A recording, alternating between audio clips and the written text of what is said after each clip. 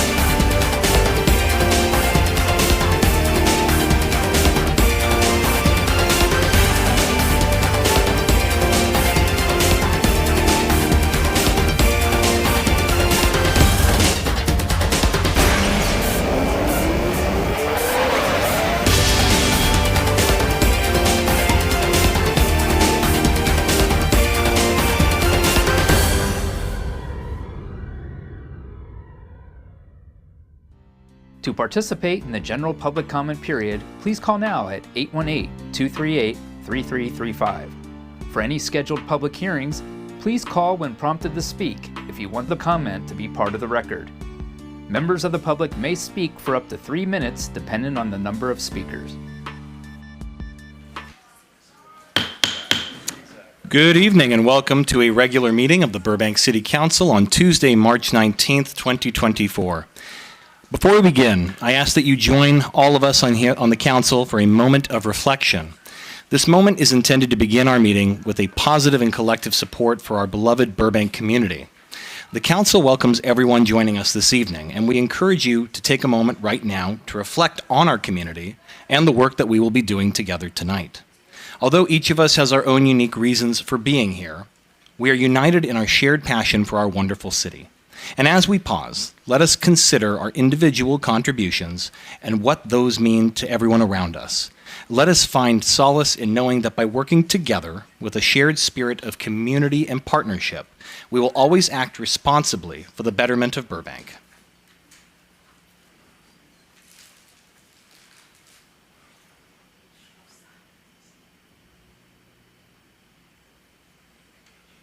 Thank you all. Please stand, put your right hand over your heart, and join me in the Pledge of Allegiance. And begin. I pledge allegiance to the flag of the United States of America and to the republic for which it stands, one nation, under God, indivisible, with liberty and justice for all. Okay, nice to be back in person with everybody. Madam City Clerk, would you please conduct the roll call? Thank you, Mr. Mayor. Councilmember Anthony? Here. Councilmember Mullins? Here. Councilmember Takahashi? Here. Vice Mayor Perez? Present. And Mayor Schultz? Present. Thank you. Okay, we would like to advise the community that there will be 4 periods of public comment tonight, so bear with me as I explain the parameters of each period of public comment. Members of the public may comment in person or by telephone during the general public comment period and during tonight's public hearing. The first period is for general public comment on any matter concerning city business and or any agenda item. If you wish to provide a public comment by phone, please call in right now at 818-238-3335. Callers will be placed in a queue until all in-person comments have been received. Additional in-person only public comment will be available after each report to council this evening. Now, the next thing on our agenda is announcements, but for our first announcement tonight, I'm excited to share that we have our brand new Assistant City Clerk here with us this evening. I would like to take this opportunity to introduce Linda Tai and welcome her to the City of Burbank team.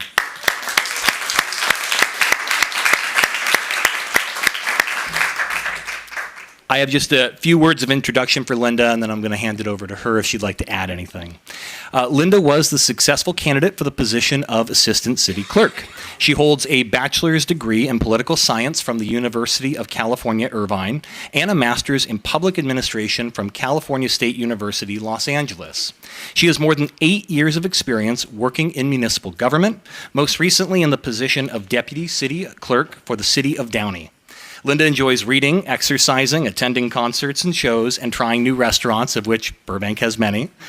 She's also a huge animal lover who spends her time volunteering with her local animal shelter.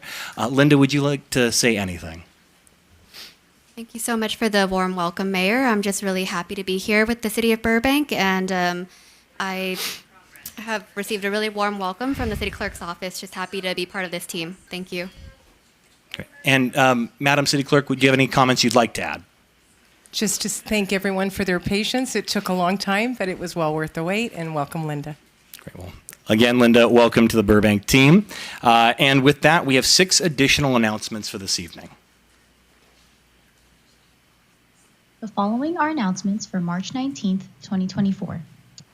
The Our Burbank 311 mobile app has expanded to now include parking enforcement services such as reporting vehicles in violation of the 72-hour parking restriction, which would include abandoned vehicles on Burbank city streets. Citizens will be able to submit new reports, attach photos, and follow the progress of the report from start to finish. Download the mobile app for free on the Apple app and Google Play stores, or access online at 311.burbankca.gov. Burbank Water and Power is having our final meeting to talk about changes to the rules for using water in Burbank. We'll talk about what our community thinks, what was discussed in our first 2 meetings, and what we've learned from our research. This is a hybrid event in which participants may join us in person or connect remotely via a Zoom link. Please check the event's calendar on burbankca.gov to register for the event. The Sustainable Burbank Commission and Burbank Community Garden are thrilled to announce their Earth Day celebration on Saturday, April 13th from 9:30 a.m. to 11:30 a.m. Come to the garden for a fun morning of children's activities and presentations on composting, native plants, seed starting, and growing your own vegetables. This event is free and open to community members of all ages. Follow at Burbank Community Garden for more information. Planning a trip this summer? The Burbank City Clerk's Office will offer walk-in passport processing in addition to scheduled appointments during BUSD and LAUSD spring breaks to help families get travel ready. Walk-in hours are available from March 18th through March 29th from 9 a.m. to 2 p.m., Monday through Friday at the Burbank City Hall Passport Facility at 275 East Olive Avenue. For more information, please visit burbankca.gov/passport or call the City Clerk's Office at 818-238-5851.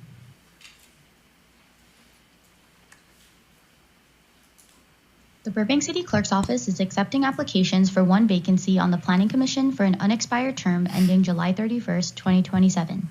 The deadline to apply is Monday, March 25th at 5 p.m. If interested, apply online at burbankca.gov/BCC application.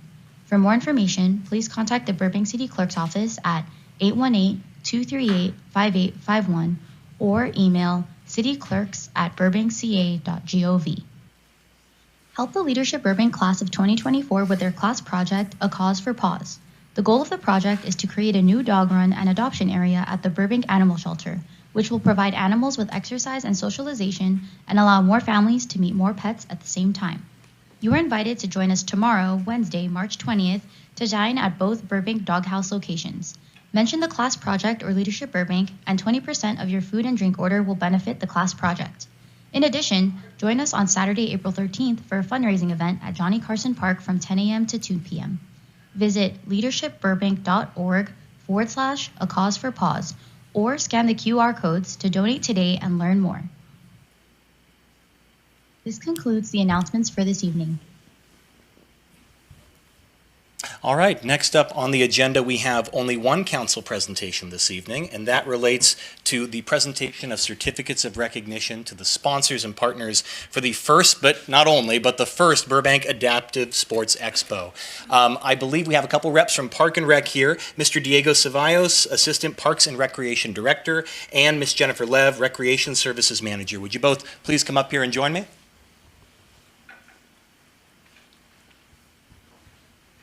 And I believe you both have a couple words you'd like to share. Who'd like to go first? Here you are. Thank you.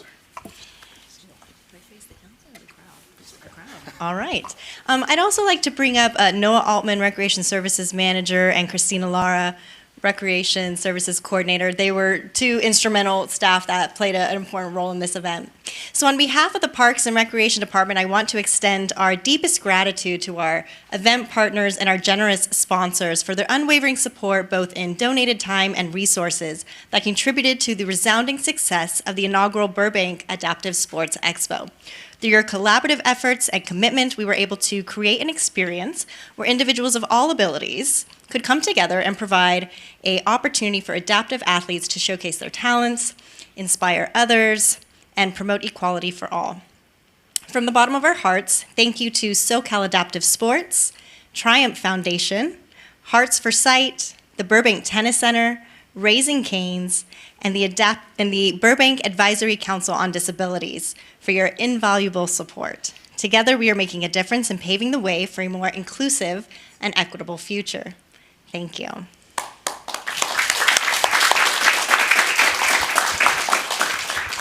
So in a minute, we're going to ask a representative from each organization to come forward and receive a certificate of recognition. Before we do, I just want to read, for the public's benefit, what will be on each certificate. So we'd like to recognize each of this year's partners and sponsors for your support and your generosity towards the success of the inaugural Burbank Adaptive Sports Expo. Your contributions enabled us to provide opportunities for athletes of all abilities to participate, compete, and thrive in the spirit of sportsmanship. On behalf of the entire city of Burbank and the city council, I and the council thank all of you for your commitment to promoting inclusivity and empowering individuals of every ability. So with that, if we can first have a representative from the Burbank Tennis Center.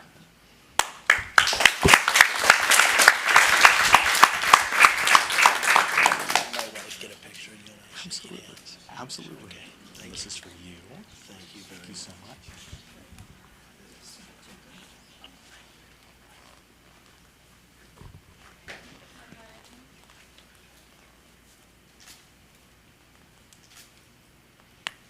Thank you. Sure, why don't you stand for a photo? Yeah, absolutely. Next up, we have Raising Cane's.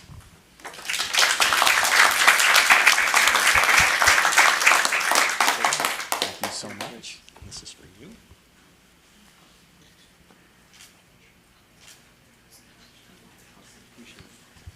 And next, we have the Triumph Foundation.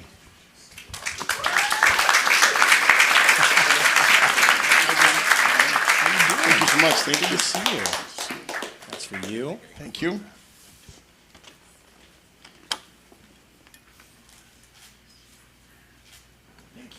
Thank you. You went easy on me when I was playing rugby, right? Actually, you were a target. Just I'm used to it. I'm used to it. Okay, next up we have Hearts for Sight. Who's here from Hearts for Sight? Oh, thank you.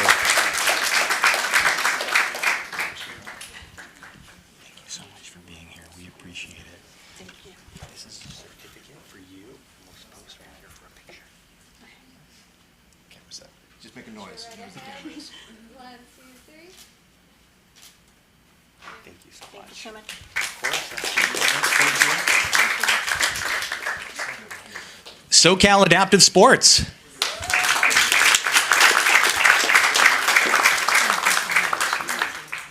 Here you are. Right here. 1, 2, 3.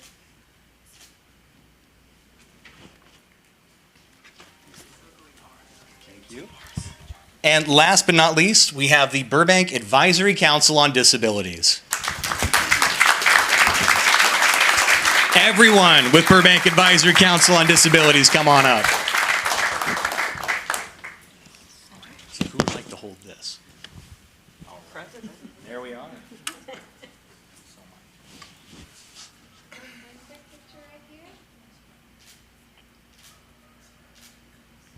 All right, and before you all go, I think if we can do one group photo, would that be all right? Get everyone in? Okay.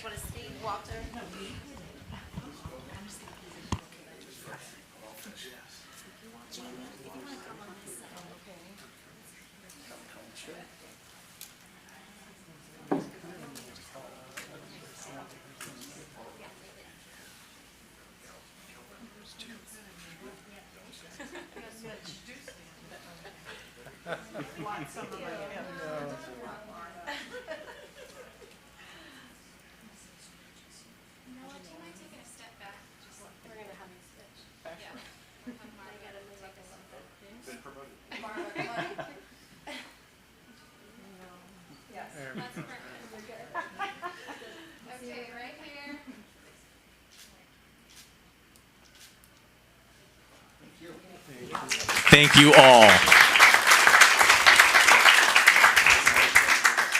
Thank you all for making this year's program such a success, and I look forward to making sure it's a permanent fixture of the Parks and Rec programming. Thank you all. So much. Looking forward to seeing you next year.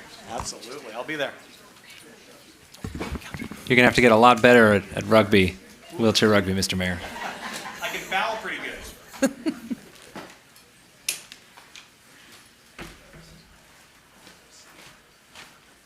All right. Mr. City Manager, do you have anything to report this evening? Yes, thank you, Mr. Mayor. I do have one item. I'd like to call up our Library Services Director, Elizabeth Goldman. She's going to discuss a new service the library is offering. All right, good evening, Mayor Schultz, members of the council. My name is Elizabeth Goldman, Library Services Director. Tonight, I'm here to share with you a new service at Burbank Public Library called The Link.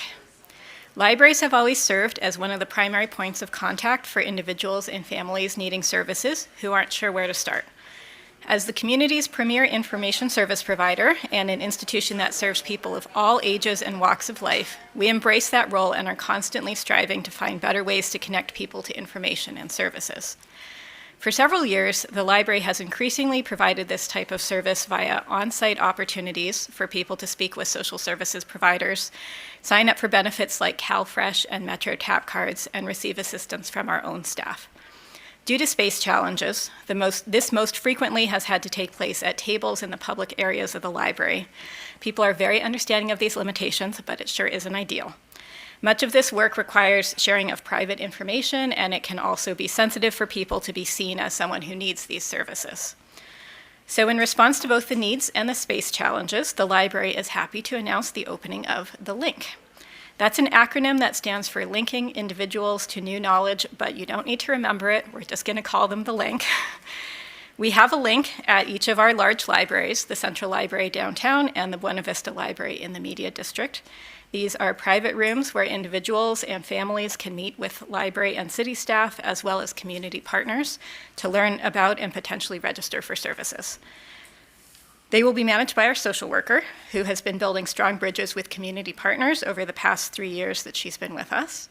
And even for her, this opens up a lot of new opportunities to meet with her clients and fulfill her role to connect people to social services. She has helped set up each room, and they're equipped with a desk, a computer, phone, seating, informational brochures, as well as some plants and art to make it a little bit more of a soothing environment. And most of the meetings will be one-on-one, but we can accommodate small groups. We're also aware that another barrier can be lack of access to childcare during appointments, so we're set up with a pack-and-play type playpens and children's toys so that we can create a safe and supportive environment for those who might need to bring their child with them to their meeting. Starting next week, we anticipate a growing number of community partners will be using the space on a regular schedule, providing improved access for Burbank residents to both local and regional resources. Some agencies already signed up to use this space include Home Again LA, LA Family Housing, the Veteran Peer Access Network, and the Salvation Army. And we're just working out schedules with a few others, including the Armenian Relief Society and the LA Law Library, as well as the All-Inclusive Community Health Center. The links will be available at all the hours the libraries are open, including evenings and weekends, so that further extends access. The space is not meant as a study room or a general meeting space, and I mention that because we also have needs for those spaces. We do want to preserve the links specifically for these social services and community needs as much as possible. So any agency that might be interested in using one of the links is asked to contact us at socialservices@burbankca.gov. And there's also more information available on our website under burbanklibrary.org/social services. By providing this access, we are growing the city's ability to support the needs of its residents, including those experiencing homelessness or living in poverty, and also individuals and families with a wide range of needs that the many nonprofit and government agencies in the region serve. As part of our larger city efforts to create more equity, opportunity, and positive outcomes for all of our community members, we expect the links will open many doors. Thank you. Thank you, Ms. Goldman. All right, any brief questions from council? No? All right, thank you, Ms. Goldman, and thank you, Mr. Hess. Mr. McDougall, any report from tonight's closed session? Mr. Mayor, Vice Mayor, members of the City Council, and for the benefit of the public, the City Council met this afternoon at 4:30 p.m. to discuss two matters: conference with labor negotiators, the mayor and vice mayor concerning the city attorney terms of employment pursuant to Government Code Section 54957.6, and also met to discuss public employee performance evaluation of the city manager pursuant to Government Code Section 54957B1. The city council took no reportable action this evening. Thank you, Mr. McDougall. Now is the time for general public comment. For members of the public who are here in person and wish to speak, please present a completed yellow general public comment card to our city clerk, or if she's not there, our assistant city clerk. Any person speaking during general public comment may address the council on any matter concerning city business. Persons may choose to use the first period of public comment to address an agendized report, but will not be able to speak to that item following this segment. Comments are limited to 3 minutes per person, and in order to promote fairness, please stay within your maximum allotted time of 3 minutes. A timer is available on the podium to help the speaker keep track of how much time is left. We ask that you state your name for the record, and for those wishing to call in during general public comment, please do so right now at 818-238-3335. Callers will be placed in a queue until all in-person public comments have been received. I see a small stack here of public comment cards, so for those of you who are new, I'll be saying who's up and who's on deck as we go through the process. So first I have Joel Schlossman, followed by Ron Bax. And your time begins when you get to the podium and start speaking.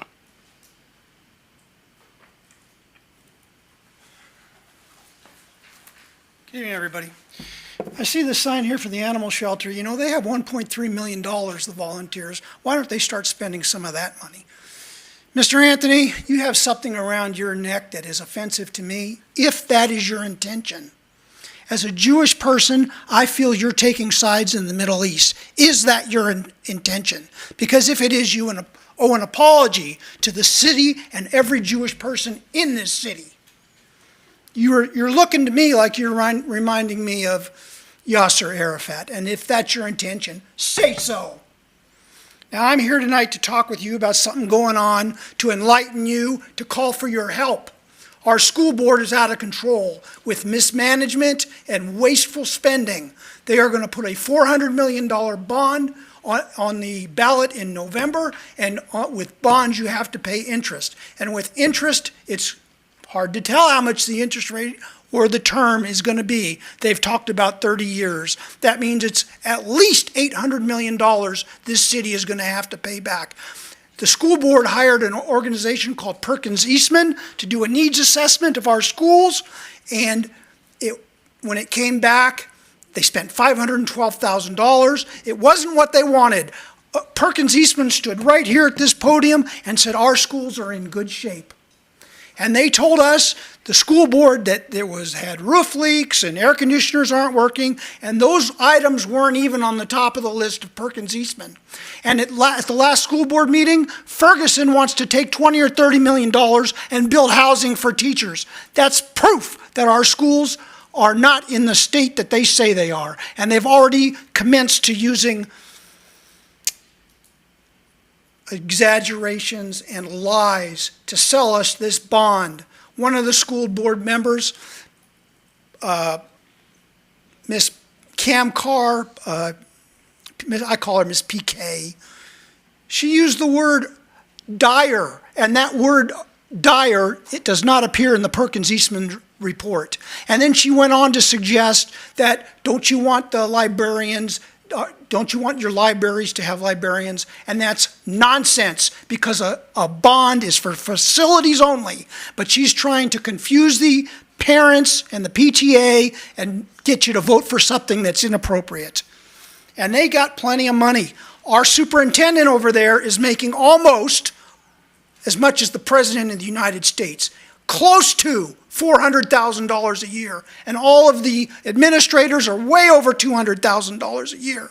And it's shameful that they have money for all of these things, but they can't fix a roof leak. So you're going to hear more from me in the future, and I need your help. My phone number is on there, 818-563-1234. Thank you for your comment. Next we have Ron Bax, followed by Stephanie Shaw. No paper tonight. Good evening, Mayor, Vice Mayor, council members.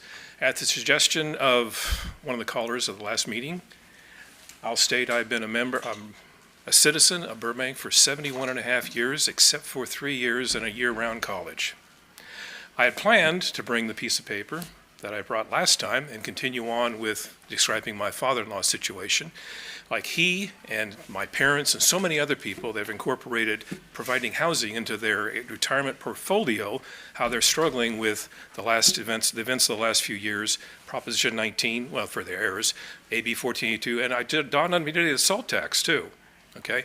But I'm here because 4 weeks ago, my brother talked to you about how he had a client who had a relative who had a $1.4 million property and decided to sell it, probably to support herself in her retirement, I'm guessing.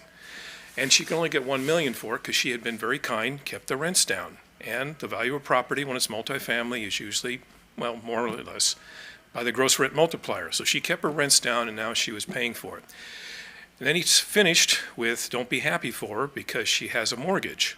Now, did she mortgage it to the $1.4 million or the $1 million? Probably the 1.4, okay?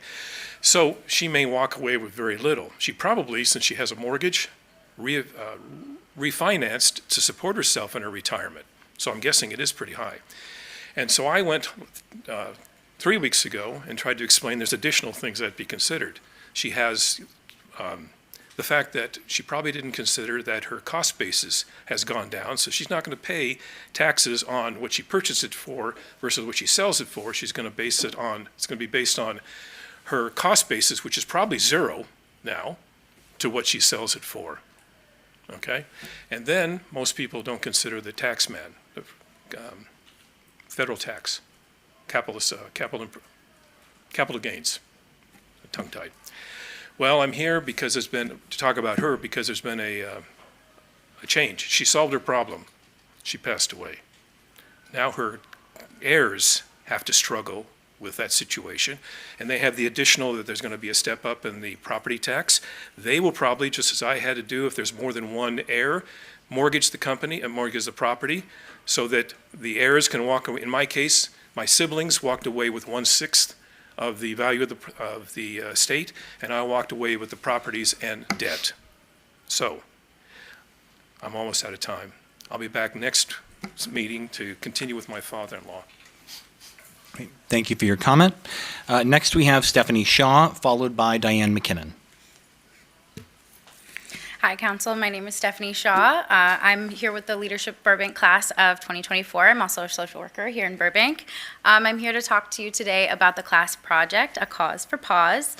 Our project goal is to help with badly needed renovations at the animal shelter, including a dog run and a new adoption area. The dog run will get the animals more exercise, increase socialization, and reduce hyperactivity, which can hopefully increase adoption rates, by reducing any behaviors like barking or aggression that might hinder adoption. Currently, the shelter has 2 adoption areas, and the staff there have told us that there's been several times where they've had to turn potential adopting families and people away because they just simply don't have the space to accommodate. As we know, there's several local shelters in the area, and so they have gone and adopted at other shelters. So this 3rd new adoption area will allow more families to meet more potential pets and adopt within Burbank itself.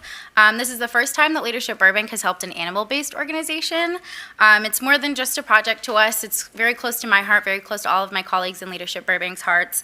The shelter has been operating since the 50s, so these renovations are really badly needed. The staff, and especially the volunteers at the shelter, do amazing work every day, not just caring for the animals, but also making sure that they're adopted to the correct homes, right? I'm making sure that the potential adopters are vetted properly so that no animal that gets adopted is then returned. Our class welcomes all donations, large and small, as well as sponsorships from workplaces, organizations, and politicians. You can learn more at our website, leadershipburbank.org/acauseforpause. We also have 2 opportunities to join us in person. Tomorrow, the 20th of March, both doghouse locations in Burbank will be donating 20% of the proceeds to our project. Just say to the cashier that you're there representing and supporting Leadership Burbank, and we'll get 20% of that. And then April 13th, please mark your calendar. It's a Saturday coming up here at Johnny Carson Park in Burbank. We're going to be having a family-friendly and pet-friendly community event So bring your kids, bring your cats, bring your dogs, maybe leave like your pet snakes at home. But April 13th from 10 a.m. to 2 p.m., family-friendly, fun community event.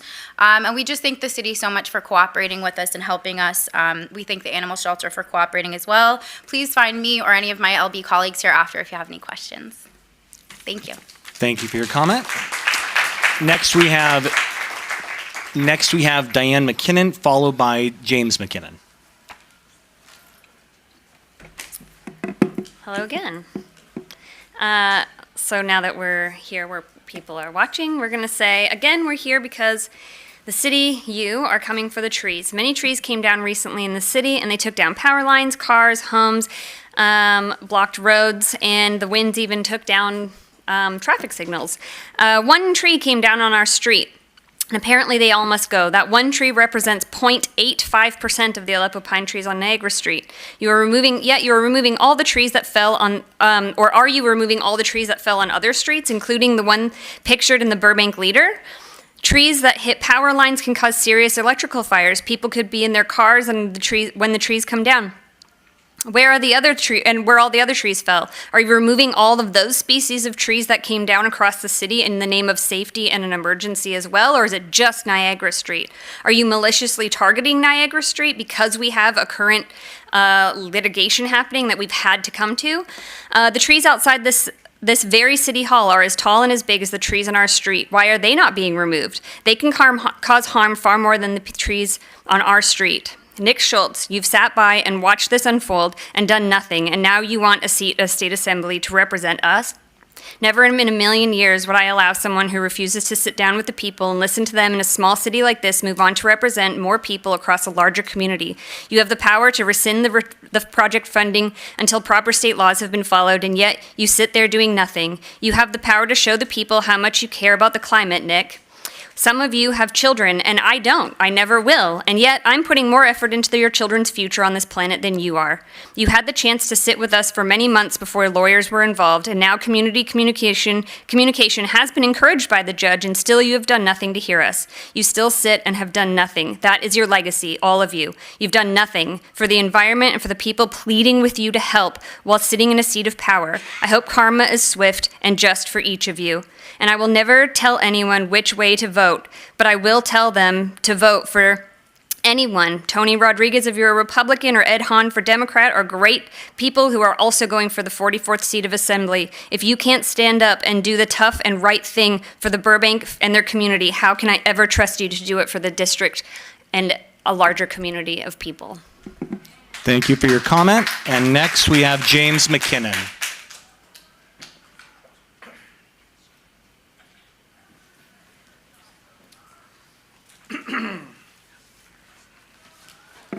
We are united in this passion for our city as you just opened this session and expressing how you want to work with people and your community. You just did that. We have been asking for that for 9 months. Count them, 9. A lot of time wasted at this podium for myself, showing us that you truly want to work with us. And don't worry, the judge said that he wants to see you guys do that as well. Interesting. A judge wants to see you guys work with us. We seem to ignore that. I'm begging you guys, work with us. Thank you for your comment. Next we have Joe Pimienta, followed by Mark Scroggs.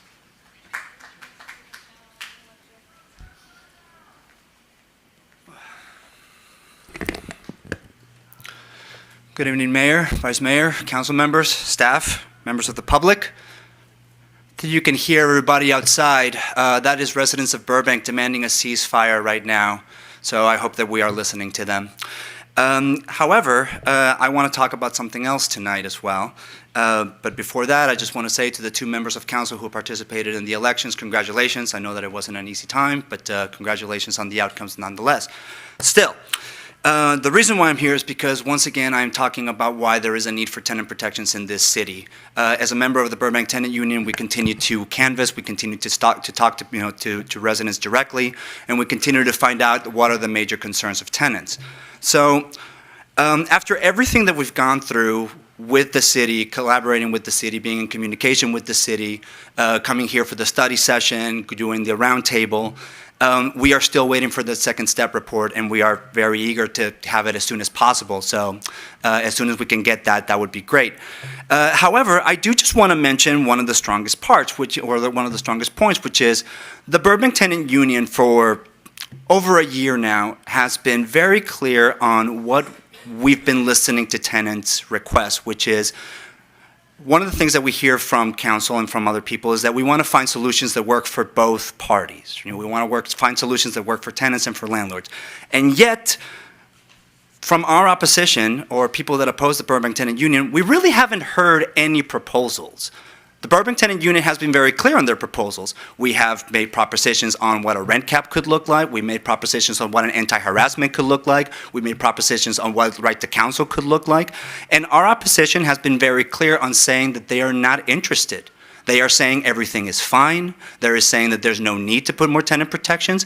And I just wonder, well then, if things were fine, then we wouldn't be here demanding this.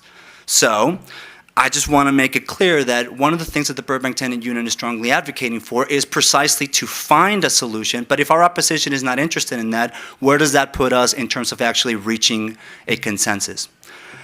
So thank you for your time. Thank you for that. And once again, standing here in front of other Burbank residents, we need a ceasefire because there is no war. There is a genocide going on. So with that, thank you for your service. Enjoy the rest of your evening. Thank you for your comment. Next, we have Mark Scroggs, followed by Emin Gabrimasihi.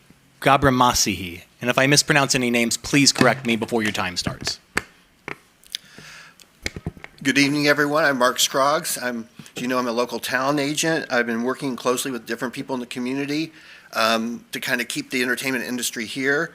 Just to fill you in, IATSE, different parts of IATSE have been talking this week to the producers, which is a good step because they're talking, which is more than others did. So there seems to be, also, there is a lot of production going on right now. There's a lot more going on now than there has been in the past because people want to get things done by the end of June. So there's almost a false sense of security, like we're back to normal, although we're not. So you talk about tenants, you talk about all these things, the economy, this is all important because you want to keep people here. I talked to some people last week at the Cultural Arts event who weren't from here, who want to move here because they want to be here, but they were hearing they couldn't afford to be here, and they couldn't find jobs. So you want to have that. You want to have that opportunity for people because that's what keeps it going. I'm glad the city's talking about a media job fair. Love to get involved with it. I've talked already about that.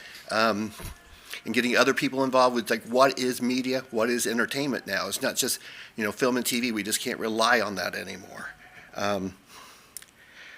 Also, that's pretty much it for tonight. So, great. Thanks. Thank you very much, Mr. Scroggs. So next we have Emin Gabrimasihi. And again, please correct me if I'm wrong. And then we have Lindsay Kaitai. Hi. My name is Emin Gabrimasihi. You did fine with my name. I appreciate the effort. I'm going to be applying for the Planning Commission and just want to do a quick introduction, if I may. Hello, council members. My name is Emin Gabrimasihi. I was born and raised in Burbank. I graduated from Burbank High School and I currently live in the city. I plan on continuing my residence here for many years to come. After graduating UCLA, I attended Southwestern Law School on a merit scholarship. I've been a lifetime resident of Burbank, and I'm very passionate about the city and its future. Over the past 10 years, I have carefully followed the city's progress. I've been particularly interested in the Burbank 2035 plan, including the plans for the Burbank Media Center and the Rancho Master Plan. I would love to be involved in playing a crucial role during the review process that ensures projects and properties are built in a manner compatible with the overall city objectives and vision. Burbank to me is a city with a very rich culture, and the history is of utmost importance to me. The world is changing, though, and I believe it's critical we address the challenges that we face, including affordable housing, transportation, and sustainability. I've personally been involved in real estate my entire adult life. My family operates a local construction business. We help a lot of families build their dream home in Burbank and a lot of ADUs. I believe I can provide tremendous value to the city of Burbank and use my experience in both residential and commercial real estate to do so. I would love to be involved in improving the quality of life in Burbank through joining the Planning Commission and helping projects move forward and actively participating on the Planning Commission. I appreciate your guys' time and everything you guys do. Thank you. Thank you for your comment, and thanks for applying. Next, we have Lindsay Katai, followed by Linda Besson. Hello, my name is Lindsay Katai. A little nervous. I've never made a statement at a city council meeting or even been to one. I thank you for your time. I urge this council to join Chicago, Seattle, Pasadena, and many other U.S. cities by adopting a resolution calling for a ceasefire in Gaza. Can you hold her time? Pause her time. So at the end of public comment, totally welcome that sort of thing, but this will make the meeting go a little bit longer. So if we can just hold applause to the end of each comment, that'd be great. Thank you. Also, I didn't time my statement, so that. All right, go ahead and start her time again now. Thank you. I just wanted to say, obviously, what Hamas did on October 7th was an awful, violent act. I don't believe it can be justified by Israel's occupation of Palestinian land, although I do think that the U.S. needs to stop giving aid to Israel until they cease being an apartheid state. But what Israel is doing in Gaza is mass murder and torture of innocent civilians and cannot be justified by the events of October 7th. It isn't difficult to see what Hamas did was wrong. It's sick that they were trying to start a war with Israel, and it's sick that Israel is waging that war. Hamas is in the wrong, Israel is in the wrong, and innocent Palestinians don't deserve this. But the U.S. doesn't fund Hamas. If it did, I'd be banging the drum about releasing hostages and decrying our role. We do give money to Israel and vote down UN ceasefire resolutions, so that's why I continue to bang the drum about Israel.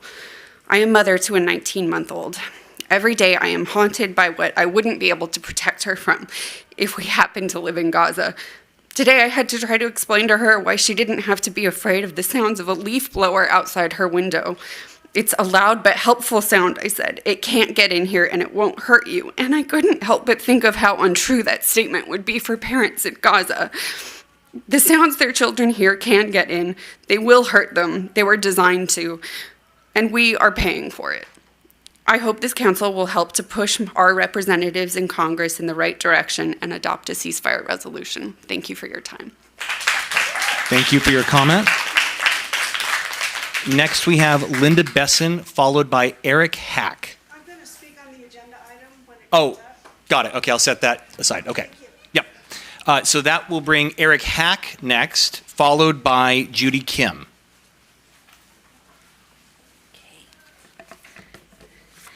All right. Hey, good evening, y'all. Again, my name is, for the record, Eric Hawk, current president of the Burbank Community Band Board of Directors. I'm here to announce that in just a few weeks, on Saturday, April 6th at 6 p.m., the Burbank Community Band will have its biggest concert of the year, A Journey Through Space. The concert will be right here in Burbank at Dolores Huerta Middle School at 420 Mariposa Street. This will be, like all Burbank Band concerts, a free concert, but donations are always welcome to the band. The show will be focused on music inspired by space and space exploration. Selections from Gustav Holst's The Planets and music from the motion picture Apollo 13, which will have a wonderful trumpet soloist for that piece, will be just some of the pieces that will be performed that evening. The band, I've provided public comment to this council before, but for those who may be viewing on the Burbank channel or on YouTube, just a brief introduction of kind of the band a little bit. The Burbank Community Band is a volunteer band made up of between 50 and 60 musicians, from professional musicians to returning musicians to persons who are new to playing with a large group. We perform at city events such as Veterans Day, and in May we'll be performing at McCambridge Park for Memorial Day. We also perform for school assemblies. In fact, we will perform for the students of Dolores Huerta Middle School on the Monday preceding the April 6th concert. The goals of the band, our goals are to share music with our Burbank community, provide a welcoming space for musicians to hone their talents, and support music education for youth in this community. These days, if you're out and about in Burbank, you can find the Burbank Community Band on Friday mornings from 9:30 to 11:30 a.m. And filling the hallways of the Cambridge Park Recreation Center on Glen Oaks with rich sounds of music as we are preparing for this next concert. And we are a volunteer-based community band, so we welcome new musicians, and hopefully after the April 6th concert, maybe some of y'all will be inspired to join our welcoming home for musicians. Once again, the Burbank Community Band has its next and biggest show of the year, scheduled for Saturday, April 6th at 6 p.m. Again, it'll be at Dolores Huerta Middle School here in Burbank at 420 Mariposa Street. And again, it is a free concert, but donations are welcome. And as always, I thank this council and the city for its support of the band, and hope y'all can make it out to our upcoming concert. Unfortunately, I do have to rush out shortly to practice my own trumpet parts, but I will be following on YouTube if there are any responses to comments. Oh, and I have flyers, which I'll hand to your clerk, if that's all right, and I think I have enough for all y'all and the members of staff at the DS as well. Thank you very much. Great.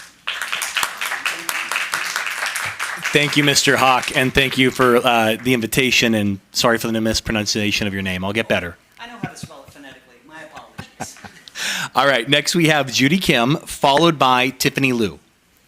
Hello, my name is Judy Kim. I'm a resident of Burbank, and tonight I speak on behalf of both my husband, who is Jewish, and myself. We urge you to make a unanimous call for ceasefire, send a declaration to Biden and our federal representatives that their constituents in Burbank do not support the ongoing massacre of civilians in Palestine. This is not an anti-Semitic stance and needs to be formally adopted to set an example for other cities. It was really great to hear that Pasadena recently just voted unanimously to call for ceasefire, and also the people within our community. There is no excuse to delay or dilute a message of peace and solidarity with the innocent people suffering on a massive scale right now in Palestine. Thank you. Thank you.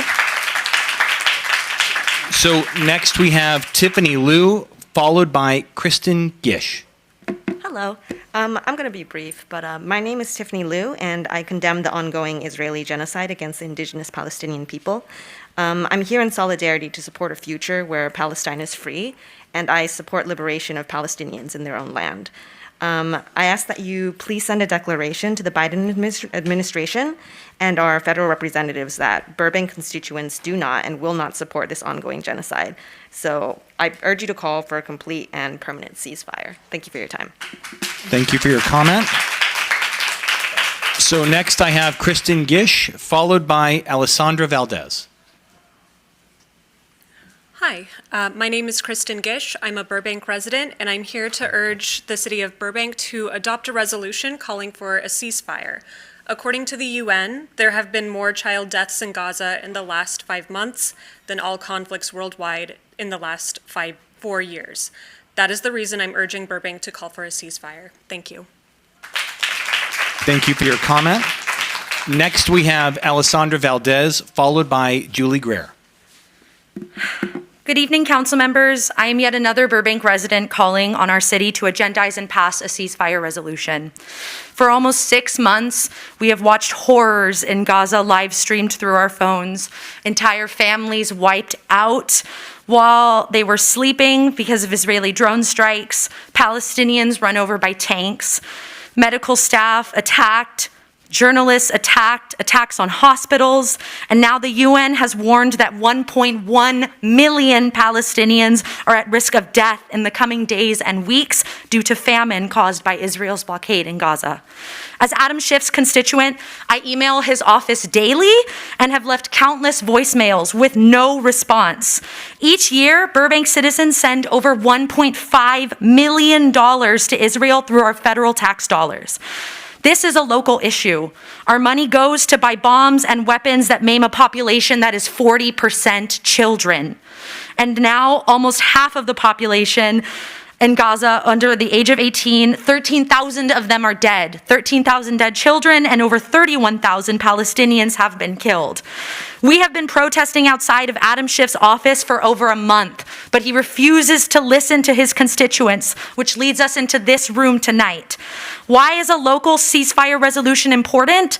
I'll quote Colorado House Representative Iman Jodeh, who wrote, "City council members share constituents with their congressional delegation.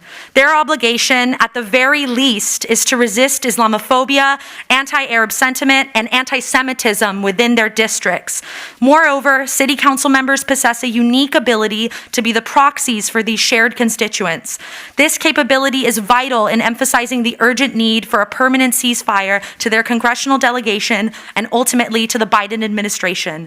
This dual role underscores the profound impact that pursuing and passing ceasefire resolutions can have on the core principles of democracy, equal and fair and honest representation. As city council members, we must ensure that the anti-war and anti-genocide voice, regardless of background, is acknowledged and given due consideration. A ceasefire resolution would send a clear message to Adam Schiff that his constituents do not approve or support endless war and death. This resolution affirms that Palestinian lives have as much value as Israeli ones. This resolution would affirm that our community coalition, made up of people from all faiths and backgrounds, reject all forms of oppression and support the freedom of Palestinian people. Please follow the lead of over 70 cities, most recently Pasadena and Bell Gardens, who have also passed a ceasefire resolution. Thank you. Thank you for your comment. Next, we have Julie Greer, followed by Christine Greer. Go, Julie!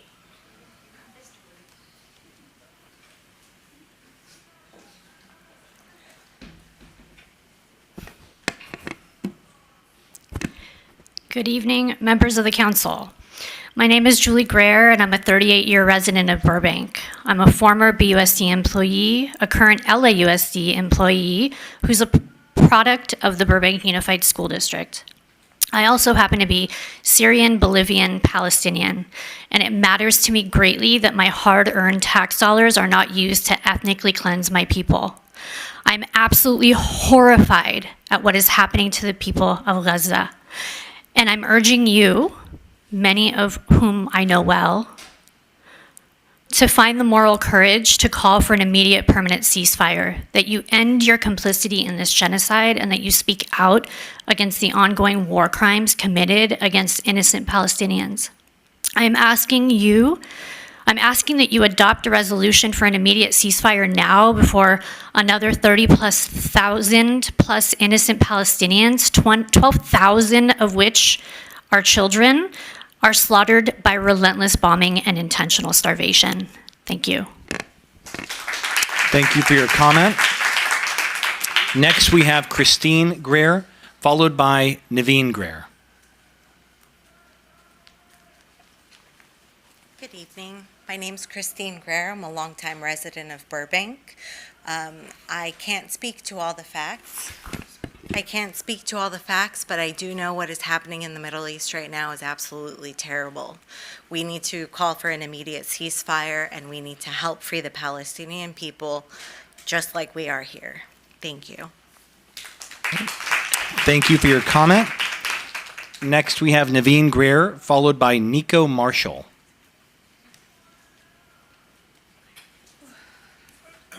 Good evening, City Council. My name is Naveen, a resident of Burbank. I'm a Christian Palestinian Semite from the town of Bethlehem, where Jesus was born. I still have family over there. My father, who is 93 years old, who witnessed the first Nakba. I had to flee my beautiful country for the injustice and prejudice that the illegal Zionist occupation made us endure, whether you are a Christian or a Muslim. What Israel is doing in Gaza is genocidal. Over 30,000 lives have been lost forever, and over 13,000 of them are innocent babies and children. Can you imagine seeing your own child under the rubble, starving to death? I call it genocidal not only because of the mass destruction, but because of some Israeli cabinet members who said publicly that the Palestinians are animals and they deserve to die. I demand as a peaceful human being for all the citizens of Palestine to live like any other people in peace. and not to have bombs falling on churches, mosques, and hospitals as we speak, especially now during the holy month of Ramadan and Easter. It has been almost 6 months of destruction, starvation, and killing, and the world is silent. This genocide didn't start on October 7th. It's been going on for 75 years. Yes, for a ceasefire, because you have taken stances on foreign, non-local issues in the past, here in this room. Give Gazans their rights and freedom. Give Palestinians their land back, and allow men, women, and children like my father to move freely and plant their olive trees in peace without having the illegal settlers terrorize them daily. Free Palestine, and yes, on a permanent ceasefire now. God bless you. Thank you. Thank you for your comment. Next, we have Nico Marshall, followed by Laverne Thomas.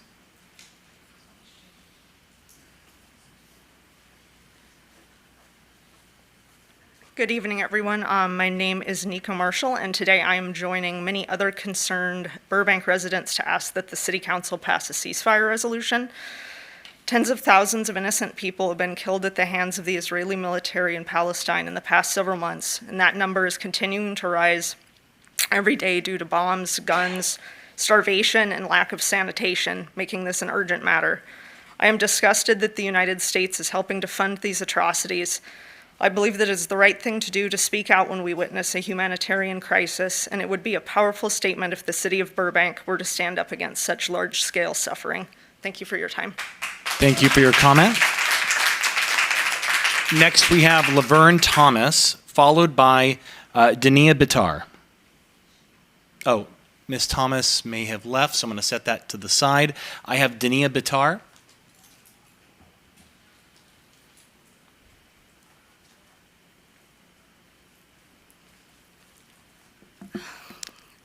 Good evening, esteemed members of the City Council. My name is Dania Batar. I am a lifelong resident of Burbank. I am a Palestinian American and work as an oncology pharmacist. As a mother to a 2-year-old son, a daughter, and most importantly, a human being, I urge you to advocate for a ceasefire in Gaza now. The ongoing conflict not only perpetuates suffering, but also undermines prospects for peace and stability in the region. It's imperative that we use our voices and influence to call for an end to violence and pursue diplomatic solutions for a lasting peace. The Palestinians in Gaza and the West Bank endure unimaginable hardships. Their living conditions are dire, with limited access to basic necessities such as clean water, adequate health care, and sufficient food supplies. Children are starving to death. The infrastructure has been decimated, leaving many without electricity or proper sanitation facilities. Families are torn apart by violence, and children grow up in a constant state of fear and uncertainty. Moreover, the blockade imposed on Gaza severely restricts the movement of people and goods, exacerbating the humanitarian crisis.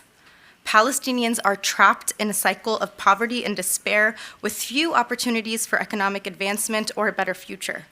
The psychological toll of living under siege is immense, with high rates of trauma and mental health disorders among the population. It's crucial for us to recognize and address these horrific conditions faced by the Palestinians in Gaza. As members of the international community, we have a moral obligation to advocate for their rights and work towards a just and lasting solution, with the first step being calling for a ceasefire now. Thank you. Thank you for your comment. So I had another card come in. I'm just going to make a final call. If you're hoping to give in-person public comment, please grab a yellow card over there, fill it out, and turn it into the city clerk. If none other come in, then the last card I have is Lilibeth Jimenez.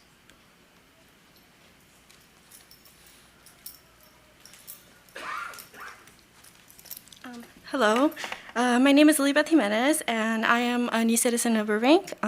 So you guys I'm one of your new constituents.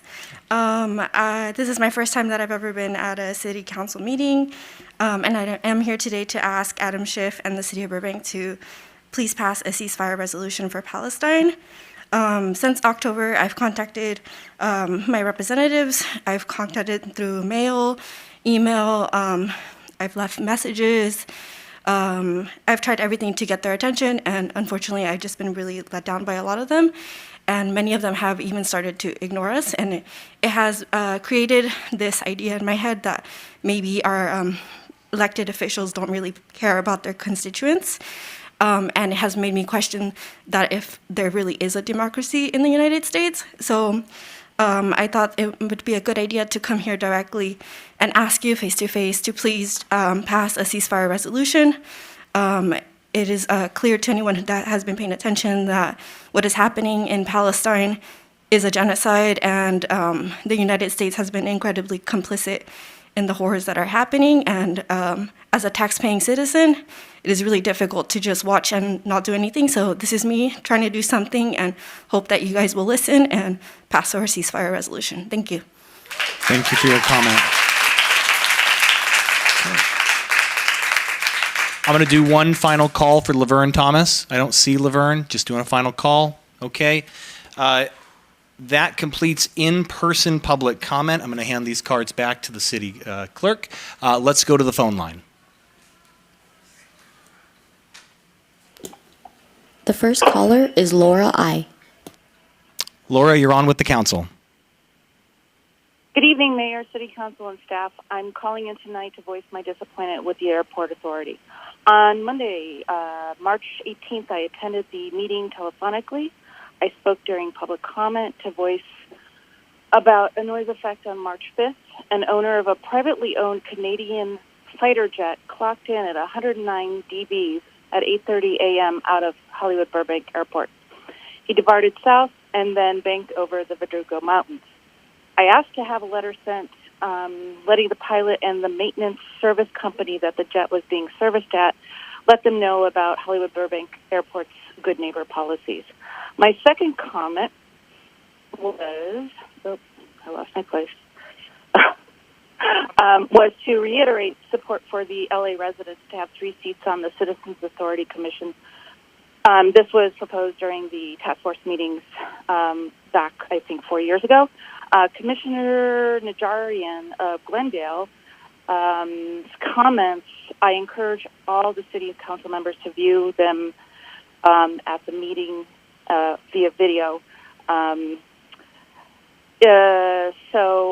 Sorry, I'm losing my place.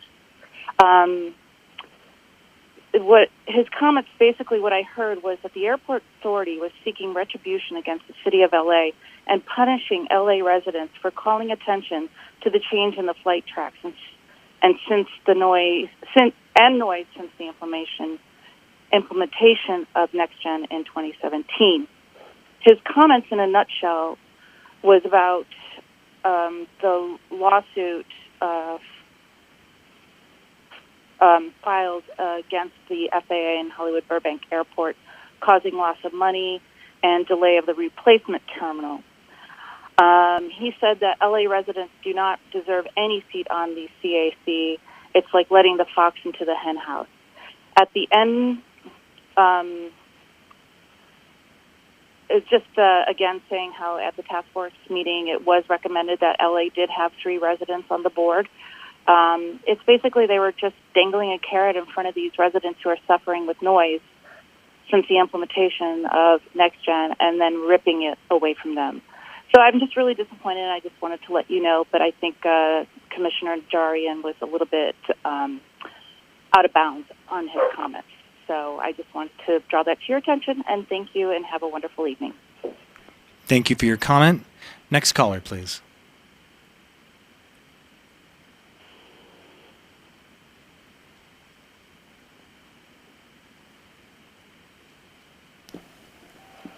The next caller is Matt Fabius.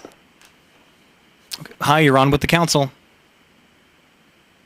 Hi, my name is Matt Fabius. I'm a Jewish American resident of Burbank. I'm disappointed I couldn't make it in to give comment in person, but I'm sick and don't want to expose anybody. I'm asking for City Council to call for a permanent ceasefire in Gaza. Never again meant never again for anyone. No fine print.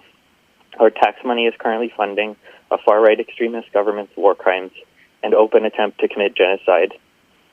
Israel's war crimes against Palestinians are unconscionable. Israel's use of Jewish people as an excuse to carry out a genocide is unconscionable, and it is unconscionable that the American government allows it to happen. Israel's actions are horrific for Palestinians, but they're also dangerous to the Jewish diaspora and Israel's own citizens. Ramadan Mubarak to everyone celebrating, and please demand a permanent and just peace in Israel and Palestine, and for everyone exchange of prisoners, and a permanent end to unconditional military aid. Thank you. Thank you for your comment. Next caller, please. The next caller is Christopher Matthew Spencer. You're on with council. Hello, fellow Burbankers. This is going to be a kitchen sink, so I'll go through it quickly. I was raised in a Muslim household. That would be 16 years of my life. And another local resolution piece of paper will not stop the federal government's actions or lack of actions. And I'd like to see City Council focus on essential needs in the city, as opposed to handing out certificates during council meetings and using up the time for that purpose. It's something that should be put into an annual event or in other places. It's not appropriate for council because you have a lot of very important local matters to deal with. The other thing on my list is, I would like to talk about this rent control concerns. I've been a renter and a property owner, and I've simply stopped investing in property in Burbank because it's just become difficult. And I propose that if people want rent controls, we should have triple net leases for residential tenants, because that will separate the property tax insurance and pass that along to tenants as a separate concession. So anytime somebody votes for a tax increase, such as a parcel tax on local property, they can accept the responsibility of paying for it, as opposed to simply requesting rent control on one hand and then expecting that all such tax increases or bond fees are just going to be picked up by the owner. It's not reasonable. I also want to address, it's very kind that people are putting together events and activities to help out animals, and it's heartfelt and I appreciate it personally. But as a property owner and a taxpayer and a resident like you, I like to see my tax dollars and donations and my contributions go where they are going to do some good. Cause for pause, I would suggest all the people involved in Leadership Burbank contact the volunteers of the Burbank Animal Shelter and ask them to release the $1.296 million they're holding in donations from the local community. They're holding, every year they grow their cash on hand, and it just doesn't make sense to me why the taxpayers are carrying the cost of the shelter and then we're expected to give donations. Well, I think it put a little light on it. That's the money that we already gave. So I think Leadership Burbank, why don't you check in with them and see if they'll release all the money to you and give it to you for the project so that you're not having to struggle for it. In the last 33 seconds, I voted for Council Member Schultz, the Mayor, Nick Schultz. I volunteered to help him get elected. I put time in, and I was disappointed in my decision. I'm disappointed in myself because I feel like I jumped the gun, and there was not really an opportunity for me to study his conduct. But, he accepted a $5,500 donation from the Burbank Fire Department Union, and I noticed that, 4 of the most highly paid, overtime paid people in the city are fire workers. And I'd Comment. like to have That's a little time. bit of oversight on you. Thank you for your time. Okay, next caller, please. The next caller is Sabiki Saunders. Hi, you're on with council. Hi, good evening. I'm Jason Burbank with some caller. I'll be brief. Wasn't really planning to be able speaking today. I passed by the protesters outside of the Congressman's office earlier, and I felt that I had to speak up because I know of thousands and thousands of people who can't speak up anymore. I think we should have some ceasefire resolution for Gaza. There's no undoing the myriad deaths inflicted on Palestine without tax dollars, but the first step is preventing more. Thank you. Thank you for your comment. Next caller, please. The next caller would like to remain anonymous. Hello, you're on with council. Hi, I wanted to call for an immediate ceasefire. I urge you to follow Pasadena City Council and call for a ceasefire. Over 30,000 Palestinians have been killed, and this is a huge humanitarian crisis. I please urge you to call for a ceasefire. Also, please enact more renter protections for the city of Burbank. Thank you. Thank you for your comment. Next caller, please. That was our last caller. Okay, there being no further public comment, I now declare the general public comment period closed. Now is the time for a brief response from City Council, the City Manager, and/or the City Attorney. Who'd like to begin? Anyone? Go for it.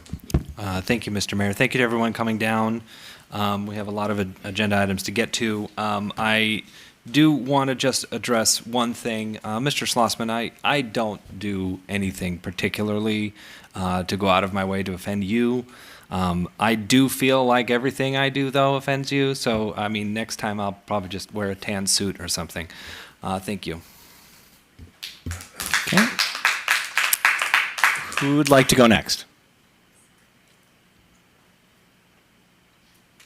Or if you have no response, you can just say no response. Sure. Yeah, I'll go ahead. Okay. Thank you, Mr. Mayor. Thank you, everyone, who came out tonight to speak, as always. It's important to hear your voices, and thanks to those who called and to all the folks who emailed and have met since our last council meeting on the issues that are important to you. A few things I'd like to just kind of point out some of the comments. For Ms. Shaw, who is here, I don't know if she's still here, for Leadership Burbank, thank you for letting us know about this project. It's important to support our animal shelter in Burbank, April 13th, Johnny Carson Park. Mr. Pimienta had mentioned, asked a question about when a second step report will come in for our housing. Do we have an estimation when that might happen? Yes, I do. Per the council, the direction was April 23rd. So that's what it's on the agenda forecast for that day. Great, thank you. Did you get that there in the back there? Okay. Let's see. Mr. Scroggs, thank you for speaking about the IATSE situation. And you mentioned the media job fair. And another question to staff. If somebody in the community, like Mr. Scroggs, would like to get involved with the media job fair, where would he go to get involved with that? Or other people in the community? No, Elizabeth's not here anymore. Elizabeth's not there. I can't see. But we can follow up with him and make sure it would be Elizabeth and her team. There may be other folks in the community that may want to be involved too. So to speak to Elizabeth. Yeah. Okay. If I may jump in, Councilmember Takahashi, Elizabeth Goldman did respond to Mr. Scroggs today and told him how to get in contact with her. Great. I did see that email later this afternoon. Thank you. Yeah, and anybody else in the community who wants to get involved, Elizabeth Goldman, the library director, she's very responsive. Yeah. To Mr. Gabramasihi. Okay. Thank you for speaking today. We also met previously. Appreciate you reaching out. And I just want to get a quick check from the clerk when the day is that we're going to be selecting the planning. Do you remember off the top of your head when the planning board selection is? I don't, but I'll get it for you straight away. Okay, so make sure to come back on that day as well, so we can remember your face again. And thank you for being involved and for applying. Let's see. A couple more things, Mr. Mayor. Thank you for your patience. Take your time. Okay. I guess the last item for me is the members of the public who came to speak about the situation in Gaza and the ceasefire. I want to thank you for those who reached out to me individually on this and those who speak tonight, and also reading the comments on social media and in the news. And this is, there is some thought about whether this is pertaining to Burbank or not, or whether this is important for us in our community. And I wanted to connect with what Ms. Valdez said and one of the other ones, Ms. Batar said, about how this is affecting our residents.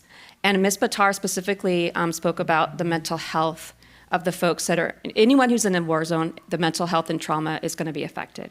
But there's also a thing that's secondhand or vicarious trauma.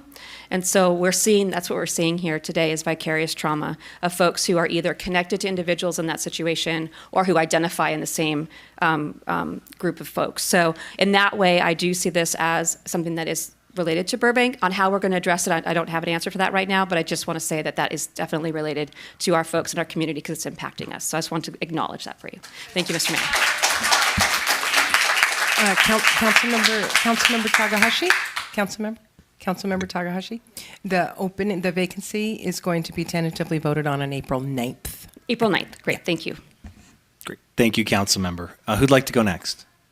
Yes. Thank you, Mr. Mayor. I too want to acknowledge everyone who came in today to speak, emailed, and also called in. Thank you for addressing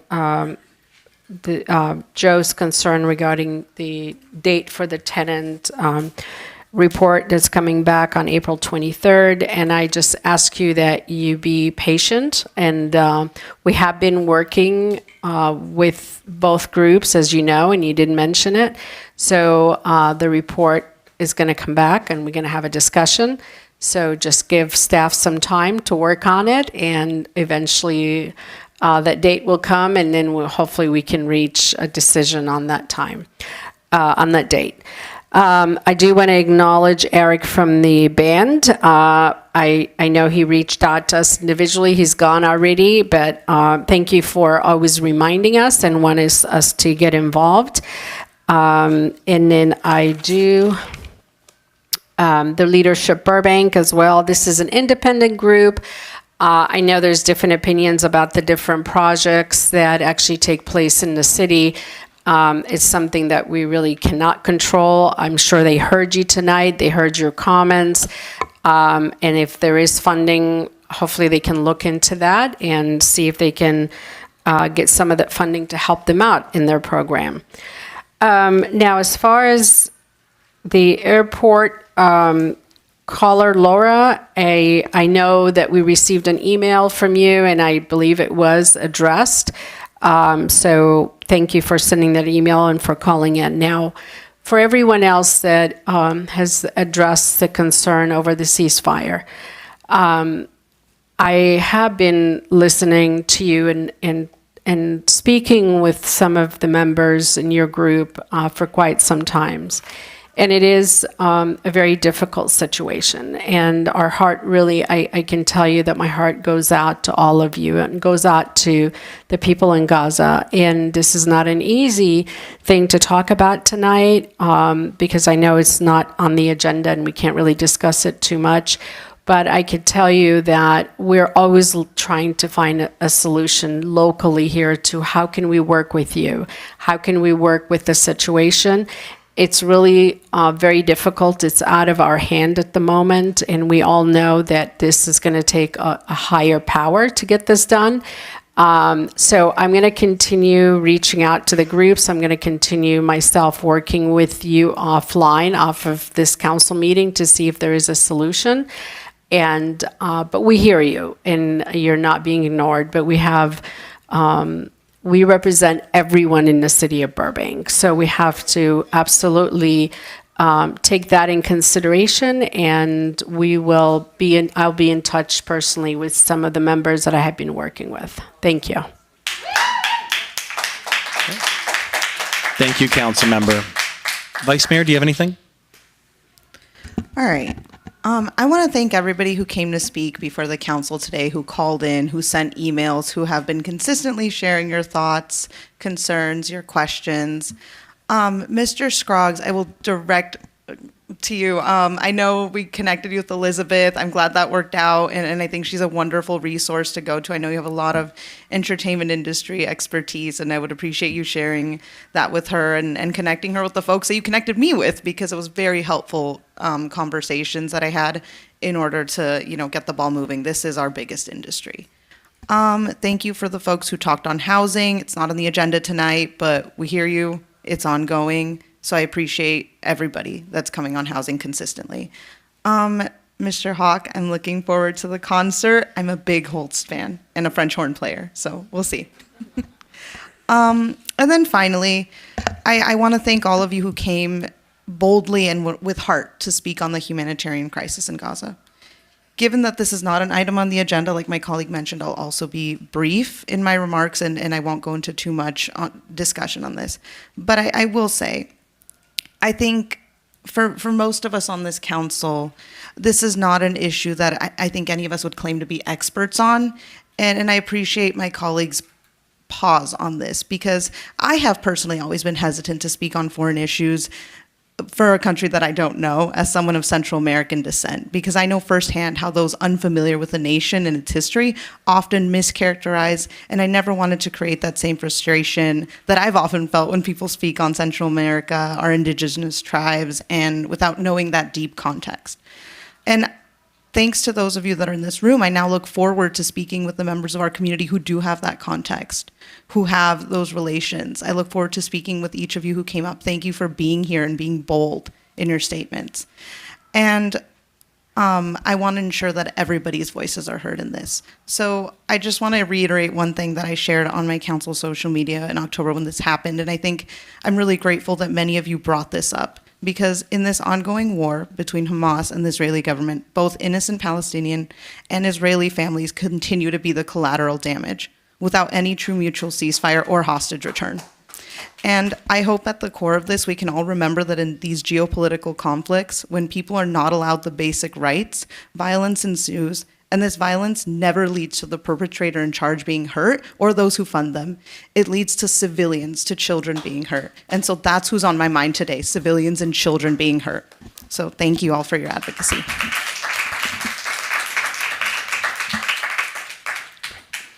Thank you all for your response.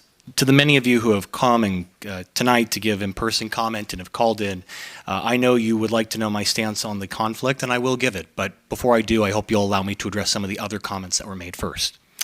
To Mr. Schlossman, thank you for being here, sir. Looking forward to connecting with you more. If you have more information about your concerns with the bond measure, I'm happy to review it if you send it over via email. Mr. Bax, Mr. Scroggs, thank you both for being here. You're regulars. I appreciate that is a compliment. I appreciate that you continuously show up and engage with the council. It's appreciated. To Mr. and Mrs. McKinnon, I'm going to be limited in my response, but I'll explain why. I understand the frustration of wanting to have a dialogue with your city government. And I'll say right out the gate before I go further that I'm willing to have that with you. But here's the complication. A lawsuit was initiated by you. Now that the lawsuit was initiated, and I'm not saying that, by the way, to cast blame. I'm saying that factually, because there's a lawsuit and you are now represented by counsel, as a member of the bar, I can't communicate with you directly. Even this, I need to do it very limitedly. But here's my offer instead. If you'd like to sit down, I would be happy to have you and your attorney present with me and anyone else from the city government, whether it's the city attorney's office or city manager, to see if there's any meeting of the minds that we can agree. But if you've sensed any sort of reluctance to have that conversation, it is because the rules of the bar are very strict. Once you're represented, I cannot communicate with you directly. So I hope that at least explains in part some of the frustration and the desire to have that dialogue and see if there is some mutual ground, some compromise that can be had. It's something I'm personally supportive of. So thank you for coming down. I'm sorry that I can't give you more, but I wanted to give you that explanation. So thank you. Let's see. Oh, Mr. Gabramasihi. Okay. Thank you for applying. It's going to be a while. I would just encourage you to meet with all the members of council. That's generally good advice for anybody who's applying for a border commission. And good luck, sir. To Mr. Hawk, I know you've left. I appreciate the invitation for the community band. I will be there, and it sounds like we're going to have a pretty good turnout here from the council as well. To Laura thank you for your comments. The Vice Mayor and I regularly meet with our airport authority commissioners, and that's certainly something that we can raise in the course of that meeting. To Mr. Spencer, I'll simply say this. I always endeavor to do the right thing, and I accept that I can't please everyone, and not everyone's a fan. I don't say that flippantly. It comes with the territory. You do the right thing, you're lucky if 60% of the community agrees with you. And I accept that. That's just part of the job. Now, I'd like to set my notes aside and say that I have thought very long and very hard about what's happening in the Middle East. On October 7th, and I bring this up because it has been brought to my attention regarding my social media. Yes, on October 7th, I was with a gathering of the Jewish community in Los Angeles because of an unprovoked attack against the people of Israel. Now, here's what I will say. I'm an American. Donald Trump doesn't speak for me. Does that mean I love America any less? No. I love America, and I can be critical of my government. I can condemn the actions of my government as I can a foreign government. I can support the people of Israel and the people of Palestine, I might add, and yet condemn the actions of governments of both. I do not support Hamas. I do not support the Netanyahu government or their actions, period. What I will say is that as a father, not a day goes by that I don't think about what it would be like to bury one of my kids. It breaks my heart. And there was, Miss Kaitai, I don't know if you're still here, but there was something that you said that really struck with me. You had said that Hamas and Israel, they're both in the wrong. Innocent people are dying every single day. I am supportive of an immediate, mutual, permanent ceasefire to end the violence in the region. I also believe that we have to secure the exchange of hostages, that those held in custody of foreign governments are afforded due process of law. That is something that we believe in this country, and that there has to be a lasting peace in the region. So that's what I believe in. That's what I support. And I say that going back to a comment I made a minute ago. I'm not going to please everybody. But that is what I believe. And you can agree with it. You can criticize me for it. But that's one council member's belief. The last thing I will say is that I agree with the comments of my council member Takahashi. I do believe that there could be a nexus to agendize this. The last thing I just want to mention procedurally is that we can't go any further on that issue tonight. The way that we work in the city of Burbank is that any council member can agendize it for a future discussion. So I just want you all to know you're welcome to stick around to the end, but that's about as far down that topic that we can really go tonight. And I'll simply wrap by saying I thank everybody for coming down, for participating, and we hear you, and we look forward to continuing the conversation and hearing every perspective. Thank you.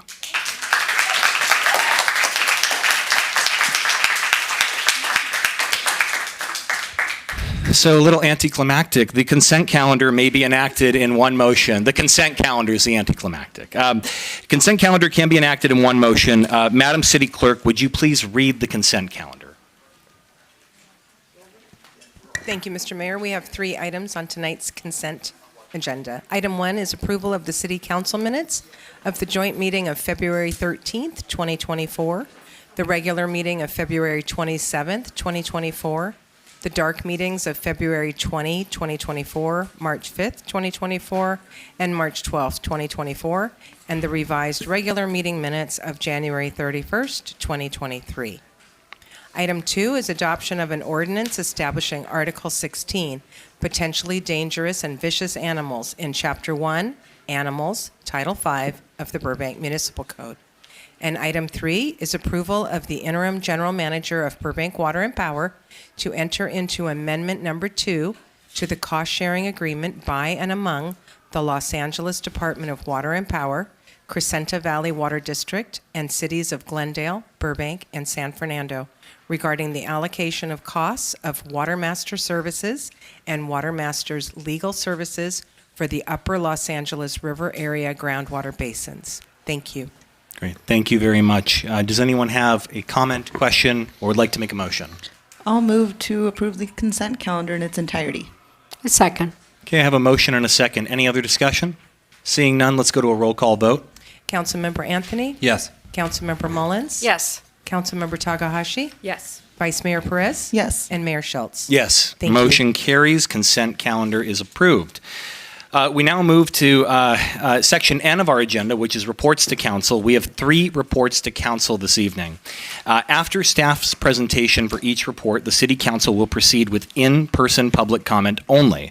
So at that time, please fill out a yellow public comment card and hand it to our City Clerk. Again, speakers will have 3 minutes to speak on the item at the conclusion of the presentation, as long as the speaker has not spoken on the item during the first period of public comment. And Ms. Besson, I still have your card for item 5.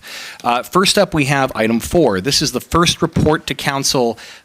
The first report to council tonight is the introduction, not adoption, but introduction of an ordinance amending Title II and Title VI of the Burbank Municipal Code to transition parking management to the Community Development Director with oversight from the Transportation Commission. We have staff present. If you'd please introduce yourself and present the report. Good evening, Mayor Schultz, Vice Mayor Perez, and members of the City Council. My name is Angelica Gonzalez, Parking Analyst with the Community Development Department, and I'm here with my colleagues David Kriske, Karen Pan, Nick Barant, and Public Works Director Ken Berkman.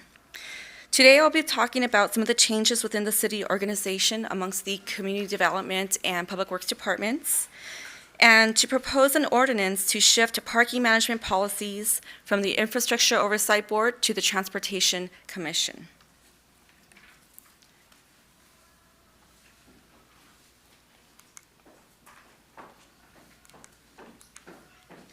I apologize, I don't believe the clicker's working. There it goes. Thank you. Initially, the Traffic Commission advised the City Council on matters related to traffic and parking within the city. In 2019, Council voted to form the Infrastructure Oversight Board due to Burbank voters passing Measure P. From that effort, Council also voted to disband the Traffic Commission, and the Infrastructure Oversight Board was then tasked with the Traffic Commission's role of advising Council on matters related to traffic and parking within the city, as well as conducting hearings related to permit parking. Likewise, certain Traffic Commission powers were reassigned to the Transportation Commission. In 2020, management of the city's parking services shifted from the Public Works Department to the Community Development Department. So we are here today in 2024 to update the code to reflect today's organization. The Transportation Division within the Community Development Department now oversees the parking services for the city. These services include managing the parking lease agreements and maintenance of the public parking lots and structures, on-street curb parking rules, the residential parking permit program, issuance of monthly and daily parking permits within the downtown Burbank and Magnolia Park locations, large non-commercial vehicle permits, valet parking permits, film crew parking permits, and curb and sign management. I'd also like to mention that parking management plans, policies, and programs implement the general plan mobility element and are an extension of the current responsibilities of community development, and I'll speak more upon those on the next slide. This shift allows the city to manage parking consistent with the city's broader transportation and land use policies. So, what plans, policies, and programs does the Transportation Division oversee? Under transportation planning, this includes our specific plans, our mobility element and general plan, development projects, and neighborhood protection plans. We also oversee transit services for Burbank Bus, active transportation, which includes Complete Streets, the Employee Rideshare Program, administration of Prop A and C, Measure R, and development impact funds, regional transportation coordination, and now parking services. We are proposing an ordinance to amend two parts of our municipal code. Title II, Administration, Chapter 1, Article 4, Division 2, and Title 6, Motor Vehicles and Traffic, Chapter 1, Articles 10, 12, and 29.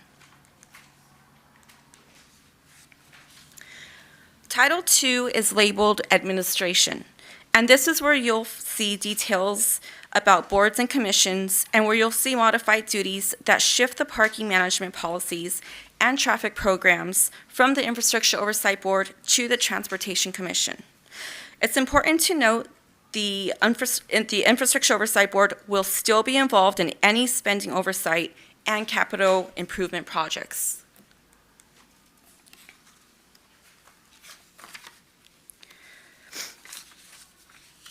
Title VI is labeled Motor Vehicles and Traffic.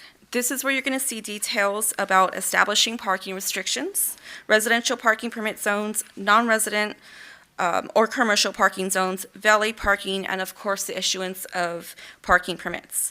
These duties would be shifted from the Public Works Director to the Community Development Director.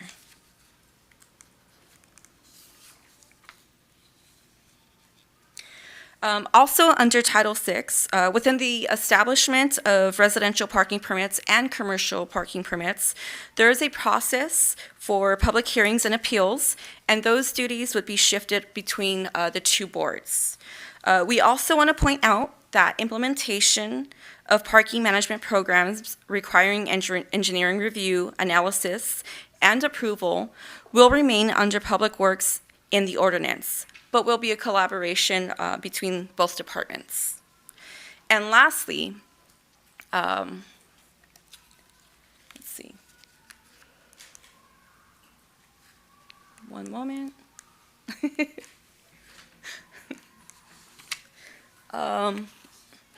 I believe we're missing a slide.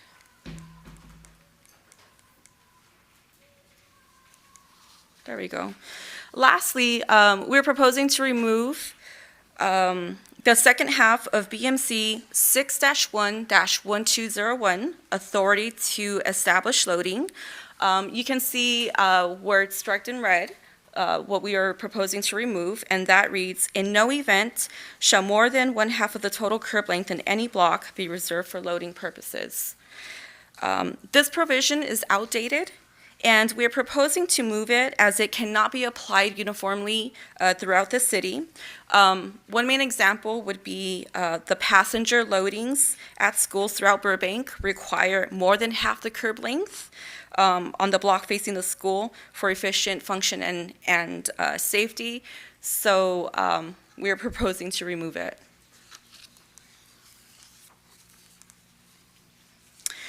With this effort, staff presented this proposed ordinance to the Transportation Commission on January 22nd and to the Infrastructure Oversight Board on January 25th. Both groups supported staff's recommendation, but I do want to note that this modification of the 6-1-1201 was changed after meeting with both boards. So, staff is recommending to introduce an ordinance of the Council of the City of Burbank amending Title II, Administration, and Title VI, Motor Vehicles and Traffic, of the Burbank Municipal Code relating to parking management in Burbank. This will allow for, one, to shift parking management policies from the Infrastructure Oversight Board to the Transportation Commission, and two, to shift certain duties from the Public Works Director to the CDD Director. This concludes my presentation. Staff is available to answer any questions. Thank you very much for the comprehensive report and presentation. Before we go to questions, do we have any in-person public comment cards? All right, I see staff is processing one. Why don't we We are have getting one right Transportation Commissioner Andre Dionysian come up, and if IOB board member Linda Besson wants to comment, you can too. Okay. All right, Mr. Dionysian, all yours. Hi, sorry. I was a bit busy today, and I saw this item come up while I was doing homework and watching from home, and I rushed down. Hi. I don't remember whether or not the commission made a recommendation. Did we? We did. Okay, great. Well, that's in your staff report. Not speaking on behalf of the commission, but on behalf of myself, this is a good move. It brings in line a lot of priorities as staff has outlined, and I think will make it easier for the Transportation Division to carry out the various plans and ideas that have been presented by council. I know a lot of you are excited about, my clock's not running, but I'll keep this brief. I know a lot of you have been excited about the parking management updates and all that, and this is, I think, a key step towards accomplishing those goals. That's all. Thank you. Thank you very much. Any other public comment? Anybody at all? Okay, no more public comment. Council, time for questions of, actually, I'm sorry, does staff have any response to comment? I should ask, probably don't, but no? Okay, any questions from the council? Yes? I have a question. So if we could pull up slide 8 real quick, just that red line. That was my concern this morning. So no event shall more than one half of the total curb length in any block be reserved for loading purposes. Now, reserved, this isn't, we're not talking about permits separate from filing for having a reservation or a block set aside for events or filming or anything like that. Correct. Correct. This is not in regards to issuing any type of permits for those passenger loading zones. What this is basically referring to is those white passenger loading zones, which is 1 to 3 minutes, or those commercial loading zones, which are 20 minutes between 8 and 6. So by reserved, you mean when a business or establishment or whoever's on the block requests the city to paint the curb white or paint the curb yellow. Currently, they can't do more, they can only go up to 50% of the block white or yellow.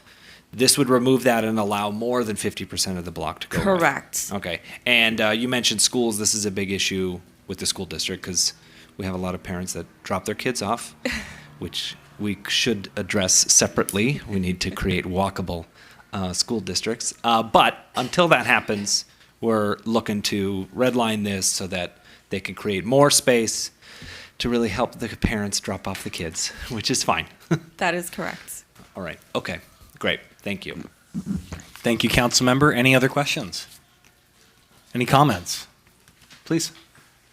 Thank you, Mr. Mayor. I have a comment. I just want to say that I am in support of this proposal change. I was a member of the IOB and a chair of the IOB for a year, and during the time, I was one of the founding members of the IOB as well. And during those times I was in that on that board, we did have many discussions about the separation of duties. Where does transportation? Who owns traffic? Right? Who owns these things? So this was brought up several times. I think I even agendized it a couple of times, and I'm so pleased to see it come to fruition and to see this level of clarity and clear delineation of duties. While at the same time it's clear, it's also collaborative. And so I really appreciate that approach. And so thank you to staff and to the two boards and everybody who's involved with making this happen to clarify everything and get things all in proper order while also collaborating. So thank you. And I support it. Thank you, Councilmember. Any other comments? I will just be brief then and say that I completely echo your sentiments. I know that the IOB has a substantial amount of work ahead of it, even right now with the budget season, and this seems like something that's well suited for the Transportation Commission. But I did want to credit staff for being sure to involve both commissions and give them the opportunity to weigh in and make recommendations. So nicely done. With that, if someone wants to make a motion, I'm fully supportive. Sure. Oh, so let me read it here. Hold on, I'll get it. No. I'd like to make a motion to adopt an ordinance of council. Introduce an ordinance of the council of the city of Burbank, amending Title II, Administration, and Title VI, Motor Vehicles and Traffic of the Burbank Municipal Code relating to parking management in Burbank. Second. Okay, motion and a second. Any other discussion? Seeing none, let's do a roll call vote. Councilmember Anthony? Yes. Councilmember Mullins? Yes. Councilmember Takahashi? Yes. Vice Mayor Perez? Yes. And Mayor Schultz? Yes, motion passes. Thank you. Great job, staff.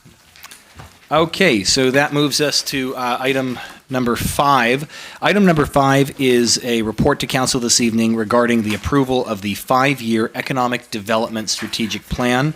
Ms. Mary Hamzoyan, Economic Development Manager from the Community Development Department, I believe you are here with your fantastic team. Please present the report. Thank you. Can I get the report up, please? Thank you. So good evening, Mayor Schultz and Vice Mayor Perez and members of the City Council. My name is Mary Hamzoyan with the Community Development Department. I'm going to be kicking off today's presentation for the 5-year Economic Development Strategic Plan, and here to help me present is John Bueri with Stratoscope. Mr. Bueri and his team were hired from Stratoscope to help us with our Economic Development Strategic Plan. I'd also like to introduce the rest of the team. Nance Rosen and Ken Lee from Stratoscope helped develop the plan. So also throughout the presentation, you'll hear me refer to our economic development team. I also wanted to introduce that team as well. We have Simone McFarland, Assistant Community Development Director, Marissa Cardwell, Ida Ovsepian, and Odette Zakarian, who make up our economic development team. Thank you.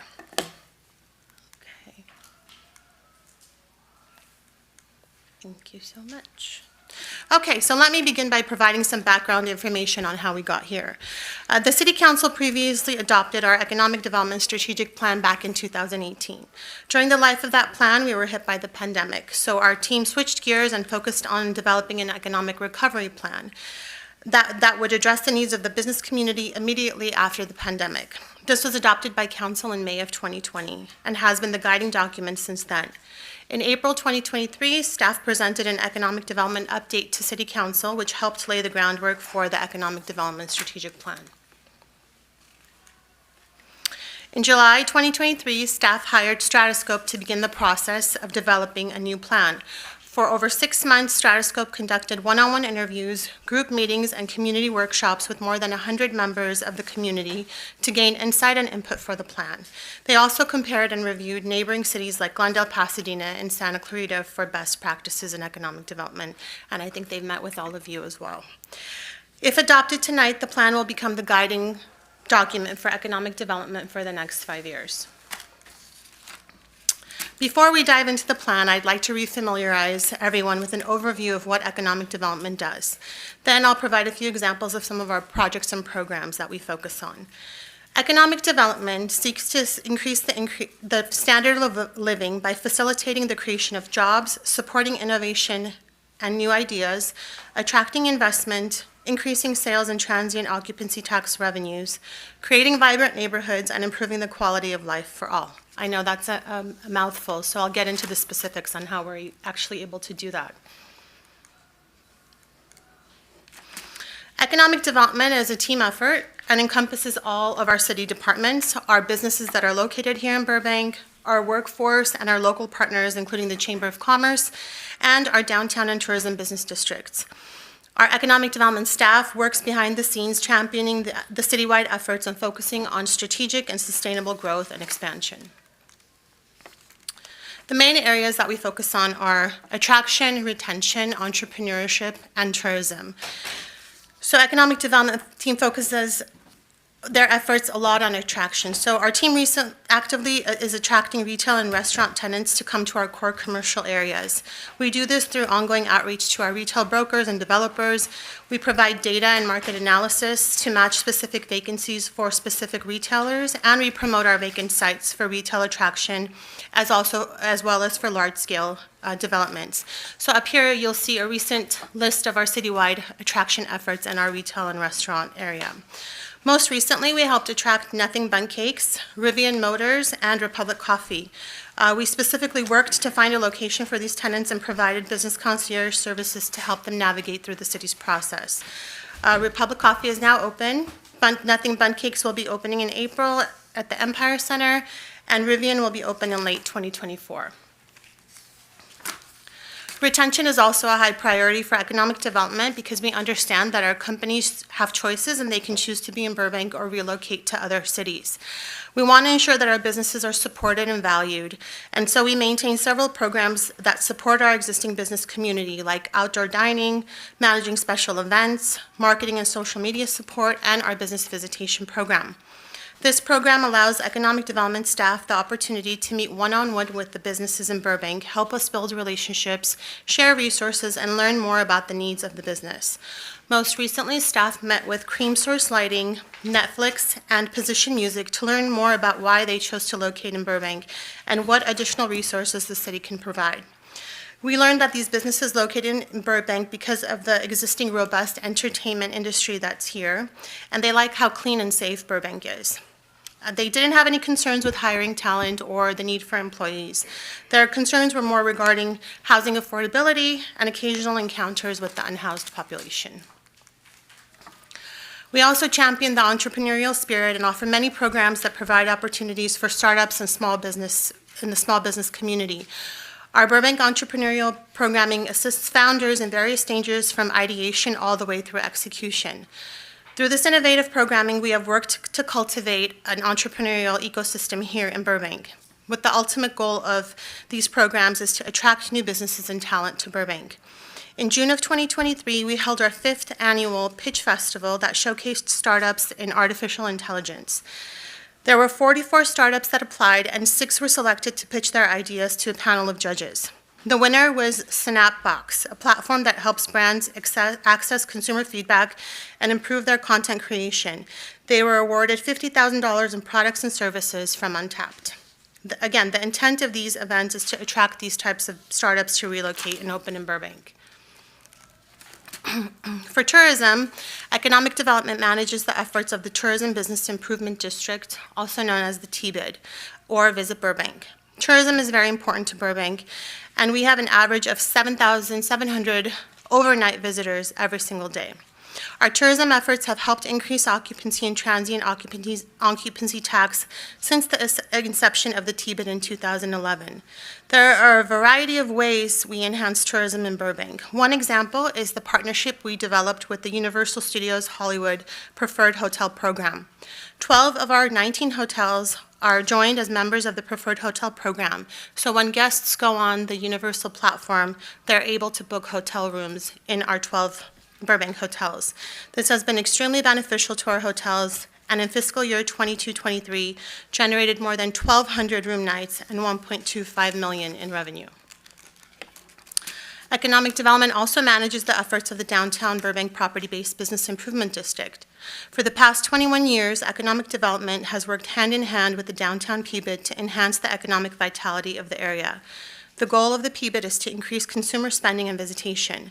Downtown is already a popular destination with 4.1 million visitors coming to downtown in 2023.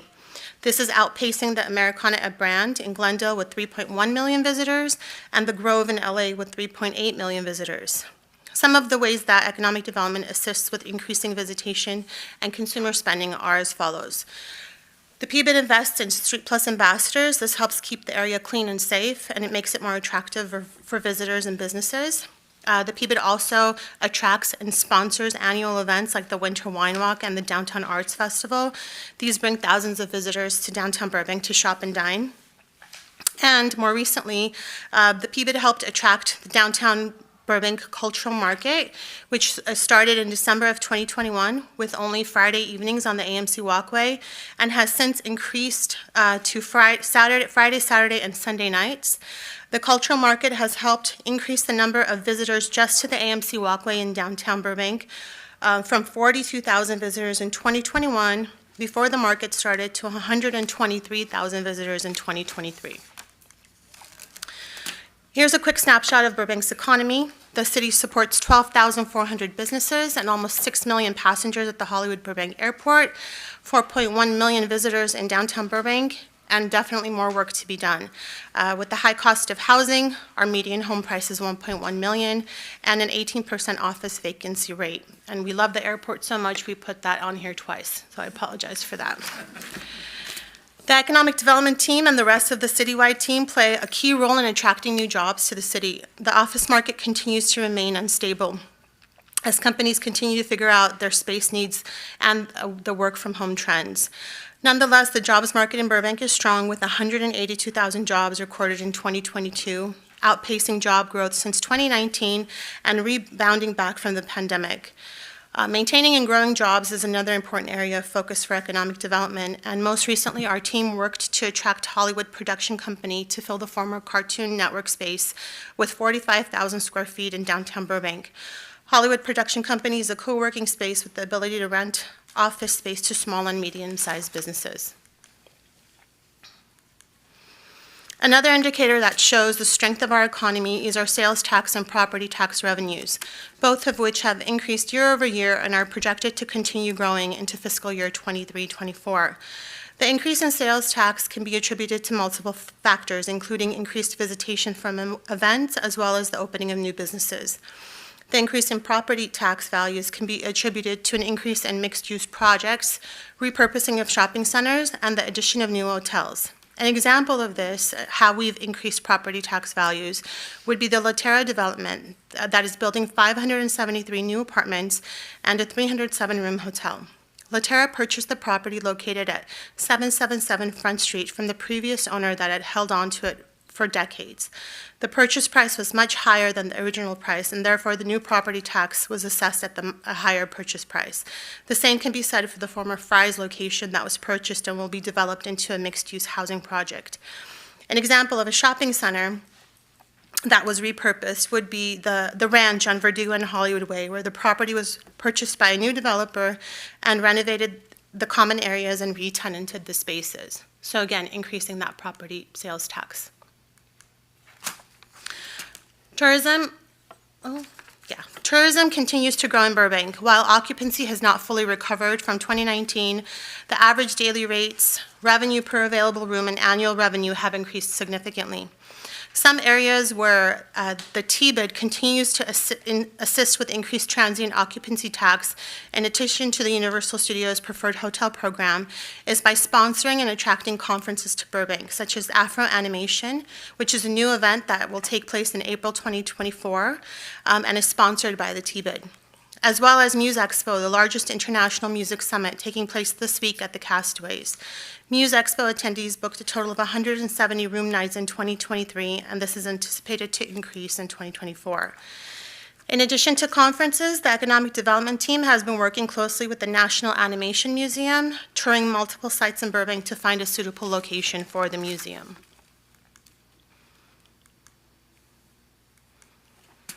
The tourism indicators correlate with the increase in passenger counts at the airport, which were just shy of 2019 figures. There are additional opportunities for new transient occupancy tax revenue with new hotel projects either under construction or in the review process, which will add about 1,000 new hotel rooms and $4.9 million in revenue. An example of a new hotel currently under construction is again at the La Terra project, which was previously mentioned. In addition to housing, La Terra has a 307-room hotel component. Our internal citywide team was instrumental in reviewing and permitting the project and moving it through construction. Now, with the construction underway, the developer has reached out for assistance with finding a hotel brand to build the hotel.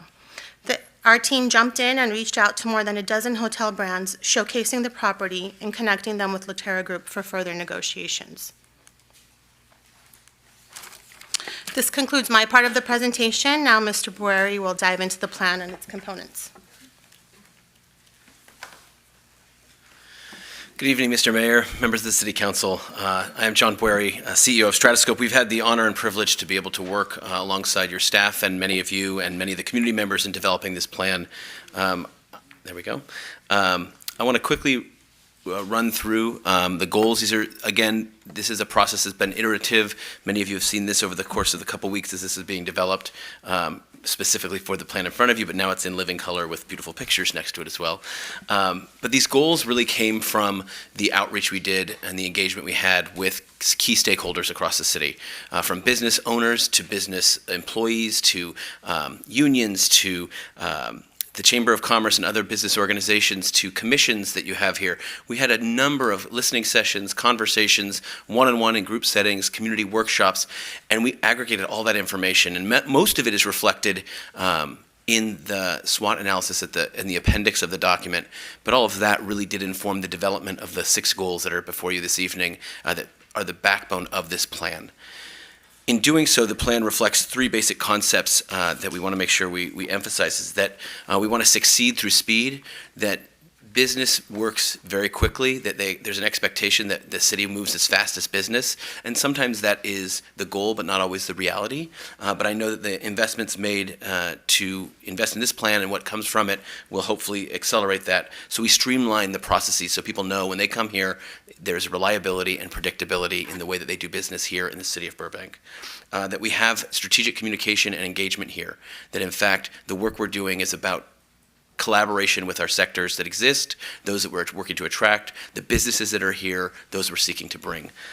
And then future focused. We're trying to develop a plan that in the next 5 years gives us more resilience as a city related to the economy, so that whatever comes at us, we are more diverse in our economy, we're more resilient, and so we're future-proofing our economy by investing in strategic actions that will make our economy stronger, both with the legacy businesses and the backbone of our economy in the creative sector, also other new emerging industries and sectors that could actually prop that up and diversify.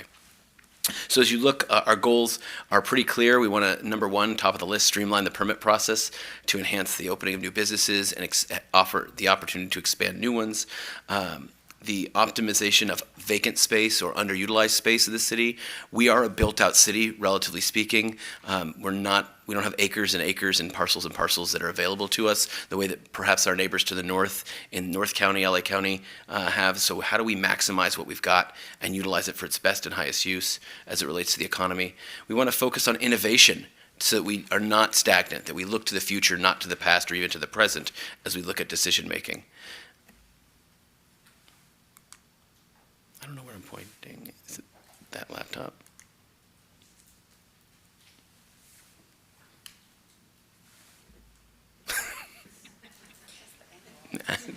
That was some great innovation right there. That was right there. Collaboration as well. Goal 4 is our medius goal, if you will. It is the expansion and retention of both our existing industries, but also those target industries that are poised for growth in the city. And that includes our creative or entertainment industry, healthcare, tourism, and education. Obviously, Goal 5 is critically important related to small business support, especially independent small businesses. And number 6 is about marketing the city to businesses and employees as well of those businesses. There we go. So our objectives under number 1 relate to, and this is not something that should be new, it's in the report as well. I'm just going to sort of touch on, they're on the screen here in front of you. Basically, this is about how we tell the world, come do business here. That you can come and get a permit in the time frame we tell you can get it in, that we are all on board to make that happen for you, and that we're working across from the employee at the desk all the way up to the mayor, and everybody in between is working towards the assistance of helping businesses find their place here in Burbank. Our results on number 1 is to increase the speed of businesses opening, expanding, that we have predictability for businesses. If we tell them it's 6 months for the permit to be issued, it's 6 months. And if we tell them it's 12 months, it's 12 months. They can actually plan on how they're going to open their business or expand their business. And hopefully restructure the perception. Many folks that we talked to indicated that they didn't feel like they were getting what they needed from the city, not because of what's the people here, but rather the processes that are in place. And some of that is within your control, some of it is not, but we want to send a message that this is a place where you want to open a business and locate and be successful. Goal 2, the objectives are to identify 5 to 10 of the most underutilized parcels that we could activate for the best benefit to the community and the economic benefit. And we heard a lot in our conversations around the Starlight Bowl as being underutilized, and that dovetails with the work around tourism and the work around sort of cultural and arts. That was a theme that we heard from a lot of the people we talked to, and so that's also an underutilized space. And then the result is to activate at least 3 parcels in the 5-year span to generate revenue and consumer spending. Goal 3, our objectives are to launch that innovation hub, which is an incubator and or accelerator to really help businesses grow here. I've said it many times in these conversations that it's easier to have someone grow here and stay here than try to lure someone from a far off place. And so how do we help support that ecosystem be homegrown here? And we want to see technology solutions to streamline our permit process. That innovation is at the root of so much of this. When we say succeed with speed, technology is going to be our friend in doing that, both in the innovations from the businesses and the innovations to serve the businesses. And so the intended result is to create that ecosystem or hub for technology here that supports our industries we've discussed earlier, as well as the creation of that ecosystem at large that says tech finds a home here in Burbank. Goal 5 is like I said, Goal 4 is the meatiest. And so if we look at we broke it up into 4 sections. One is on the entertainment sector, right? It's leveraging the strength of this sector. We sort of heard about it already in the meeting tonight, that we convene a working group, and this is the first of a couple working groups you'll see in the plan. The idea being that if we can bring together these thought leaders, not just every 5 years when we're creating a plan for the next 5 years, but rather ongoing engagement in a formalized way that says we can have these conversations. Where's the industry headed? What are trends we need to anticipate? How can the city really support and partner with our sectors at the higher level to be able to support all the businesses in the city? And so that's the working group you'll see here, as well as having an individual designated as liaison. So you can talk to this person right here if you're a media company, whether big or small. And this is a place that you can find the information you need, someone who understands your business and your sector and can connect you to the resources necessary. And then obviously pursuing more local and state incentives to support our entertainment industry locally. Also, number 4 is looking at the healthcare sector. And we have obviously Providence St. Joseph's Medical Center and UCLA both have a strong presence, and there's many other companies that are aligned with those healthcare companies.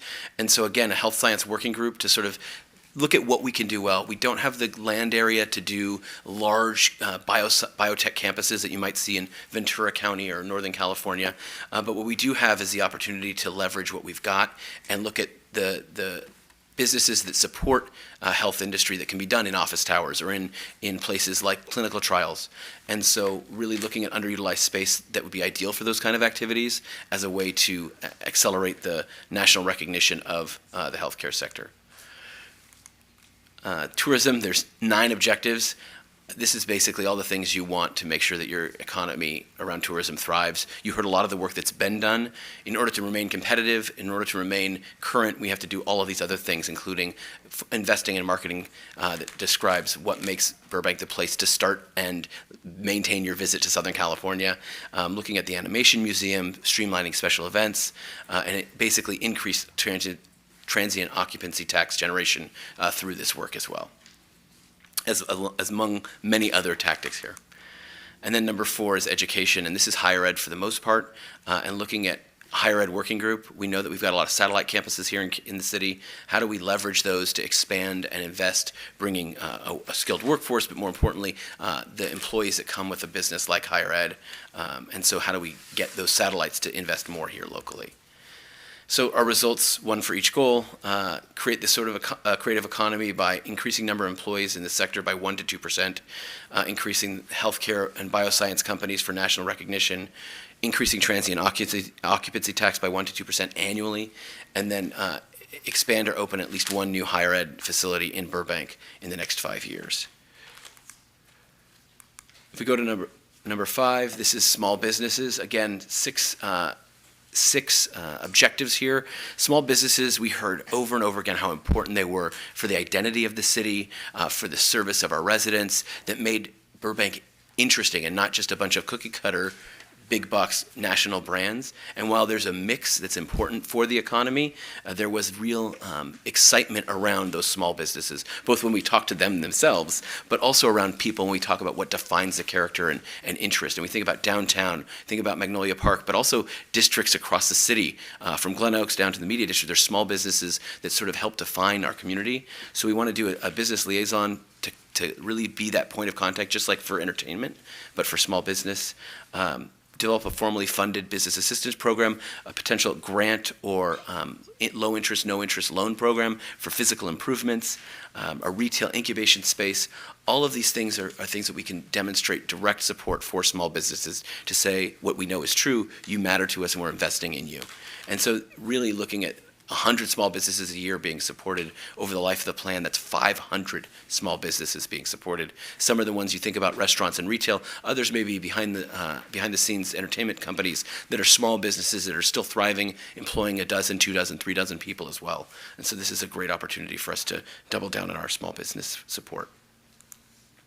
And finally, goal 6 is to market to businesses, to say, come here, here's why. If we do everything else in the plan, here's why you want to be locating in Burbank. Not only are we a great community, clean and safe, small town feel, which we heard a lot about, but really we've got a lot of opportunity to tell a story of all the great work the city has done. Mary mentioned a lot of that already, but there's so many ways that we have been helping and are here to help businesses thrive. How do we tell those stories more effectively? How do we promote ourselves internationally for foreign direct investment?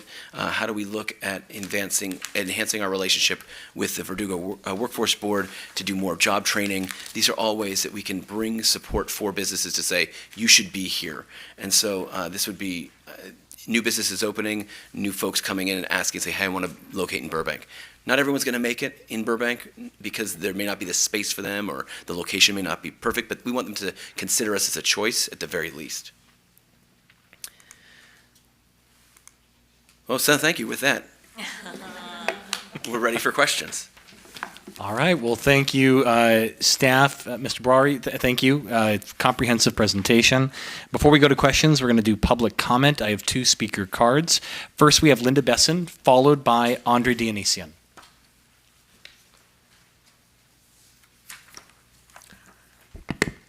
Mayor Schultz, council members. During my decades as a resident in Burbank, it was clear that Burbank was lacking a clear, visionary, and proactive economic strategic plan, whether that was due to a lack of initiative or something worse. It appeared that the city's only economic plan was open a mall, and then after that, open another mall. There was finally a plan to redevelop downtown, but no attention was paid to other areas, and needed development was easily halted by the mildest of resident objection. The ultimatum from Sacramento to build housing has pushed the city to understand that with housing must come services. Those services can and should be considered development.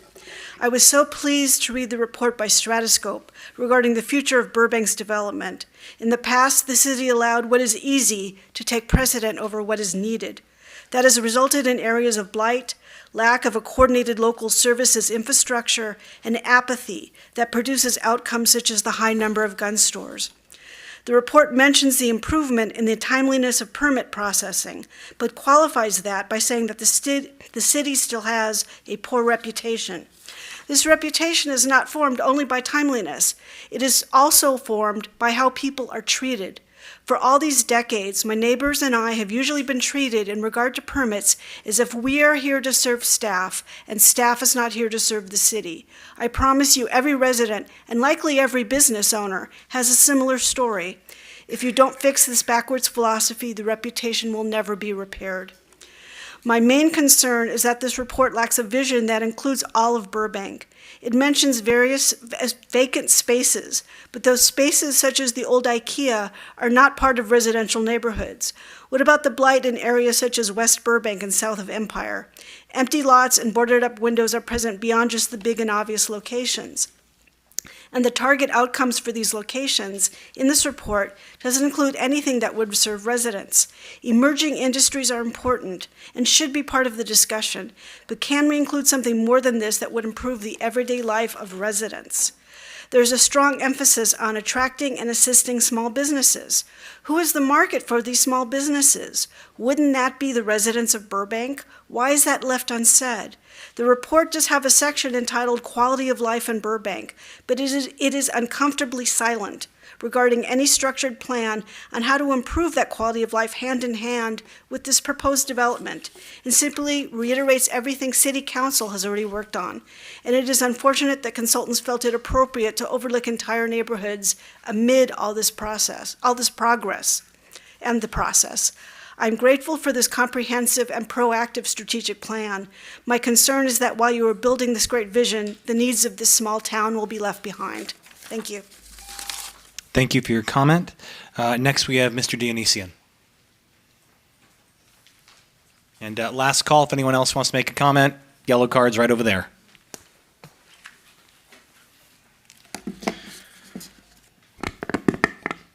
Hi again. Well, first of all, I want to compliment the economic development team and Stratoscope for the amazing community outreach that they did. I got emails in my inbox from the city several times encouraging folks to come out and participate, and I did in one of the 100 some who participated. And I have to say it was one of the most engaging and I think productive community workshops I've seen hosted by the city. Genuinely impressive. And it felt like there was a collaborative environment where the community's voices were being heard and input was being taken. I am mildly disappointed that my suggestion of bakeries on every corner was not included as a cornerstone of this plan. I'm going to blame John for that. But in all, I mean, it's not going to please everyone. Any economic development plan is going to prioritize some things over another. I think these are good priorities. I think the team has done an excellent job in identifying where Burbank can grow, and generally they do an excellent job in retaining and bringing in business. So I encourage the council to give this their support and approve it. Thank you. Thank you both for your comment. Final call, any other public comment cards on agenda item 5? Okay, then that will complete public comment. Does staff have any initial response to the public comment? Staff or consultant, I should say. Not all at once now. Okay, all right, we'll pepper you with questions. Who'd like to go first? Yes, please. Yeah, thank you, Mr. Mayor. Great presentation, very comprehensive. We got the little portfolio here. My question, it's 2 parts, and it's in direct response to Ms. Besson's comments. On page 12 of this lovely, glossy, wonderful item here, page 12, goal 2 says objectives number 1, identify the top 5 to 10 underutilized parcels. To Ms. Besson's point, if this is an ongoing economic development strategy plan, I mean, it's going for 4 years, or sorry, 5-year economic development. We could just eliminate 5 to 10 and just identify parcels, whether it be in any neighborhood, in any region. We may get 12, we may only get 3. I'd like to remove the numbers there just so we have an idea that it's any possibility for any of these health science, clean tech, higher education. Is that doable? I mean, do we want to, I guess my question is, why 5 to 10 and not just an ongoing number? That way we can target anywhere in the city. And then the second part to that would be on page 15, under the goal 5, number 5, it says explore offering low or no interest loans and grants to tenant improvements and facades to businesses to the city, especially downtown Burbank and Magnolia Park. I'm comfortable with the especially part, but I think we need some stronger language in there to say citywide, just so we can expand it. Because, yeah, when I did go through this, I did feel as though we were targeting some neighborhoods, which is fine. We do have economic corridors. But you never know, especially with the push for, the changes in zoning and permitting for multi-use. A lot of the residential areas are going to be seeing some business, and a lot of the commercial areas are going to start to see some residential. So just, relaxing a little bit of that language, I think in those 2 areas would be helpful for us to sort of expand that. Those are my only 2 suggestions, and I don't know, take it from there. I actually have to step out for a personal matter, so I'll be back. Thank you. Okay. Record will note that Councilmember Anthony is leaving the chamber. Those are some good observations and questions. I'd like to know the answer, so can I get a response from staff? Sure. In terms of the first question on the page 12, top 5 to 10, this is just to focus attention on top 5 to 10. In order to understand your top 5 to 10, you have to know what all of them are. And so the idea here is that within 5 years, the reality is that's a big, even 5 to 10 parcels to focus on is a big chunk of work within the time frame that we've looked at. This doesn't preclude you looking at more than the 5 to 10, but this is so to identify the top 5 to 10, you need to look at all of them. So that's sort of implied in that work because of the word top 5 to 10, and that's why it's listed there as such.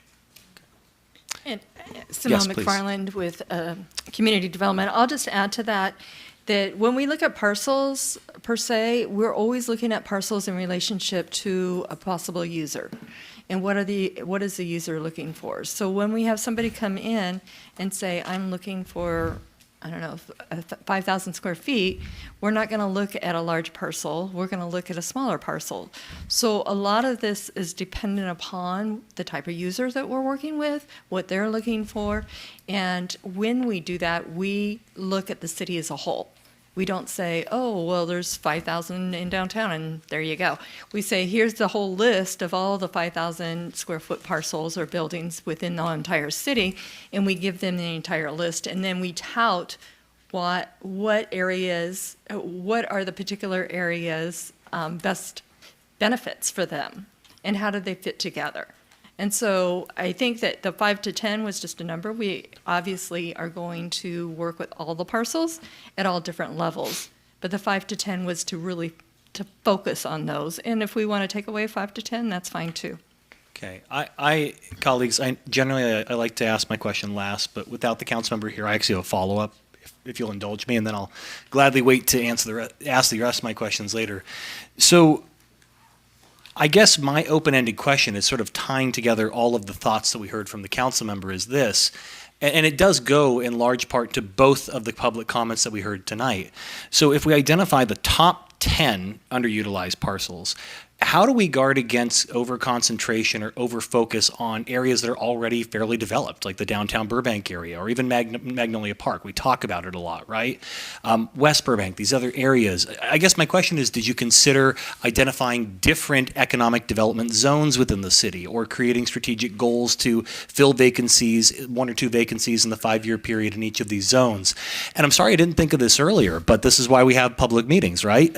Because I think the concern that I'm reading here is, well, if the top 5 to 10 underutilized parcels are all in the downtown area, that's fantastic for downtown Burbank. It doesn't do a lot for the rest of the community. And then how are we also focusing it so that we're not just having big business and biomed and tech, but we're also having coffee shops and bookstores and things that really make a community a home? So can you talk to what safeguards are in the plan already to account for that?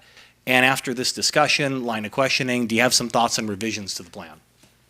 Sure. Let me just start with the safeguards in place. I think by having actually that was goal, not memorized. Goal 3, goal 2 is occupancy, but goal 6 is small business. Or sorry, let me start again. Goal 2 is optimizing vacancies and optimizing vacant space and parcels for economic vitality. Goal 5 is there to support small businesses. And so in isolation, each one could be taken as sort of like, well, but this doesn't really tell the whole picture. But as a group, all 6 together create this strategy and a picture of what we could be doing for the economy at various levels. And so I think that the first safeguard is that we have a focus on small business and making sure we maintain our small business districts. When we talked to both from the Chamber to the Magnolia Park Association to the Downtown Association, there was an emphasis in all 3 of the sort of 2 regions and 1 macro area of saying we need to make sure we don't lose the character in these small business districts, and that's what's reflected in Goal 5. With regard to making sure that the economic investments are made sort of citywide and everybody benefits, the parcels are where they are. And I say that because while we may want to advocate for a regional approach of something up in the north, something in the south, the 4 quadrants of the city or 5 quadrants of the city, you may have a greater concentration of underutilized, really desirable lands or spaces that are in one part of the city because other parts have been invested in the past. Part of the effort on Goal 2 is to make sure you sort of take an accounting of what's available citywide and then look to see what, as Simone mentioned earlier, what users want that space to be utilized. I think the third point was, are there other revisions? I think we're open to the feedback here tonight and figuring out how we make the slight tweaks to reflect the needs of the community that you're hearing. And slight language change is totally possible to make sure that or complete language change if you desire, totally possible to reflect this need. Great. Thank you very much. Well, I think we can all agree on one thing. I've done enough talking. Colleagues, questions? Yeah, please. So I'm wondering if there might be a value of going into a little bit more detail of what you consider a parcel to be underutilized versus a parcel that's just vacant or available. Sure, I'll take that. So thank you. Underutilized parcel would be like the Kmart property. That's completely underutilized. It's been sitting vacant. We're waiting for the developer to propose a development on that property, which would most likely be a mixed-use development on that site with ground floor retail. So that's an underutilized parcel. Obviously, IKEA is an underutilized parcel, but that's not the only underutilized parcels we have. So there's underutilized parcels citywide. So, for example, the AAA building on Alameda is underutilized currently and could be repurposed for housing and mixed use or some other, type of development there. So we look at various opportunity sites throughout the city. We've had opportunity sites in the city, and most of them have already been developed. For example, 777 Front Street was an opportunity site, and that's been developed. The Fry's was another opportunity site, and that's also been purchased and going on through the process to be developed. So there's multiple different sites in different areas, but those larger underutilized parcels tend to be in our commercial corridors, such as the airport district or our downtown district or our media district. And those are the areas that we will probably identify as the best and highest use. Another example, on Glen Oaks and Providencia, there's that little donut shop and a vacant laundromat. That's an underutilized property as well. So we don't only look at the larger sites, we look at the smaller sites to see what could fit in those little neighborhoods as well. I wonder if it might be an interesting way to look at it, instead of naming 5 to 10 with a specific number, to instead say identify the highest priority or the most impactful underutilized parcels, and then that can be an open number, but it's more kind of maybe you have a rubric of deciding which sites are the most underutilized and how they're underutilized, and then taking the ones that are over a certain amount of impact versus, and really focusing on those. That way the number can be flexible. What do you guys think? I'll jump in. I would agree with that. And I appreciate you asking that question, because that's where my thought process was going. I think the most important thing, more than identifying 5 to 10, we should be talking about the highest priority. An IKEA, the vacant old IKEA site, by the way, for the record, not our current giant, massive, lovely IKEA. The old IKEA site, right, is one of our highest underutilized sites, right? It has been vacant for many years. It can generate a lot of revenue if we put the right thing there, bring the right person in to develop it. And I think, to your point, Mary, it's different than, say, that laundromat by the donut shop, which is also important. But looking at these sites that have sat vacant for many years, the sites that, to Ms. Besson's point, our community have asked about, they would love input. They consistently ask what's going to go there, when it's going to be developed, how it's going to be developed. So I think it's not so much about the number, but identifying the sites that meet the needs in the sense of, what's most visible, what's most economically impactful, and what can be done in a timely manner. I think that's another thing we want to talk about. I know it can be discouraging for folks to also see 5 to 10 years. I want all of this to happen yesterday. But I think if we focus again on those most impactful sites first, we'll have some greater success. Great.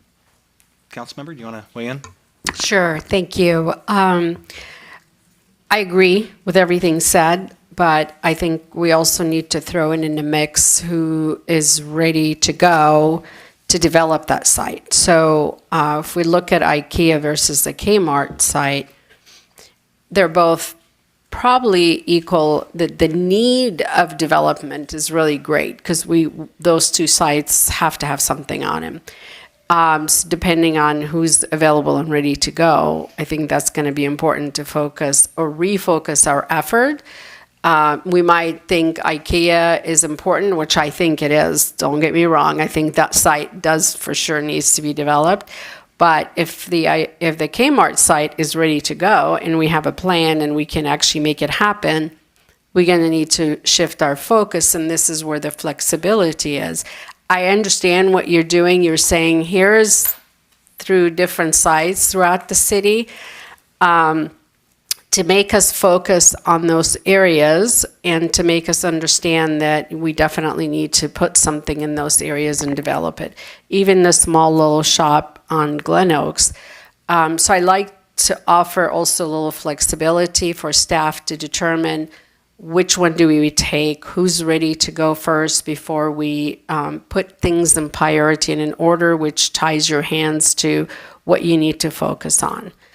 That's the comment for you, the question that was raised in the comments. But if nobody else has any other comments, I'd like to move forward. Let me just check, because you still had the floor. Did you have other questions or comments, or was that? It was just a follow-up from that particular comment. So yeah, please feel free. Oh, all right, by all means. Thank you. I do want to thank staff and thank Thank you, Mr. Rari, for doing such a great job. We've talked several times, and I appreciate your patience in listening to us. I do want to thank staff. This report actually looks marvelous for the city of Burbank, that we are doing something right. But are we doing it right at full capacity? I believe we're not. I do agree with, I'm looking at page 18, for the goal 1, streamlined permitting process. I kind of want to go through one of these at a time. Oh, yes, I'm sorry. I'm looking at presentation. I know we have so many different documents in front of us. I can even go back to page 16, just for the 3 goals that that you have presented us. And I think it's slide 16, page 8. So under goal 1, streamlining the permit process to enhance the opening of new business and the expansion of existing business. I know staff does a really good job trying to streamline the process and trying to work with our community, but I do agree that we do need to do a better job. I too hear a lot from our community, and I understand the frustration when things take a long time, when businesses need to open because they're losing money. This is not something that we want to be known for. In my opinion, the city of Burbank should be known for business friendly, where we are helpful, expedite the process. There's, of course, there's going to be wait time, but I do want to be known for efficiency versus this has taken a long time. And I do like the idea of the concierge service, but that comes with things tied to it. I'm speaking this, and I want to back up a little bit. I'm speaking from experience. I worked in economic development in the city of Glendale for 3 years, and I know how hard it is to work with businesses to retain, to attract. And so the concierge service is a great service to have, but it's only successful if we have the authority from the department or the individual who will be handling the responsibilities to make everything else works with other departments. So if someone reaches the concierge office, that individual who's handling that job will be able to have the authority to talk to other departments to make things happen and move. So I don't want to lie to ourselves and say, oh yeah, go ahead and start a concierge service and have a discussion because we're excited about it.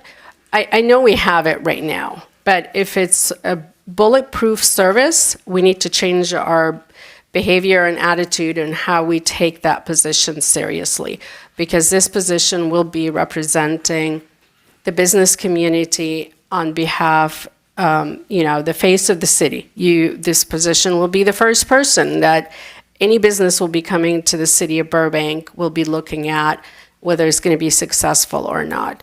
And I'm looking at staff, but I know the city manager is listening to this as well, and Mr. Krisky's here.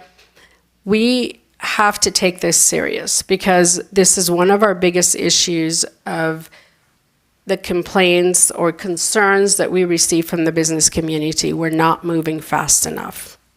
How do we move fast enough? This is what we're trying to do tonight, is to really address what is it going to take. I'm going to talk about your recommendation or staffing later to see how do we get there. So I am definitely in favor of the concierge service, to expand it, to give it more power, to give it more teeth, to be in charge, to really make things moving. The other thing, the goal number 2 is the optimize occupancy of vacant or underutilized, and we did discuss it right now. But I do also want to add something in there, and if we have it, then forgive me. I don't think I saw it on the website, but I know there's many individuals out there in the business who are coming to Burbank and want to open a business, And they ask, like, I don't know where to find an office space. I don't know where to find a pharmacy. I don't know where to go for a Pilates place. And we don't have an inventory of maybe perhaps sites that could be available that we can be able to assist those individuals. I know what I do is I pick up the phone and then call Mary or Simone and say, can you help this individual? And I was thinking, if there would be a portal or something on the website where if I have a vacant office and I want to rent it, I would be able to log in on the website and register my building on the website and let you know that I have this building available or I have this office available or whatever the case is, and have that information on the website for others to perhaps view it, look at it, or for then Mary or staff to reach out and start having that contact with this individual. And then now we're aware there is an office that's available. And then we can assist the businesses coming in instead of, there's people that come here and they look for months. They're searching hard to find if there is a space that they can rent and they don't know where to go and what to do. So this is just a suggestion. I don't know, do we have something like this currently? Thank you, Councilmember Mullins. We don't currently have that ability on our website, but as you can see, one of our goals, goal number 6, is to help us market and attract more businesses. One of the objectives on that goal is to reinvigorate our chooseburbank.com website. So we do have the opportunity to add that technology and innovation for people to be able to go on and search what our available properties are. Currently, right now, we have an email address. So if you're looking for opportunity sites or if you're looking for properties, you can email us directly. We reach out to you and talk to you and get to know you and who you are and build a relationship with you as a new business coming into the city. And then we help you find a location. So we'll send you a report, citywide report of what's available based on the parameters that you're requesting. And then once they've identified a location, we help them identify if zoning is correct, so it's site selection, then it's zoning, and then we'll tell them, here's what you need to do in terms of permitting. You're okay, you just need a business license, or if you're going to need tenant improvements, this is how you need to apply. So we kind of walk them through that process. But, definitely an opportunity to add a database on our website in the future. Thank you. I think will be helpful for you. It'd be helpful for the owners that have the vacant place that would be sharing it with you, and that I think it may work. I think we're looking at options and seeing what we can do to accomplish, some of these goals. And I understand all this is going to be like baby steps, but some of it we can do immediately. And once the word is out, then people are going to start looking at it and using it more frequent than, not knowing at all that it exists. The focus, which is goal number 3, on innovation to ensure vibrant, growing economy. I know we're very limited on resources because looking at as Council Member Anthony called it, this beautiful glossy booklet, and I have it on page 19. So I did pay attention to looking at our neighboring cities, so Burbank, Glendale, Pasadena, and Santa Clarita. So in looking there, the number of businesses we serve, 1214, and then Glendale 12.5, Pasadena 11.5, and then Santa Clarita is 8,200. With the budget, obviously our budget a lot lower here than in the other cities, but also looking at the staffing level. And for our city, even though we serve about the same amount of businesses, we're at 4.5, which really is amazing for the amount of work that you guys do. I do applaud you.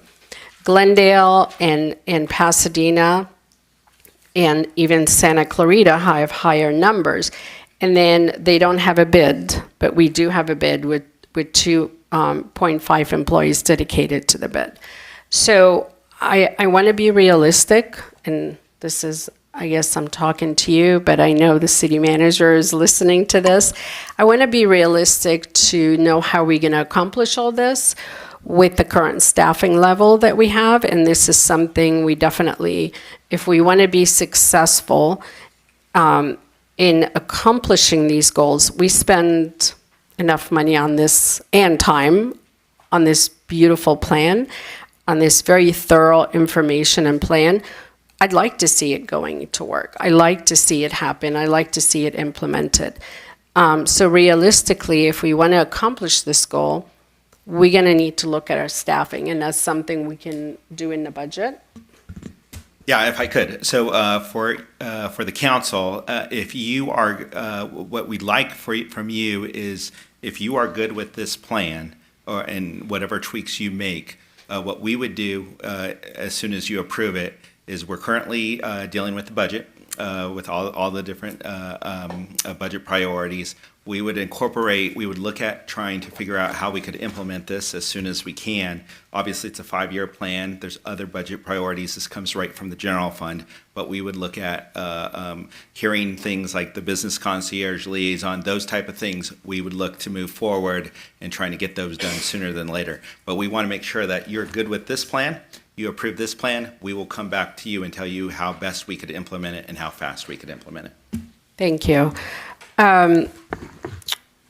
With the focus on innovation and ensure vibrant growing, I think this is going to take some more outreach and effort. And today I was having a conversation with Councilmember Asatarian from the city of Glendale in regards to different matter, but this came up as with talking about business, small business, and what the city of Glendale is doing, which they have an annual business summit that really attract a lot of businesses to the city of Glendale.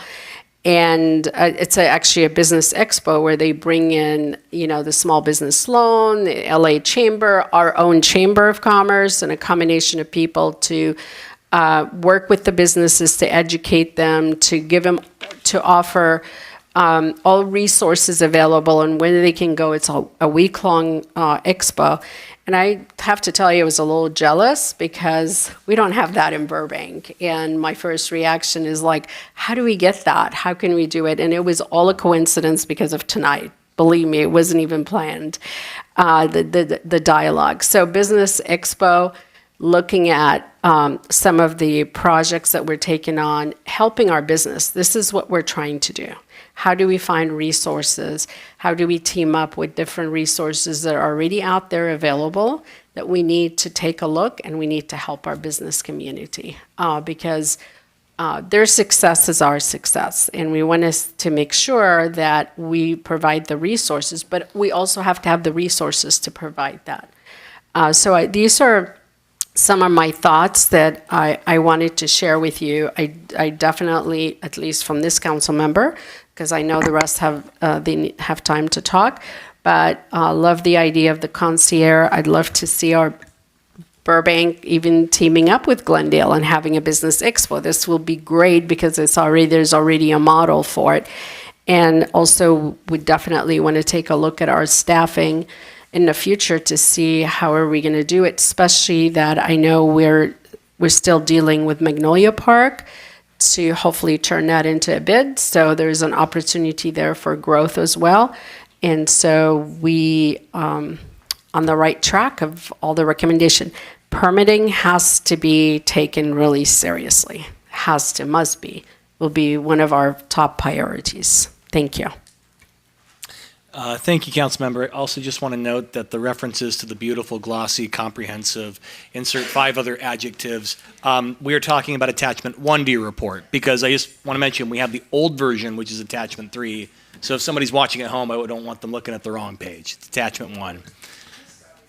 Look, it's a beautiful book. John, you did a great job, man. All right, who'd like to go next? Yeah. Thank you, Councilmember Mullins, for all of that. I think I couldn't have said it better myself. I agree with a lot of the points you made. I mean, it's no secret. I love the business concierge program. I ran on this in my race. This is no secret. But I ran on it because I was very jealous of Glendale as well. I would like us to have that kind of fame with our community, especially our business community, because right now what we're known for is the long wait times, is if I lease out a space in Burbank, I don't know that I'll be able to get the permits I need in time, and it may sit there vacant for 2 months, 3 months, 8 months, right? And these are common stories we hear, the delays with permitting. So I like the idea of the business concierge liaison.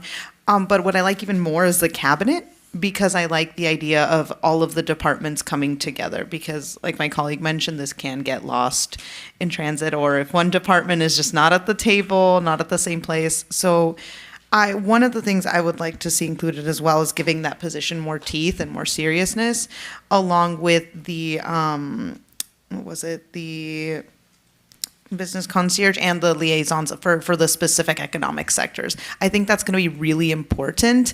I know maybe to some folks it may sound like, why is that so important? But these are going to be the front-facing folks that lead our future businesses to a database, if we have it, that lead them to the vacant spots, that lead them to navigate not only our city services, but services with the Chamber of Commerce, services with other business entities that can help them in the future. And I think that warm handoff, and I'm going to start talking like a social worker because that's what I am, but the warm handoff, the case management service that we can provide in helping them navigate the city is really important and is going to set us apart from other folks and frankly bring us to par. So that is one thing that's very important to me. And the only other thing I will mention, I'll keep it brief, but reading this was amazing. It's a lot of things that I think we have all mentioned on this dais and off this dais. I know we've talked about the Starlight Bowl many a time, or other locations, other activities and ideas that we can do to enhance our economic presence here in the city. And I think, one resident mentioned that it kind of is just a thought bubble of ideas. And I agree that's what it is right now. But it's all of them finally put together and all of them with a plan to carry forward. And, in the last page here, I don't remember what page it is, but Councilman Mullins, actually, you pointed out the page where it talks about Glendale and all of the cities that we're being compared to. 19, I believe. 19, thank you.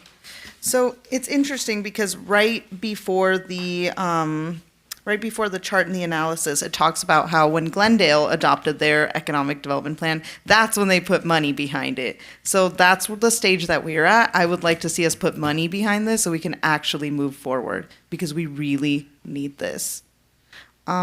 Yeah, I hope to see all of the things that are in here come to fruition in the next few years, and I hope to see budget asks on the table in a few months. Anyone else? No? Sorry. One more thing. This is a question for staff.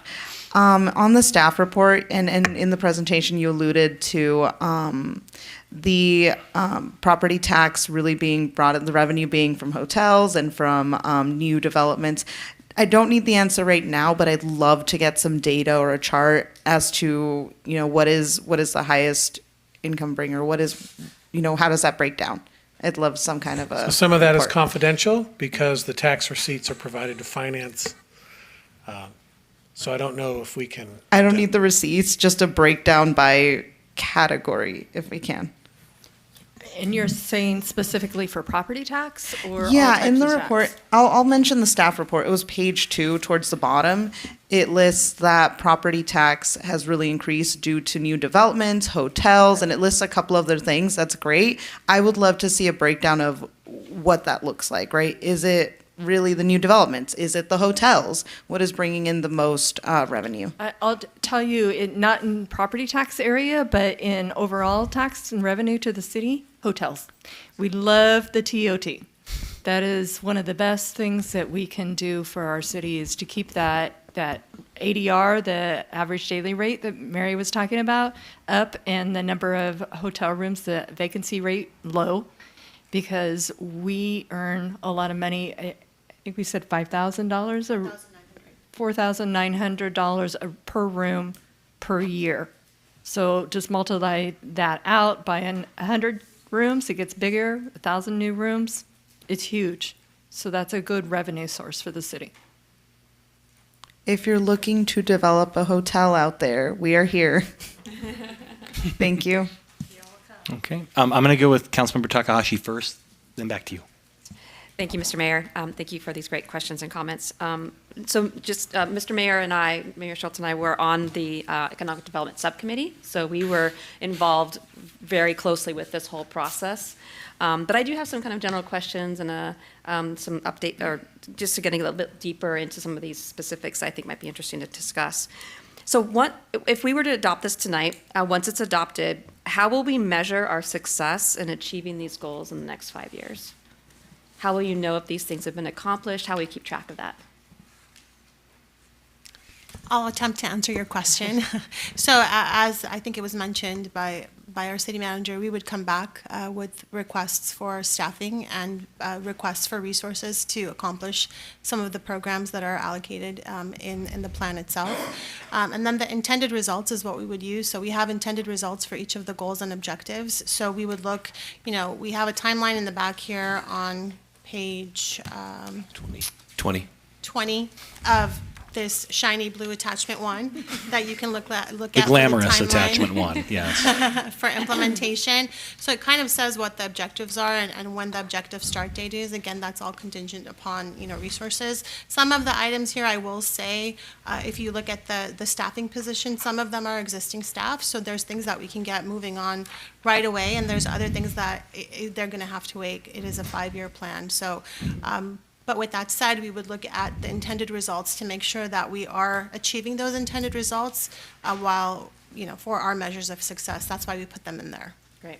Thank you. And then, as we move through this plan in the next number of years, will there be updates to council and to the community to let us know? And how often would those happen, do you suspect?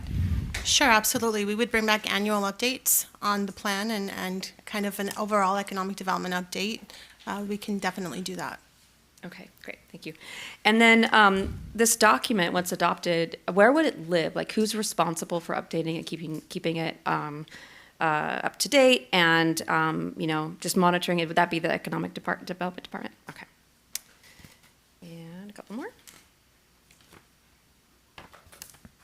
Okay. Back to the question that Councilmember Mullins asked about staffing. I won't go into details about staffing, but just more a general question of, this is a very ambitious plan, which in a lot of ways I like, because it's really trying to, just a lot of goals to make our community more just vibrant and economically diverse. The question I have is this potentially something, because it's such an ambitious plan, is it potentially something that we might be creating a later burden for future staff and future councils to have a lot of more services, a lot more going on that they have to maintain? Or do you see this plan as being more of a way to shape the future, to actually make it easier for our future staff and council to be able to work in our economic development in a way that makes it just more clear and focused? I'll start and then I'll hand it over to Mary to finish.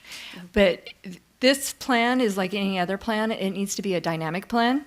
It needs to continue to change throughout the years and be, it is a plan in that these are the things that we want to do.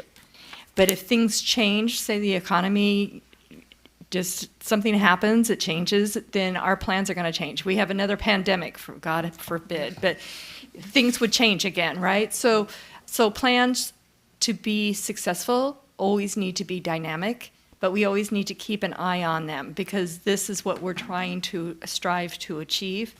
And with those annual updates that will come to you, that'll enable that to happen. The future councils may say, we don't like this idea anymore, it doesn't fit. When we look at the plan from the last plan 5-7 years ago, technology is different. There are things that don't even make sense in that last plan. So I assume that in the future, things are going to happen like that again. So you always want a plan that's dynamic, but you want to have something that you're always striving for, right? Right, great, thank you. And then I have two specific comments about a couple items on here. So on page 24 of the presentation, one of the items that says number 4 is utilize and promote vacant space for pop-ups. And that's something we discussed a little bit. And I thought was kind of an exciting idea. It's something similar to what is talking about being jealous of Glendale. It's similar to what Glendale does over in the ArtSoc area, right? So could you speak just a little bit more of how you envision or you're thinking of this might develop in our city and to help our small businesses? Sure, thank you, Councilmember Takahashi. Similar concept, we're thinking of taking underutilized parcels and converting them and utilizing them for startups. So a variety of different options could be utilized. I know in Glendale they use it for retail space, so it could be a retail pop-up, it could be a creative pop-up, anything that, an art gallery pop-up, anything at that moment in time that we can probably find. Again, these are aspirational. We have to put some teeth into it and try to figure out what the need is. Maybe it could be something tied to our entrepreneurial programming where we have our startups that are looking for that space and we can put them in, whether it's a tech startup or a clothing startup or something to that effect.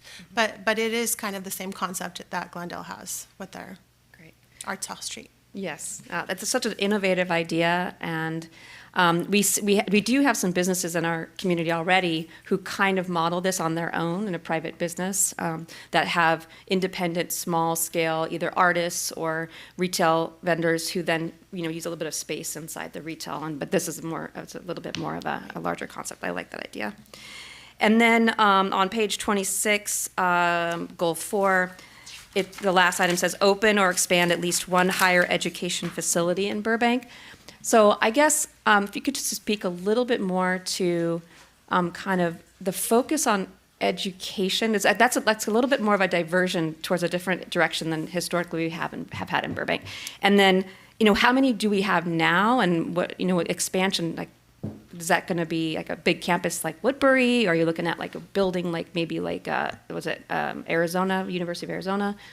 Could you speak to that? Sure. So again, we're looking at opportunities that we don't currently have in place. So higher education is one of them. We have adjunct facilities. We have Woodbury University partnering with the University of Redlands. We have Texas University. We have New York Film Academy. So we know we have some campuses here in the city, but we don't have that big kind of institution like a USC or UCLA or an adjunct facility in that capacity. So when we're looking at education, we're looking at a diversity, right? So we don't want it to just focus on media and technology. We want it to focus on healthcare, innovation, technology, an industry that we don't currently have in Burbank that we're trying to attract because, again, we're trying to diversify our portfolio. While we love our entertainment industry, we also have to be very mindful of the shift and the changes that have occurred over the past several years and will continue to occur as technology advances. So we want to be prepared for that, and that's really what this is trying to bring in that educational facility to create that workforce and generate the jobs and the research and the facilities that we need to continue to grow and expand our portfolio. Great. Thank you. I appreciate that.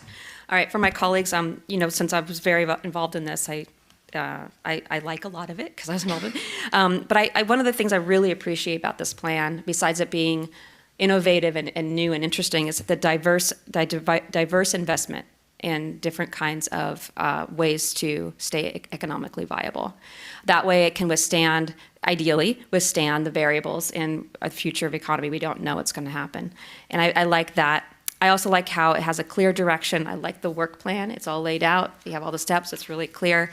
And it's a proactive tool. We want to be a proactive council. It's a proactive tool, and it's I think it's really we cannot guard against every unpredictability in the future, but I think this does a pretty good job of doing what we can to kind of solidify our base economically. So I do like this plan. I just want to share that with you, and I hope that I hope that these do come to fruition, especially the permitting stuff and some of the other innovative ideas, because these are some really potential, really amazing things for the future of our economy, of our city. Thank you, Mr. Mayor. Great, thank you. Councilmember. Yeah, I had one follow-up. I wanted to ask Stratoscope specifically a very personal question. And all of this analysis and planning and implementation, all of it can be done internally. There is one thing that does have to go to the voters, and that's the TOT. I have been trying to lobby this city to increase the TOT by 2% for over 7 years, and I've met with great resistance from former council members, former city staff, former city managers, everyone telling me, no, you can't do that, you can't do that. did you come up with this independently? Did you look at our TOT and go, hey, we should increase it by 2%? What's wrong with that? Because that's what I've been saying for years. Give me, was there a conversation? Yes, there was conversations. We understand, Simone mentioned earlier how hotels and that TOT really drive. It gives you a base of resources to continue to do the other things in this plan or in economic development work. And so we had the conversations early on about revenue sources and what's an opportunity for the city. And we did a quick analysis. You'll see at the top of the plan, page 14, of the rate compared to the other just local jurisdictions, including Los Angeles. You can see our rate is 10%. The next closest is 12, and the next closest after that is 12.11, and then up to 14 in LA. And so you're at the bottom of the scale, and so it just makes practical sense. There's money being left on the table, if you will. Right. And so in working with staff, we said this is something that we should be looking at. So. Okay, great. I do see on the later pages, to address that, you want to look at fiscal year 25-26.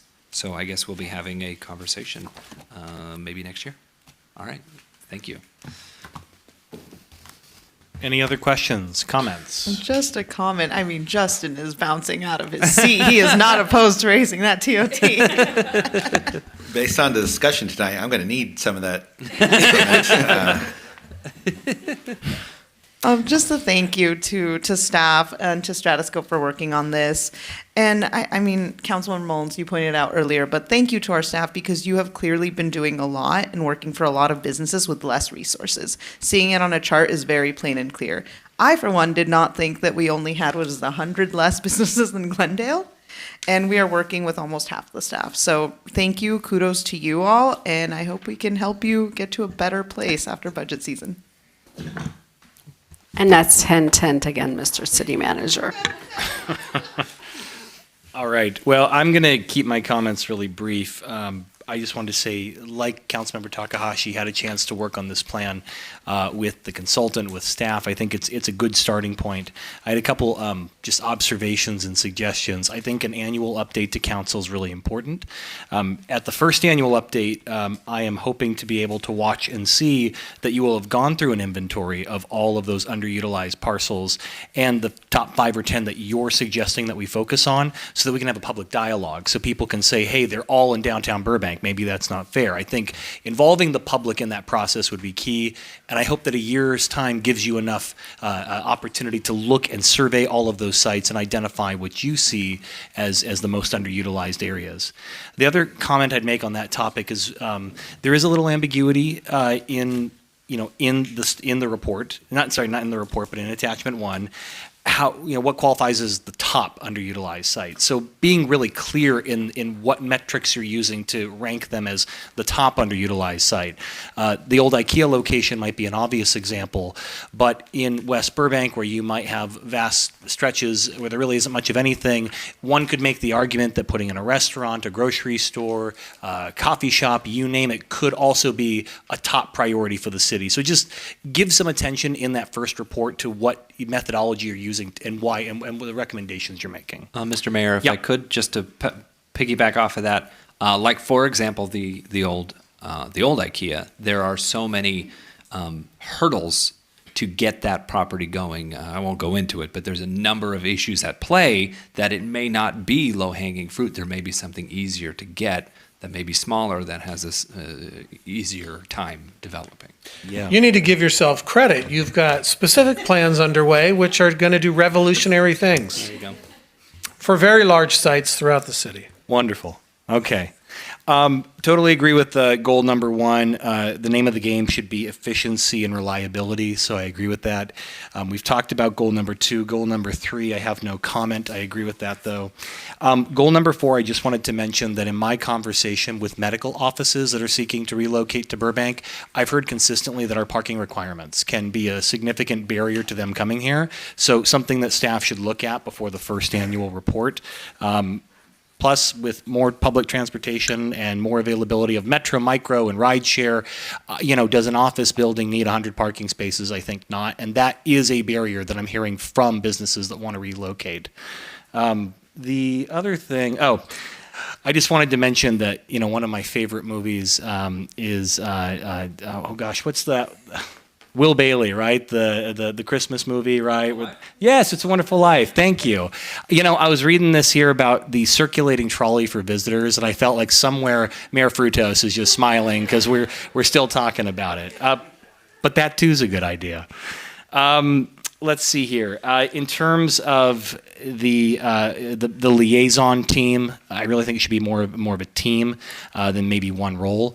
I think it's great to try to get to par with Glendale, but with all due respect to our neighbors to the east, we're in competition with Glendale. We should have a better program than Glendale. We should have a stronger recruitment and retention team than Glendale. Because if we're only on par with them, we're going to lose opportunity to Glendale, and we shouldn't lose opportunity to anybody. And I guess the last thing I would say, again, very comprehensive report. The only other thing I would really just say is that I think there was a lot of time and attention really put to this report. I think we should be proud of it. I think it's merely a starting point. And I would just emphasize continued community conversation and input as we go through the annual plan and progress report coming back to council. So great job, everybody. Anyone else have any questions, comments? Favorite movies of your own that hopefully you remember the name of? No? Okay, we can make a motion. Sure. I'll make a motion to approve the City of Burbank 5-year Economic Development Strategic Plan, 2024 through 2028, to help future-proof the City of Burbank in the face of an evolving and rapidly changing economic environment. I read the wrong thing, didn't I? Future-proof, okay. That was help future-proof, yeah. correct. To help future-proof. Yeah. Okay. I second it. Thank you. And one amendment to that with the recommendations from the council that came this evening. Yes. Great. We have a motion and a second. Is there any other discussion? Nope. Okay, let's do a roll call vote. Councilmember Anthony? Yes. Councilmember Mullins? Yes. Councilmember Takahashi? Yes. Vice Mayor Perez? Yes. And Mayor Schultz? Good job, Stratoscope. Yes. Thank you. Okay. So we're not done. There's more fun. That brings us to agenda item number 6, our final report to council this evening, which is the approval of the City of Burbank's 2024 legislative platform. Ms. Kathleen Labrado, Assistant to the City Manager from the City Manager's office, please present the report. I just want to say that the legislative platform is also going to be very shiny and pretty. So you can expect we that. will judge. Yes. We'll figure out which the one you have is very pretty, but this one will be pretty too. So, good evening, Mayor Schultz, Vice Mayor Perez, and members of the council. Catherine Labrado, Assistant to the City Manager from the City Manager's office. I'm here tonight to request council's approval of the 2024 legislative platform. The legislative platform is a document that clearly outlines the position of the city on priority issues and matters that impact the city's ability to operate efficiently. Many of the policy statements are broad in nature and intended to assist city council and staff proactively and appropriately address legislation to promote city interests. As a full-service city, Burbank understands the importance of being actively involved in the legislative process. To that end, the city has contracts in place with a state advocacy firm, which is Emmanuel Jones and Associates, and also a federal advocacy firm, which is the Ferguson Group, who was here, I think, a month or so ago. Staff meets bi-weekly with both of these firms, and they provide a wide array of services to assist the city on legislative matters. The 2024 platform is very similar to the 2023 platform, but there have been some edits that I want to highlight for council. Under our budget and municipal finance section, there was a couple additions.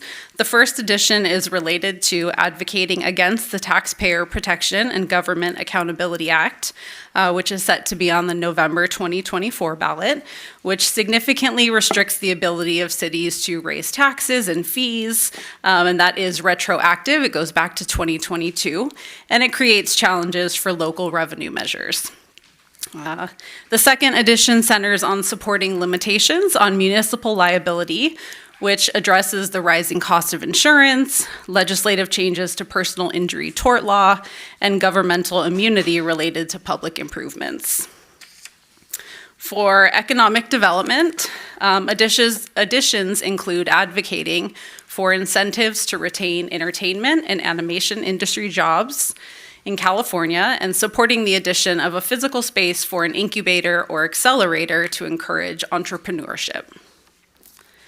For housing, additions are support for project-based vouchers for housing developments that meet council goals, advocating for support services for individuals utilizing emergency, interim, or transitional housing, supporting legislation that addresses the rising cost of insurance in California,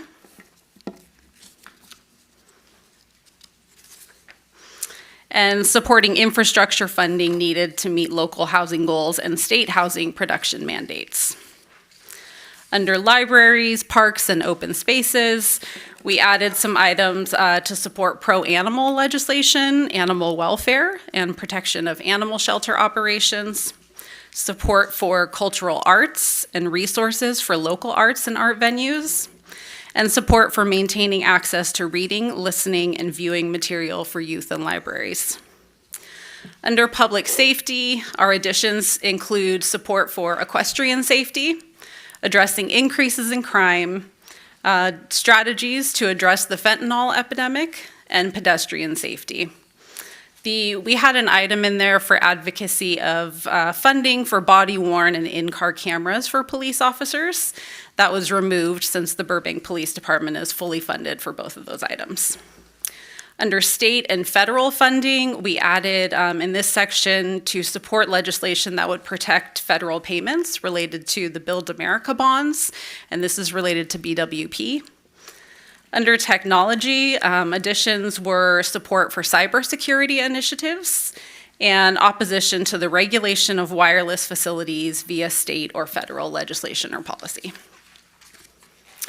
For transportation, we added advocating for funding to provide more education relating to safe driving, as described in the city's Vision Zero plan, and support for securing I-5 adjacent Caltrans property for community infrastructure.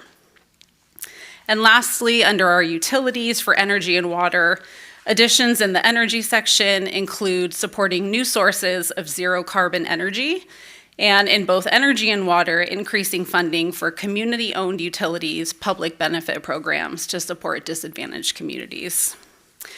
And that wraps up all the changes for you guys. And the essential purpose of the legislative platform is that it provides the framework for staff to prepare position letters, either in support of or in opposition of legislation for the mayor's signature.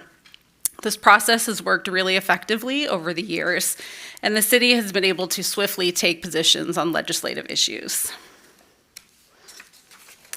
Upon council's approval, the legislative platform will be made available on the city's website, and copies of the platform will be sent to our federal and state representatives, as well as for council. So that concludes my report, and I'm happy to answer any questions that you might have. Thank you very much for the comprehensive report. Let's see, I have a public comment card from Andre Dionysian. Come on up, you got 3 minutes.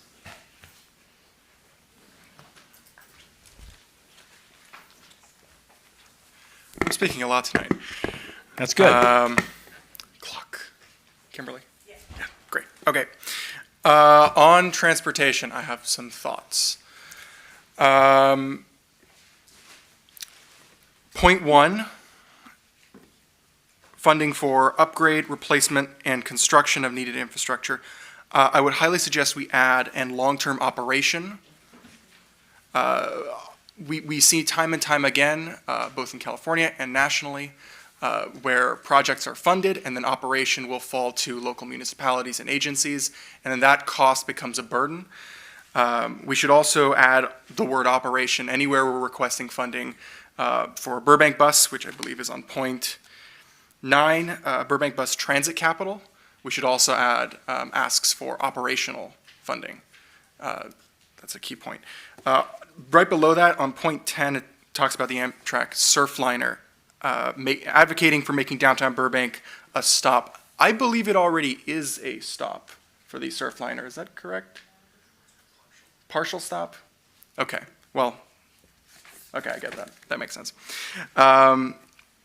Point 3, advocate for high-speed rail funding to be directed towards Antelope Valley Line study. I would suggest adding, prioritizing electrification of the Antelope Valley Line.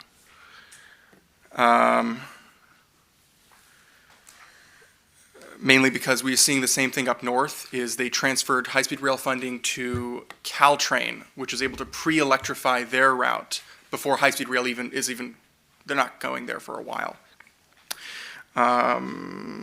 And for number 4, because the issue is still being debated and is going to come back to council actually next meeting, we should strike the line that says includes mixed flow lane on Olive, leave it ambiguous, as that will be decided probably next week, and it's best not to write a legislative agenda that may not reflect accurately a week later.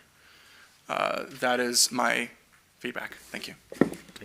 Thank you very much, Mr. Dionysian. Any other comment cards? Okay, that concludes public comment on the agenda item. Does staff, and I'm looking at you, Mr. Kriske, have any response to the public comment? Or thoughts, or stories, or whimsical anecdotes, really anything? Chicken soup recipes for the soul will also suffice. Good evening, Mayor Schultz, members of the City Council. David Kriske, Assistant Community Development Director. In regards to some of the public comment, I think the comments regarding operations is definitely something we can include. We are focusing on the capital needs of Burbank Bus, but of course operations is an ongoing need as well, and we'll actually know more about that need as we work on our transit analysis that the council's asked us to do for Burbank Bus, so I think that's fine. In regards to the Amtrak stop at the Metrolink station, some trains on the Antelope Valley line or on the Pacific Surfliner stop, but not all of them, and we think there's a good case to be made that they all should stop there because of all the connections that are available at that stop. So that's why that is in the platform. And the comments about high-speed rail and the Antelope Valley Line improvements. Electrification is a really big deal with high-speed rail, and because the high-speed rail project in our part of the state is so far out, I think it's wise to instead focus on the more near-term improvements identified along the corridor for Metrolink, which also will eventually serve to some high-speed rail benefit, but I think focusing on the infrastructure needed for our goal of 15-minute bidirectional all-day service is where we should focus in terms of regional need on Metrolink. And then obviously the BRT is that's an ongoing discussion. Thank you, Mr. Kriske. Nicely done. Okay, questions and comments, Councilmember. Well, while we got Mr. Kriske, I'll ask him directly. Oh, you almost let him get back to his seat. On page 20 of the redlined edition we have, it says transportation infrastructure, number 4, new transit projects, engage with Metro, Metrolink, and others to secure capital funding, like you said, capital funding, which is important, for the Antelope Valley Line, for double track improvements and operations funding needed for 15-minute all-day bidirectional Metrolink service. Now, technically, a lot of that happens outside of Burbank. So if we could just include a little line of fully electrified service, like it never hurts to, engage with Metro and Metrolink and ask, right? I'd love to just have it in there if that's all right. So definitely we'll go by the council's wishes. I would stress that while electrification is a far-off goal and is expensive and is laudable to pursue, I think more immediately infrastructure needed to get the frequency is where Burbank's need is most severe, because we are tying a lot of our land use and transportation planning on Metrolink really being like a subway, and I think it's important to not get off the ball of focusing on the infrastructure needed and the operations needed to make that happen. But certainly, yes, we could also allow and add electrification as another priority, I think it could dilute the message on the other improvements. Oh, I see what you're saying. Okay. Was there any other? I can go off on another thing if anyone else wants to come back. Yeah. Could I, before we go on, and I will go to you next, council member, might I recommend that maybe we go section by section, because there could be questions on transport. If Mr. Kriski's here, we might as well ask them all while he's here. So while we're on this topic, I'll go to you next. And if you have any questions on transportation, why don't we take those now, and then we can go through the other sections. Yeah, the only other thing on transportation I wanted to bring up is the, so this is our first reading of this. This has to come back for us. No. It does not.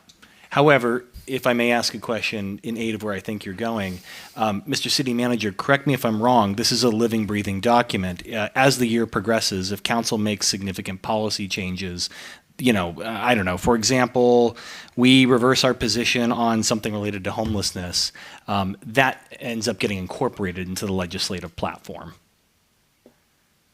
It wouldn't necessarily get incorporated into the document. Right, but yeah, your position would change. Usually what we do is we kind of add stuff that doesn't, again, it doesn't go necessarily in the document, just emerging issues come up and we add stuff. But that means we got to take it back to council for discussion. Whereas, so if there is legislation out there that is not incorporated into the policy, into the platform, we have to bring it back for your direction. So, so it's once this is adopted, it's the document's done. Certainly, council is able to decide, make other policy calls, but usually you're just adding new policies to it. So it's not as malleable as I'm describing, but it's also not set in stone as the council conducts its business throughout the year. As our opinions evolve, so too can the platform. Correct. At least the council policy could change. Right, correct. The platform's printed once. This basically gives you guidance until something changes. Got it. Correct. Okay. All right. So then I won't touch anything else. All right, did you have any other questions on number 15, transportation/infrastructure? No, it was just my question of just if we want, at the end, I don't want to dilute the message. I know the capital improvements are important. But if we want to add something, we'd like to see a full electrification, like that kind of thing. Okay. Yeah, Mr. Mayor, if I Sorry, can. Just, I actually am going to go to Councilmember Takahashi first because she's been waiting. Then I'll go to you. And have something on your point. Okay, go for it. I love that we're doing transportation first. Makes me very happy. To follow up on that same, looking at that section about new transit projects, it's my understanding that this document is for state level and federal level advocacy. Is that correct?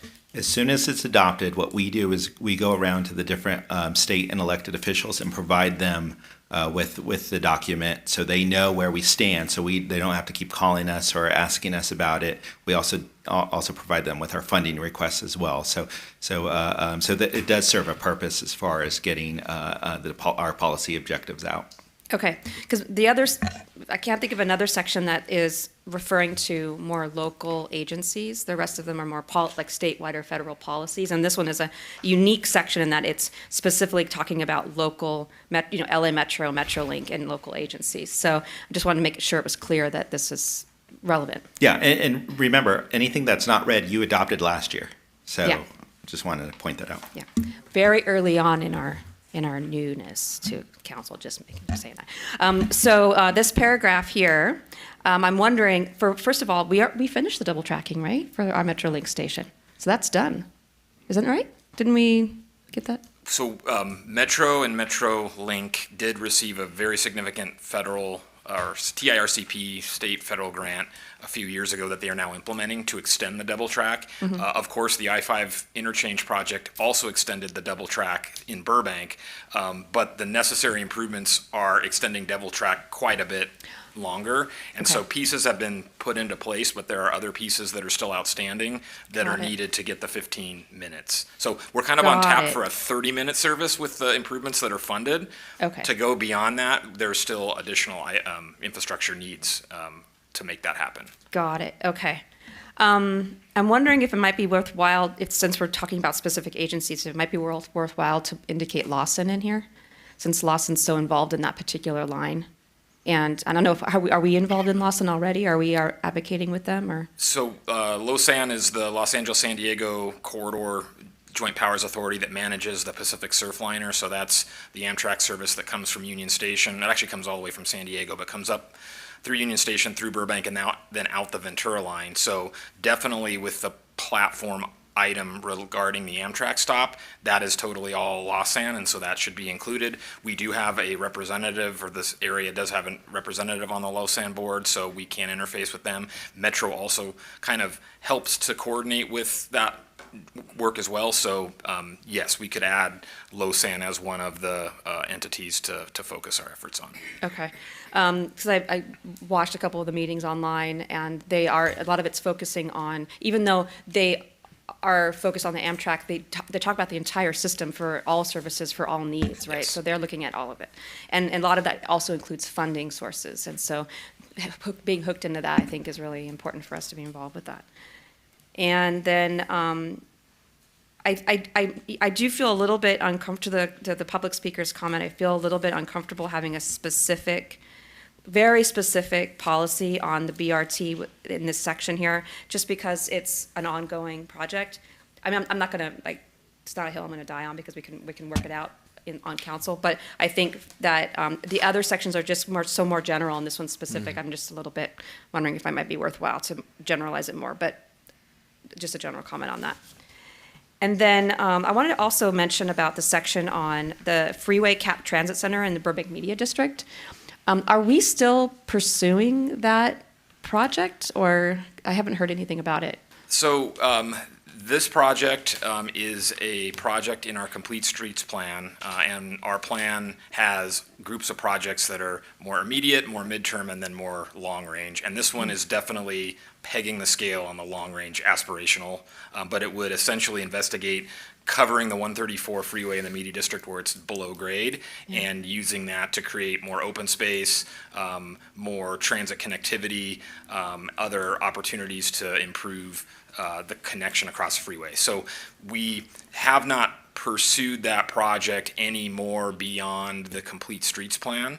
And so the first step in that, if the council wanted to put some more focus on that, would be to look at securing some funds to begin the very high level investigation of what it would take to even begin to fathom that. Because as you can imagine, it's hundreds of millions of dollars. It's across multiple state, federal agencies. And so the first step would be funding to secure funding to just begin that very high level analysis of what it would take to pursue that as a project. But as an analogy, I bring up the Empire Interchange, which was decades in the planning.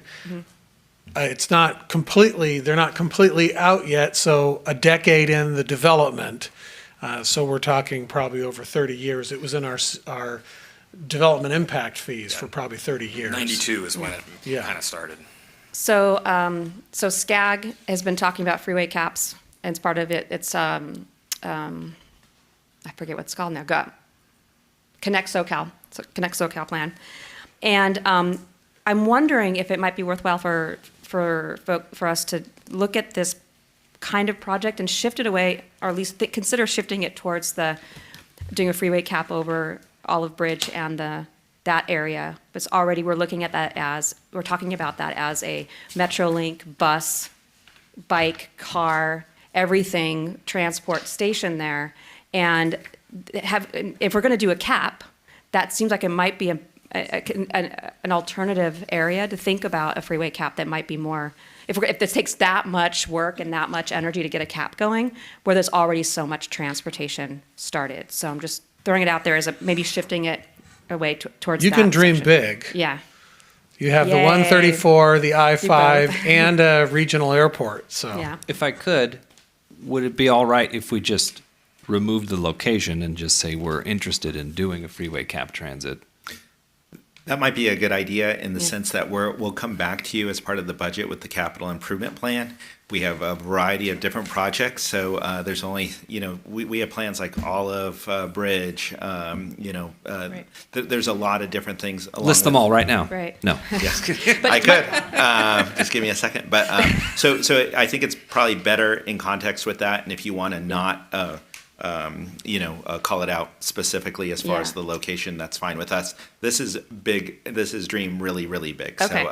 So we're fine. Trying to figure out feasibility at a later time when we look through our capital improvement project. Okay. Sometimes being more specific can help us attract and go after specific federal funding. Right. So, I don't know if Mr. Kriske is prepared to offer comment, but some of these things take a long time. We came very close to securing over $34 million for 2 bridges in town.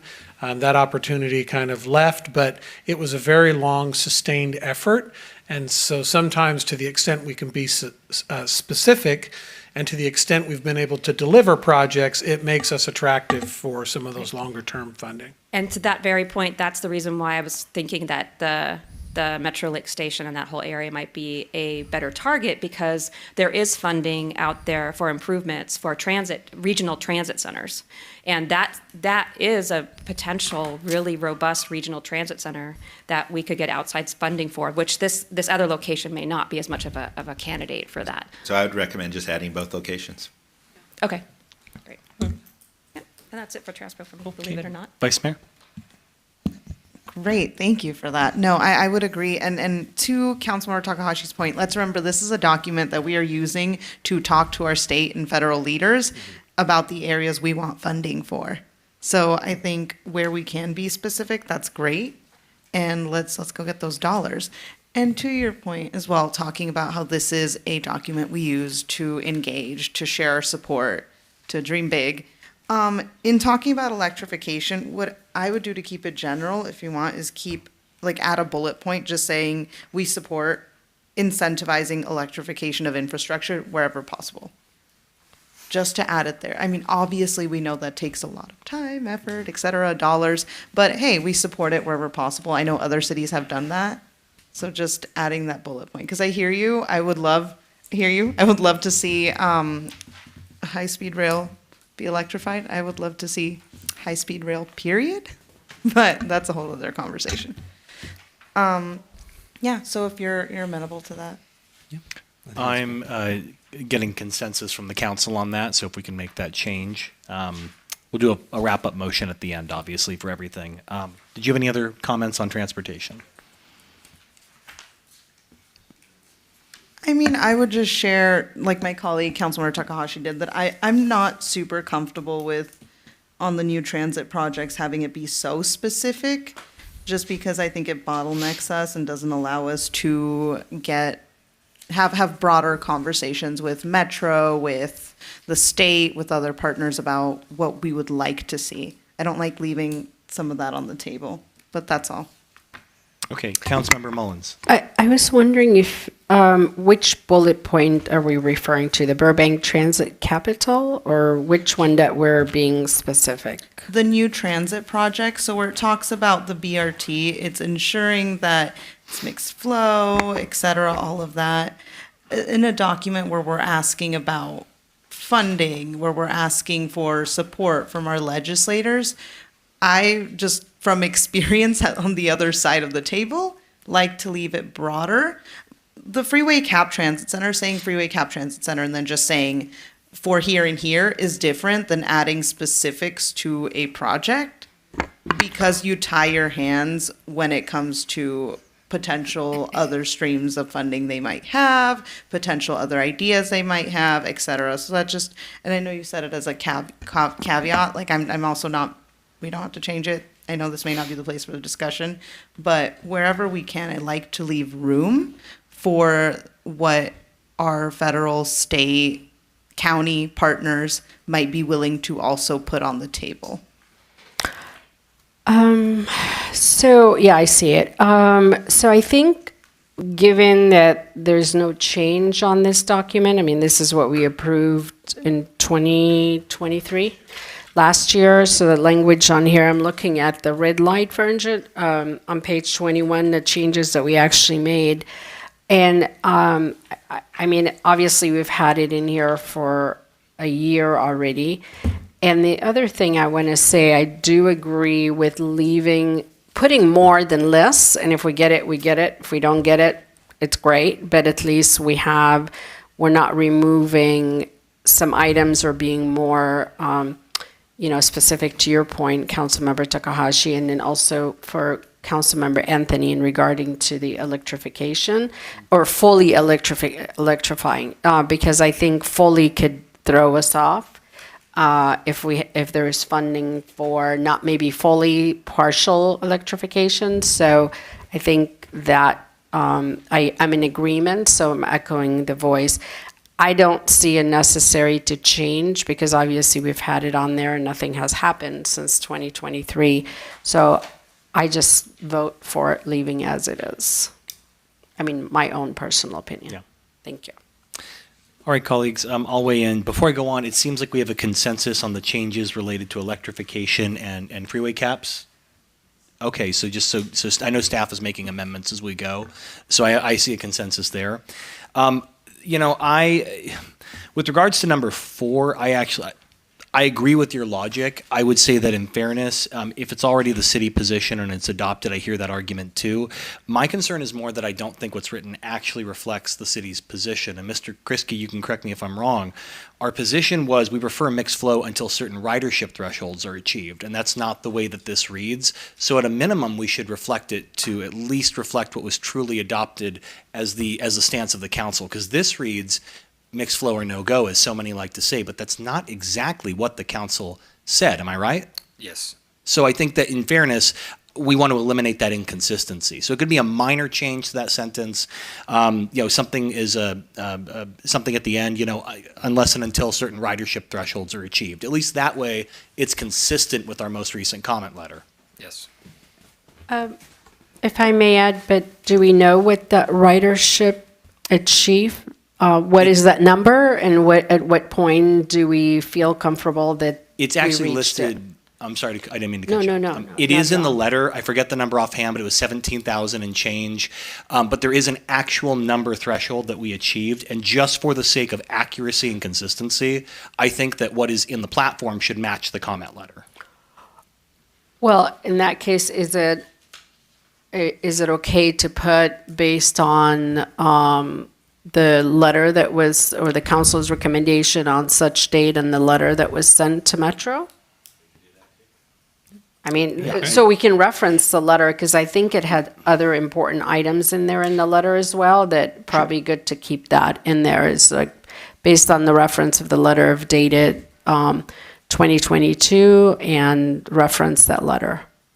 Yes, So we can. good point, but the letter is good to have in there because that's what was written on behalf of the city. I would feel comfortable with that too, and that goes to my point where I felt like this was getting too specific for something that, but referencing a letter, that letter itself outlines everything. So I think that's a lot better. But if I think we're all saying the same thing in a little bit our own way. If we leave it and then put a clause in there after it based on the letter's recommendation from 2022, council's recommendation from 2022. Does that give you, Mr. Kriske, Ms. Lebrado, like enough direction for where we want to go with it? Yes, I think, support the Metro BRT project as described in the City Council's final environmental impact report letter from April 2022, or something like that. And to the council member's point, I think that letter was very detailed and adequately assessed the situation.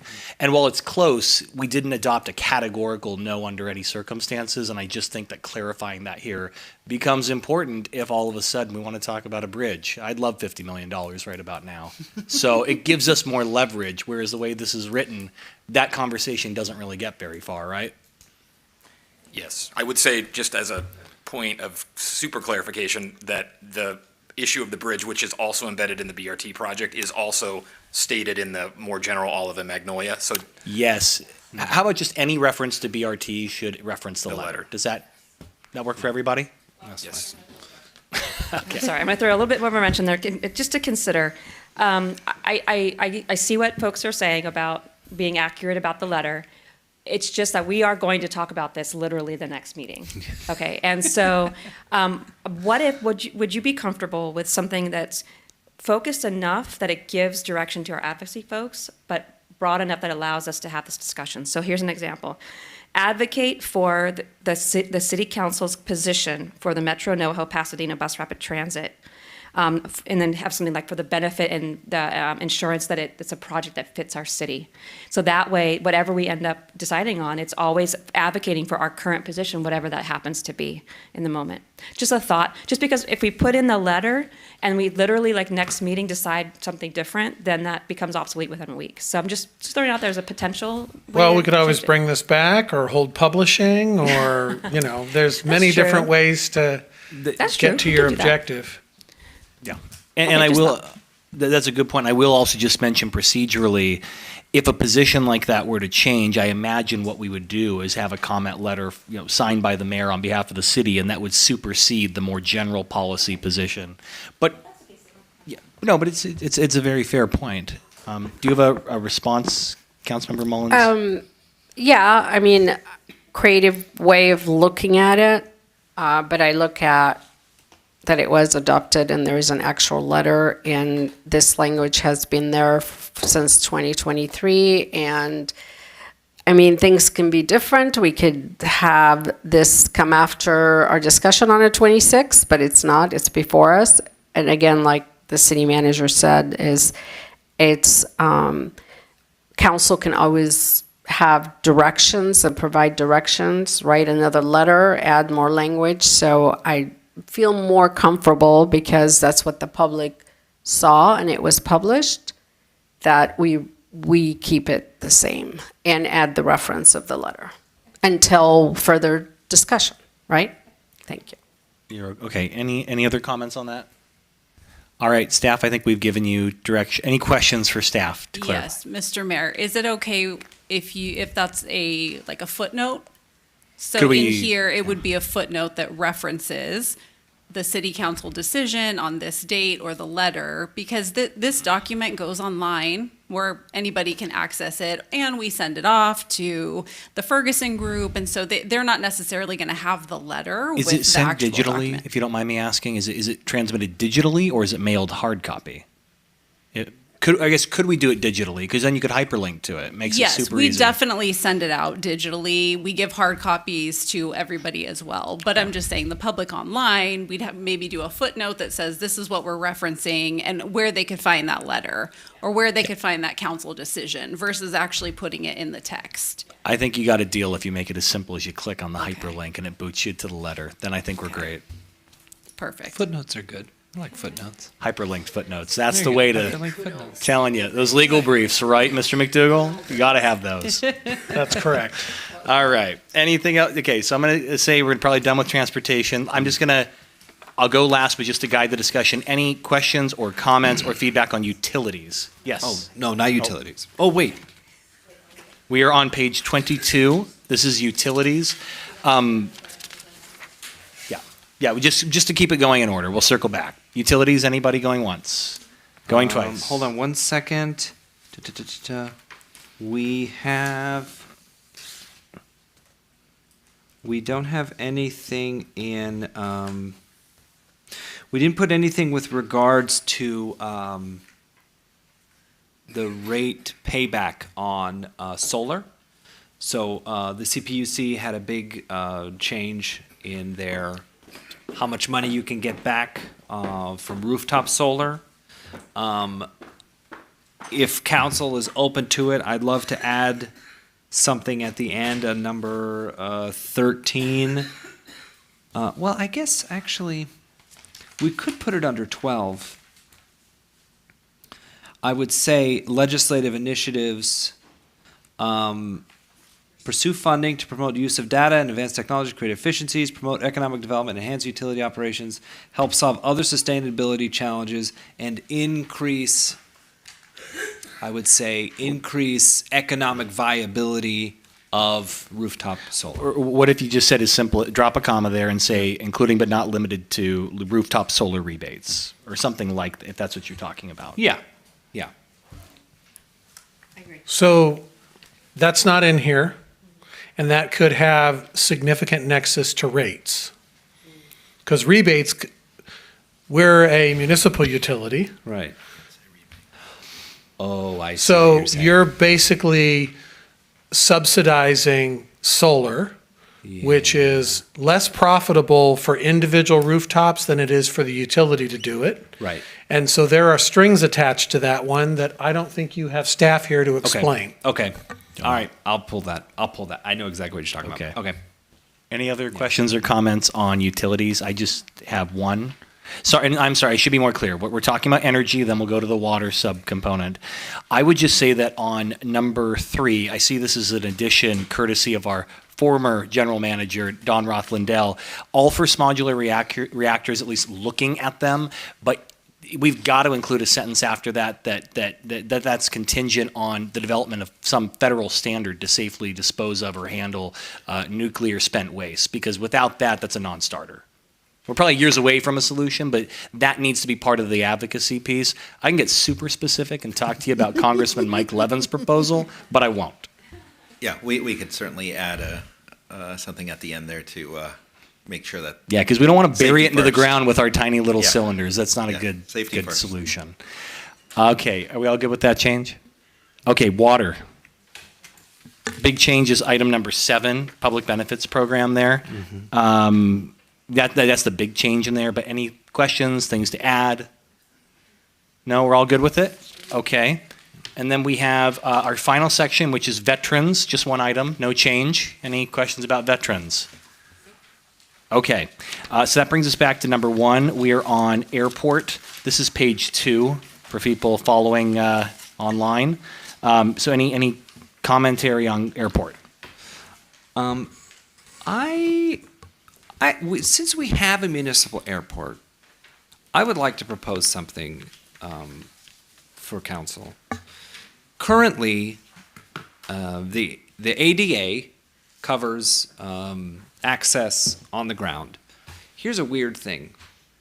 The moment you get off the ground, the ADA doesn't apply in the United States. The FAA has its own separate individual regulations. And this can only be changed by the FAA regulatory authority. I would like to add in a 5 that would say, work with our federal partners to increase accessibility for disabled airline goers on continental flights. Something that simple. Because right now, there's a huge problem happening in commercial airlines where wheelchairs and people with other disabilities are not being treated to ADA standards, and like their assistive devices are getting broken and lost, and it's become a real issue. And and a lot of the airlines are actually doing less now because they know they can get away with more because they didn't realize how much they could get away with. So if that's all right, I'd love to put that in there, and I don't know how far it can go. I mean, we have a couple of federal. Do you have a proposal on like how you'd word it? Would it be a bullet point number 5? For Yeah, example? I'd say number 5, disability access on airlines. Work with our federal legislative partners to increase accessibility for disabled airline goers on continental flights, because we can't really dictate what happens internationally. Sure, Councilmember, yeah. I'm just wondering if this is something the authority can talk over with the airline, different airlines, to see if they can work with them on doing that, or if we really have an authority over the making a change. Well, in that, local I've had the government. conversation. They can't. So our local regional authority only dictates what happens on the ground and in the airport. Right. Basically, what we're saying is, hey, can we talk to our Congress member and can we talk to our senators and get the federal aviation authority, the FAA, to change their guidelines? That's the only way it could be done. And so I would just say, if we want to, we could put it in there. Yeah. Go for it. I just, again, go back to this is a suggestive document. I have no problem throwing it in there if, it's something we're telling our federal leaders, by the way, we support having more accessibility on our airlines, I guess, in our flights. Yeah. Whatever the best way to word that is. So I would bring you to paragraph 2 uses the phrase promote increased, and you could insert the word accessibility. Paragraph 3 says support legislation that. You could do support legislation that increases accessibility for persons with disabilities in the air. You could do either of those. Yeah, I think in the public safety part would work great. Support legislation that promotes and improves public safety, increases accessibility, and counter criminal measures around or however you would want to word that. You wouldn't need criminal measures. Oh, yes. Because this is going to be a new item, number 5. Do you want to do it? So it's a new number 5. I'm simply giving you the phrases promote increased accessibility is not specific to legislation. I thought you were trying to stick it into the number 3. No. I was simply giving you the active. I see, Mr. City. I was following. I got you. I got you. More of a copy paste. All right, I got you. Okay. I just want to say that I like that approach, the supporting legislation and policy versus wording it as working with the FDA, but more supporting legislation and policy that the agencies are already working on. Exactly. Okay. All right. Thank you. In the air. Right. Both on the ground and in the air, I would imagine. Right, just in general for. Yeah. Win in the Awesome. Thank Okay, you. I think appreciate that was a good suggestion. good. I'm on board. Anyone else on air? No, it's great. It got me thinking of that song, Ground Control to Major Tom. Anyway, You're not on gonna go there. board? Not going to go there. Okay. You're on board? I'm on board. I'm off in the heavens tonight. There we go.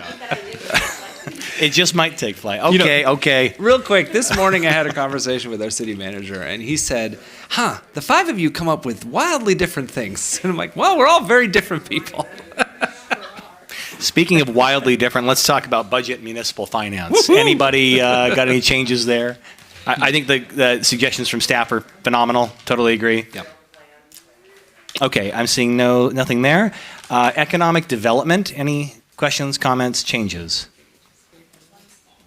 Okay, yeah, council member, and then I have one small request to change if council is amicable about it, if you agree. So in this section, I'm using this with the little arrow, so I don't know what number it is, but in about the middle of the page, it says business attraction. that's number 6. 6, okay. At the end of it, the addition that staff recommended, I like it. It says advocate for incentives to retain entertainment and animation industry jobs in California. I also, if it'd be okay to insert support for small and micro businesses that are in that industry as well, because it's not just the jobs that that industry needs support, but also because there's jobs which are the hired, hourly or salary employees, and then there's the contractors and the businesses that work with the industry. So I'd just like to throw that in there. Would you be amenable to advocate for incentives to retain entertainment and animation industry jobs and companies and businesses or whatever that might be? Yeah. Because I hear you. We want to retain both. We Yeah. need the businesses to do the jobs. Yeah. Add the word "and businesses" in California. Yeah. Okay. Great. Thanks. Okay. Any other suggestions, comments, questions, requests, favorite songs? Okay. Healthy communities. We like healthy communities. That's why we don't have a bakery on every corner. I don't need that. Please. So I have a request to add an extra bullet point on this one. I love all the healthy communities items on this already. And in addition, I would love to also see supporting legislation and policy that lowers the barriers of access to mental health services for all, including state level and federal level support of regional and local resources for our residents. In part, also policy to destigmatize receiving care for emotional and mental health care. Great. Does that make sense? Yeah, I followed. I think city manager caught all of that, could recite it right back. Yeah. Any other questions, concerns, disagreement? No?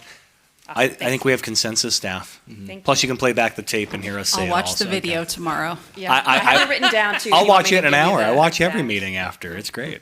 Okay. Anything else on healthy communities? Great suggestion, by the way. Love it. Homelessness. Anybody? Yes, Still I great. have another little one. You got another one? Yeah, I have Okay. another little- Great. Okay, on the next to last bullet point, which is funds for Burbank's homelessness plan. The last sentence there, I think that was an addition. Safe parking areas and strong referral systems. The word strong just kind of tripped me up a bit. And I'm wondering if maybe strong might be, I'm not quite sure what that means, but maybe accessible or, I'm not sure. Can I ask what we meant by that, actually? That's a good question. I'm not sure we have anybody who can totally speak to that right now, but I do think that those items that were added in really tie back to the homelessness plan. And so we put them specifically in that bullet point because it just kind of added some of the points that were already in. And I don't think I think by strong, they just mean that there's robust referral That's systems. what I was that are gonna robust. say. Yeah. I like the word effective. If you Effective think or about- robust. I was actually thinking the I was gonna same say thing. Successful or effective would be a better. All right, who wins the synonym Yeah, any of those is competition? fine. So I'm hearing robust. I'm hearing effective. Any other? I like effective. Effective. Works. Yeah. Can I say access to effective referral systems? Because a lot of these modes already exist working in the sphere. I just don't know that we're connected to all of them. I'm trying to decipher what folks meant in putting this here. Access to effective referral systems. Okay. I see consensus. Yeah, it works. Good job. Anybody else have anything else on homelessness? I have one more thing. Yeah. Yeah, one more, kind of quibble with wording. And on the last bullet, funding and collaboration, et cetera, et cetera. Support new funding and legislation to collaborate with county, state, city, and federal agencies for the legal removal and storage. Can we add to it to say for the legal and humane removal and storage of homeless belongings? And because sometimes legal and humane are not always the same thing, so. Yes, you may. Thank you very much. Good. And then going on, and clearing of areas that are highly vulnerable to fires and the safety of others, such as along. Could we change the safety of others to a more general term of have developed into unsafe conditions? Because I'm not comfortable with the idea that the homeless encampments are necessarily unsafe to other people. They may just be unsafe in general. So it just kind of neutralizes the language to be more about making the conditions safe for everybody and not about making it a punitive or a accusatory kind of language. Generally, it's more public health safety, so I agree with that. Yeah. Okay. Thanks. Thank you. All right. I sense consensus on that as well. Thank you for the recommendations. Anything else on homelessness? Nope. Housing. Anybody? Have one little one for housing. All right. For the first bullet point, accessible housing affordable at all income levels. Okay. So support legislation and programs that assist in providing housing at all income levels, including extremely low and very low. And my guess is that when we said including extremely low and very low, what that means is like a focus on extremely low and very low, because obviously it includes that. So I'm wondering if it might be worthwhile to consider including low and moderate in there too, because we're getting at a point where low and moderate incomes are also having a lot of difficulty finding housing. So I don't know, I'm not sure why we put extremely low and very low as a very narrow focus or why we added it. It may be because those are the hardest to achieve from our Yeah. arena number. We have targets in each of the categories. Yeah. That's my guess. Right, maybe, I don't know because if you look at our numbers of our arena numbers, the moderate income are actually the hardest numbers to get up. We have the market rate units and we have the very low and extremely low, but it's the moderate and the low that are hard. Well, I don't know about low, but moderate are harder to get units. So The developers are doing a lot of very low because they get higher density bonuses for Exactly. fewer units. Exactly. So, yeah, I don't disagree with so that. that's kind of why I was thinking maybe putting in there to be cognizant that we don't want to miss the middle. Well, then you could just cross out excluding extremely low and very low income households. Yeah, you could just say all income levels. All income levels within mixed income residential developments. Yeah, I'm comfortable with that. Because we have targets in every category. Right, exactly. Great, thank you. Okay, consensus on that item? All right, did you have any other change? No, anyone else on housing? Yeah. I got one on housing. Number 6, owner occupancy. At the very end, it says including rent-to-own programs. I'd like to add and condominium liability reform. Right now in California, it's hard to build new condos because there's a state law that says at the end of 10 years, you can still sue for all of the problems the condo had in the prior 10 years. There's a lot of discussion happening about reforming that so that every year you actually get a less percentage or something like that. So I'd love to include that. That's why most people haven't built condos in the last 20 years, because it's new state law. So is that okay? And condominium liability reform. We're Okay. good with that. We thought we had something in there at some point. We but, talked about it last yeah, year. I This don't is the know- council member's item, but. Maybe it's in some other document, but I know we talked about that. Yeah, okay. Good.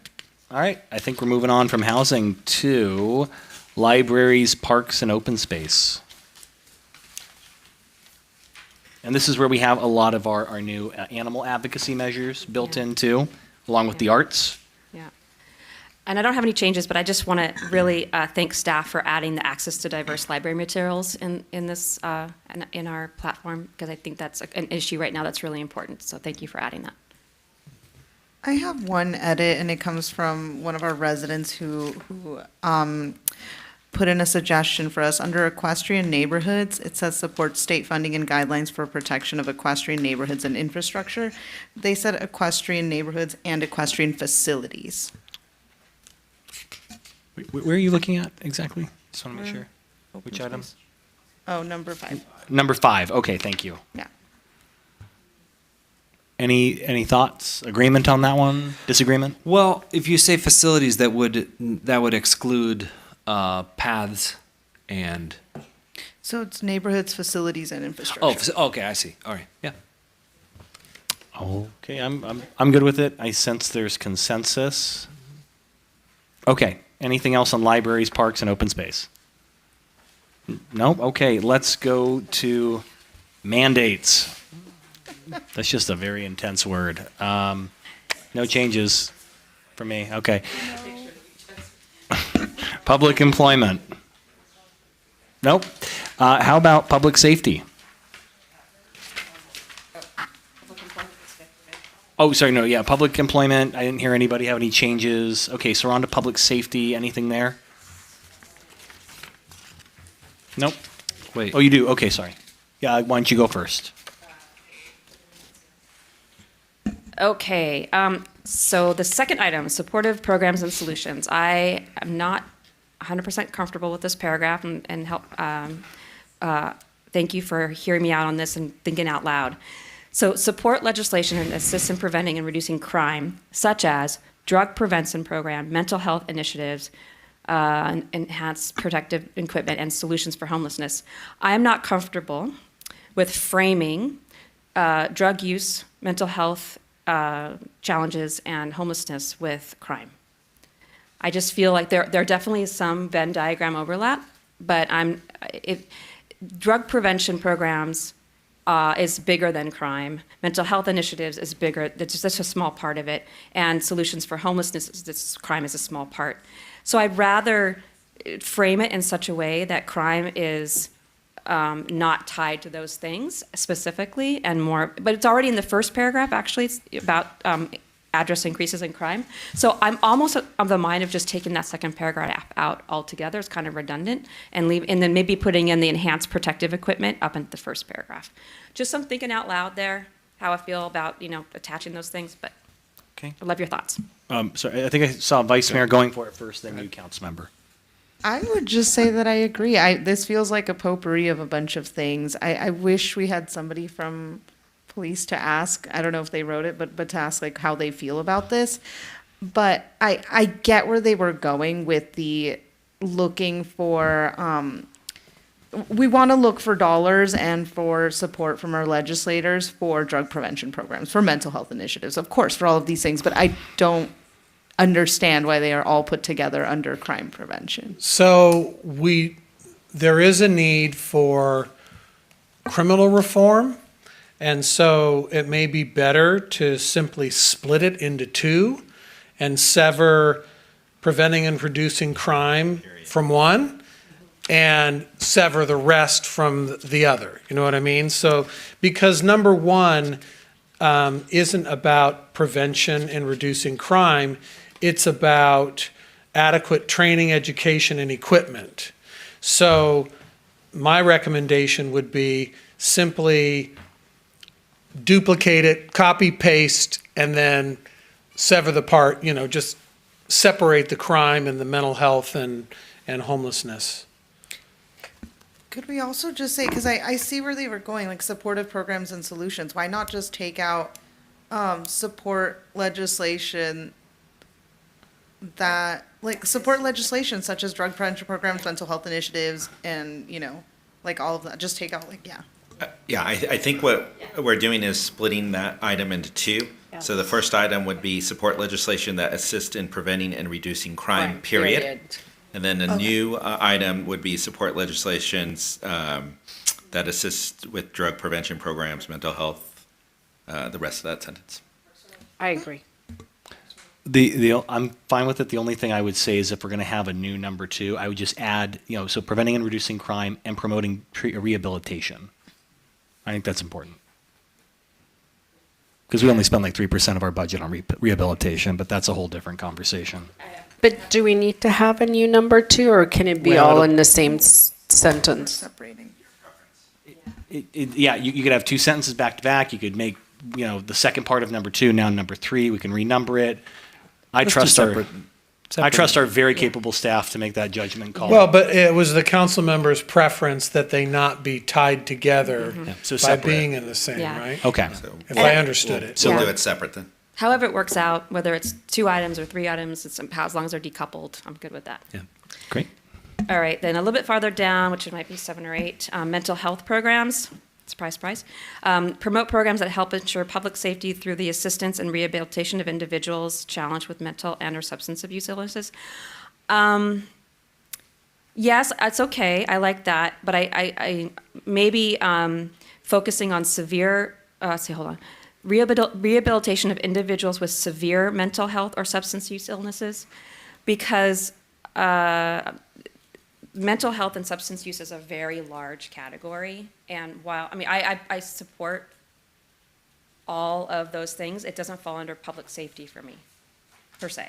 Because again, it's severe mental illnesses and severe substance abuse where we see there being external behaviors that impact the community and public safety. What you're saying is not all mental health is severe. And we should be Exactly. focusing Right. on a public safety perspective on the severe. Exactly. That's not to say that mental health and other aspects are not important. It's just under this category, I didn't feel comfortable with having mental health generally and just focusing on the severe, if you're okay with that. I'm welcome thoughts on that. Yeah. Does anybody have any thoughts on that? I would be comfortable pulling that whole thing out and putting it back into healthy communities. It's number 8. I would not be comfortable taking it on. Here's why. That last part where it says increase awareness and training opportunities. I want, when it comes to public safety, our first responders, our officers, firefighters, like everybody who's responding, to be well-versed in mental health situations. Okay. So that's the one part I don't want to take out. All right, so if we're going for this section, public safety dollars in there, you want to put in the word severe so Right. that we're really focusing on Right. the issues that people are dealing with as it pertains to public safety, rather than just, if we go back to page 5, Right. general mental health. Right. Okay. Which I The have other that thing, section, the way to think about it is you currently put most of your resources for mental health, because we don't have a public health agency, they go into public safety. You have some, like the library and Parks and Rec may have 1 or 2 people, but most of your resources currently are in mental health. But definitely to the increasing awareness and training, those are the people that you'd be training. Exactly. Okay, I have one more small one. On the second page of public safety, 6 one down, non-traditional crime prevention activities. This is where I was really connecting to your comment, Mr. Mayor. So encouraging funding for non-traditional crime prevention activities, homeless assistance, et cetera. I would like to add front-end diversion in there. So front-end diversion, it's basically diversion or alternative responses that before you even see any kind of police or enforcement agency. So it's increasing in community services and things like that to avoid the interaction with police at all in the first place. So it's called front-end diversion. I would really like to have that added there if that's possible. Yeah, that'd be great. I'd love to see that. Okay, thanks. I'm seeing consensus there. Thank you. Okay. That's it. Anyone else on public safety? I got one. Go for it. The new red line, number 8, criminal justice reform. It says support reasonable criminal justice reform measures and advocates. I'd like to take out advocates and change reasonable to evidence-based. That way there's no, opinionated feeling. Less subjective. Less subjective. Everyone has a different idea what reasonable is. Exactly. And what an advocate is for either way. So just support evidence-based criminal justice reform measures that are inclusive of concerns from all the rest. Okay, I think there's a consensus there. Okay, great. Anything else on public safety? No? All right, we're almost done, but not there yet. Social justice and equity. Anybody have anything? I don't have any changes, but I just want to thank staff for using this picture as the example. It's the lighting of the city hall in rainbow colors, so thank you. Okay. State and federal funding. Only real change here was related to sequestration, which is Build America bonds. Over a cup of coffee, I can tell you all about that. It's a lot. Okay. No one else? More money. That's the Cliff Note version. Sustainability. Anyone? Couple changes here. Building decarbonization. We talk about NEPA and CEQA reform, and we eliminate sustainability mandate deadlines. Okay. Got it. Okay, I'm not seeing anything there. Technology.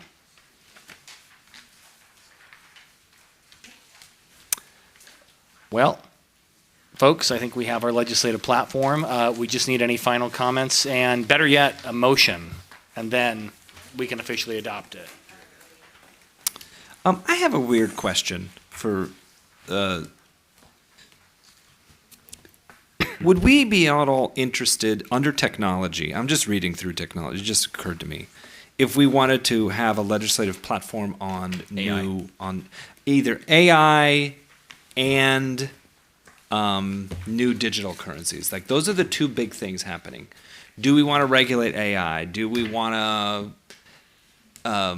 push for Bitcoin and whatnot to be governed by the SEC? Like, is that stuff we want to get into? My 2 cents, just, I don't know, watching the legislature, let them handle it first. Let them take a stab at it, because there's nothing out there for us to support or to oppose at this time, nothing concrete, right? And no disrespect to any of our, state or federal leaders, but I don't know that as a body, as both bodies as a whole, have any handle on AI or on, cryptocurrency at this time, right? Or any of that, right? We are soon to, or already did, adopt an administrative procedure on use of AI with controls and software steering committee review of proposals to use AI. So we did adopt that for the city's use and proposed use. But regulation of other people's AI is something you're not currently resourced for. And given that this is, again, a document supporting things at the federal or state level, I don't know that we're in a position to have something to support or oppose at this time. But I think that could be a great point of questioning when we have our advocates down to talk about what's making its way through Congress or the State House. And I'd also submit that natural intelligence is always better than artificial intelligence. See what I did there? A little dad joke to keep you all awake. I will just personally, on my own behalf, talk to my state legislators about NFTs and cryptocurrency. Maybe I'll wait till January because I feel like there's somebody new. I might Grab be able to coffee. talk to. There we go. And Okay. maybe by next year, they'll have something that we can talk about for you go. 2025. There you so. go. But to your point, Councilmember Anthony, is that AI has impacted our community. You know, a lot of the strikes was about AI usage in Yeah. a very large portion of our industry in our city. So I think there's an interest for us to keep an eye on AI and maybe a general statement of something like supporting legislation that ensures that AI does not impose on our economic success in the city. Or we support it only to the extent it encourages our economic development. Right. Yeah, right, Could, exactly. could we just say, while it's not in our legislative platform, the council's expressing a preference to weigh in on these items bill by bill as they come up? So if there's a bill of importance flagged by our advocates, maybe we should just be made aware of it and we can decide if we want to agendize it. Yeah, I mean, we will have our lobbyists work on that. It is such an evolving technology, so it's going to be one of those that we probably just adopted a policy that's probably outdated already. So, but we'll do our best to, we'll ask the AI app, but we'll monitor and stick with it, and if there's opportunities, especially related to entertainment, we'll get back to you. Great, thank you. I'll make a motion. Go for Move it. forward. Okay, I make a motion to approve the City of Burbank 2024 legislative platform. As amended. As amended. Thank you. Second. Great. Any other comments, questions, discussion? No? Let's do a roll call It vote. was going to be a trifecta with the two of you, but Councilmember Anthony jumped in. Well, he hasn't said anything. So he hasn't had a motion. So. All right. Councilmember Anthony? Yes. Councilmember Mullins? Yes. Councilmember Takahashi? Yes. Vice Mayor Perez? Yes. Mayor Schultz? Yes. Thank you. All right. Good job, everybody.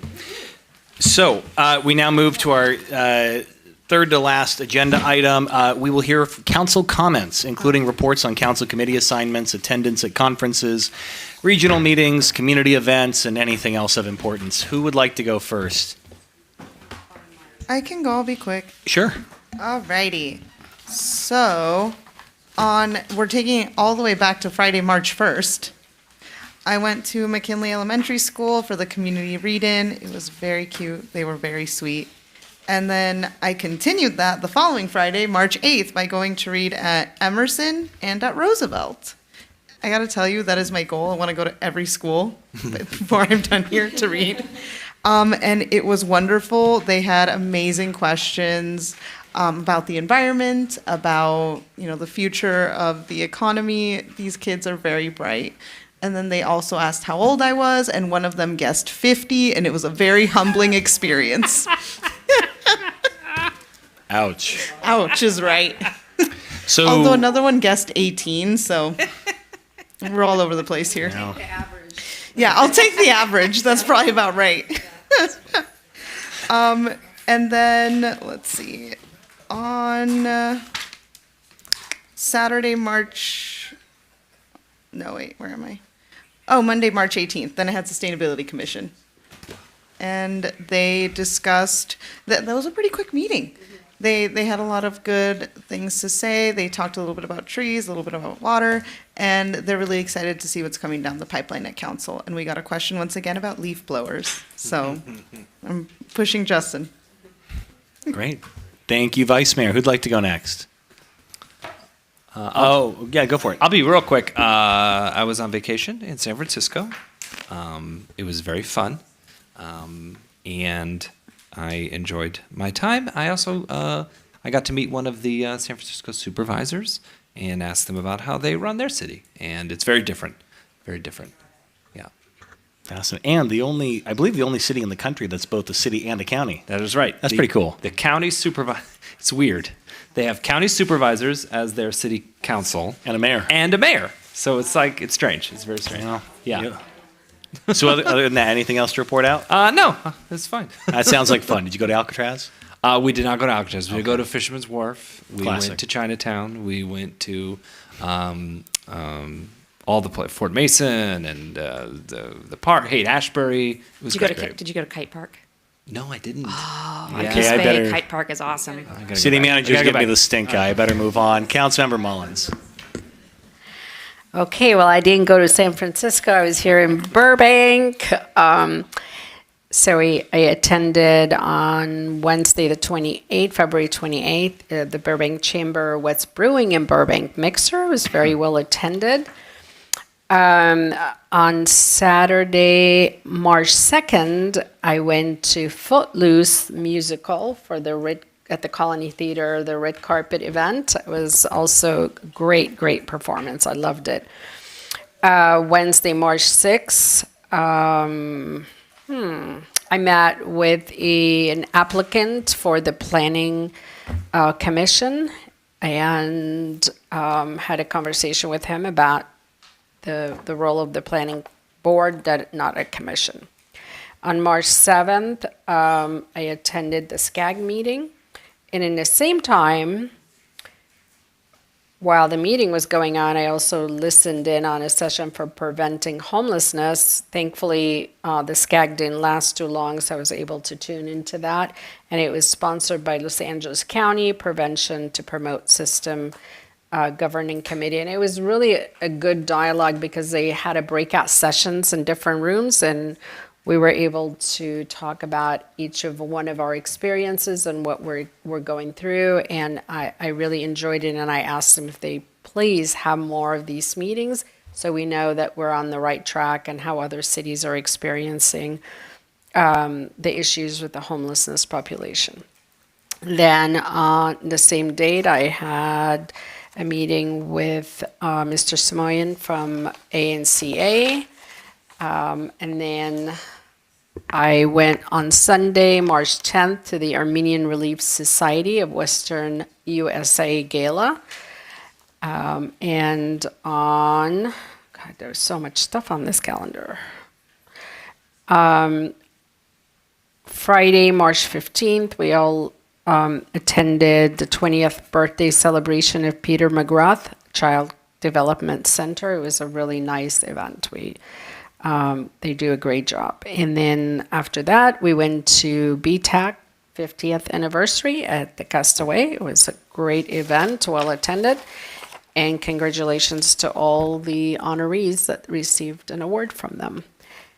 And I think that, I also met with the EFRAT Consulting from the Marriott Expansion Project, talking about hotels. There are two beautiful designs are coming, hopefully soon in the next year or two.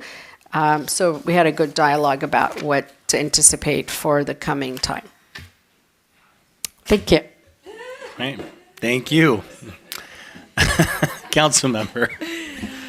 All right, thank you, Mr. Mayor.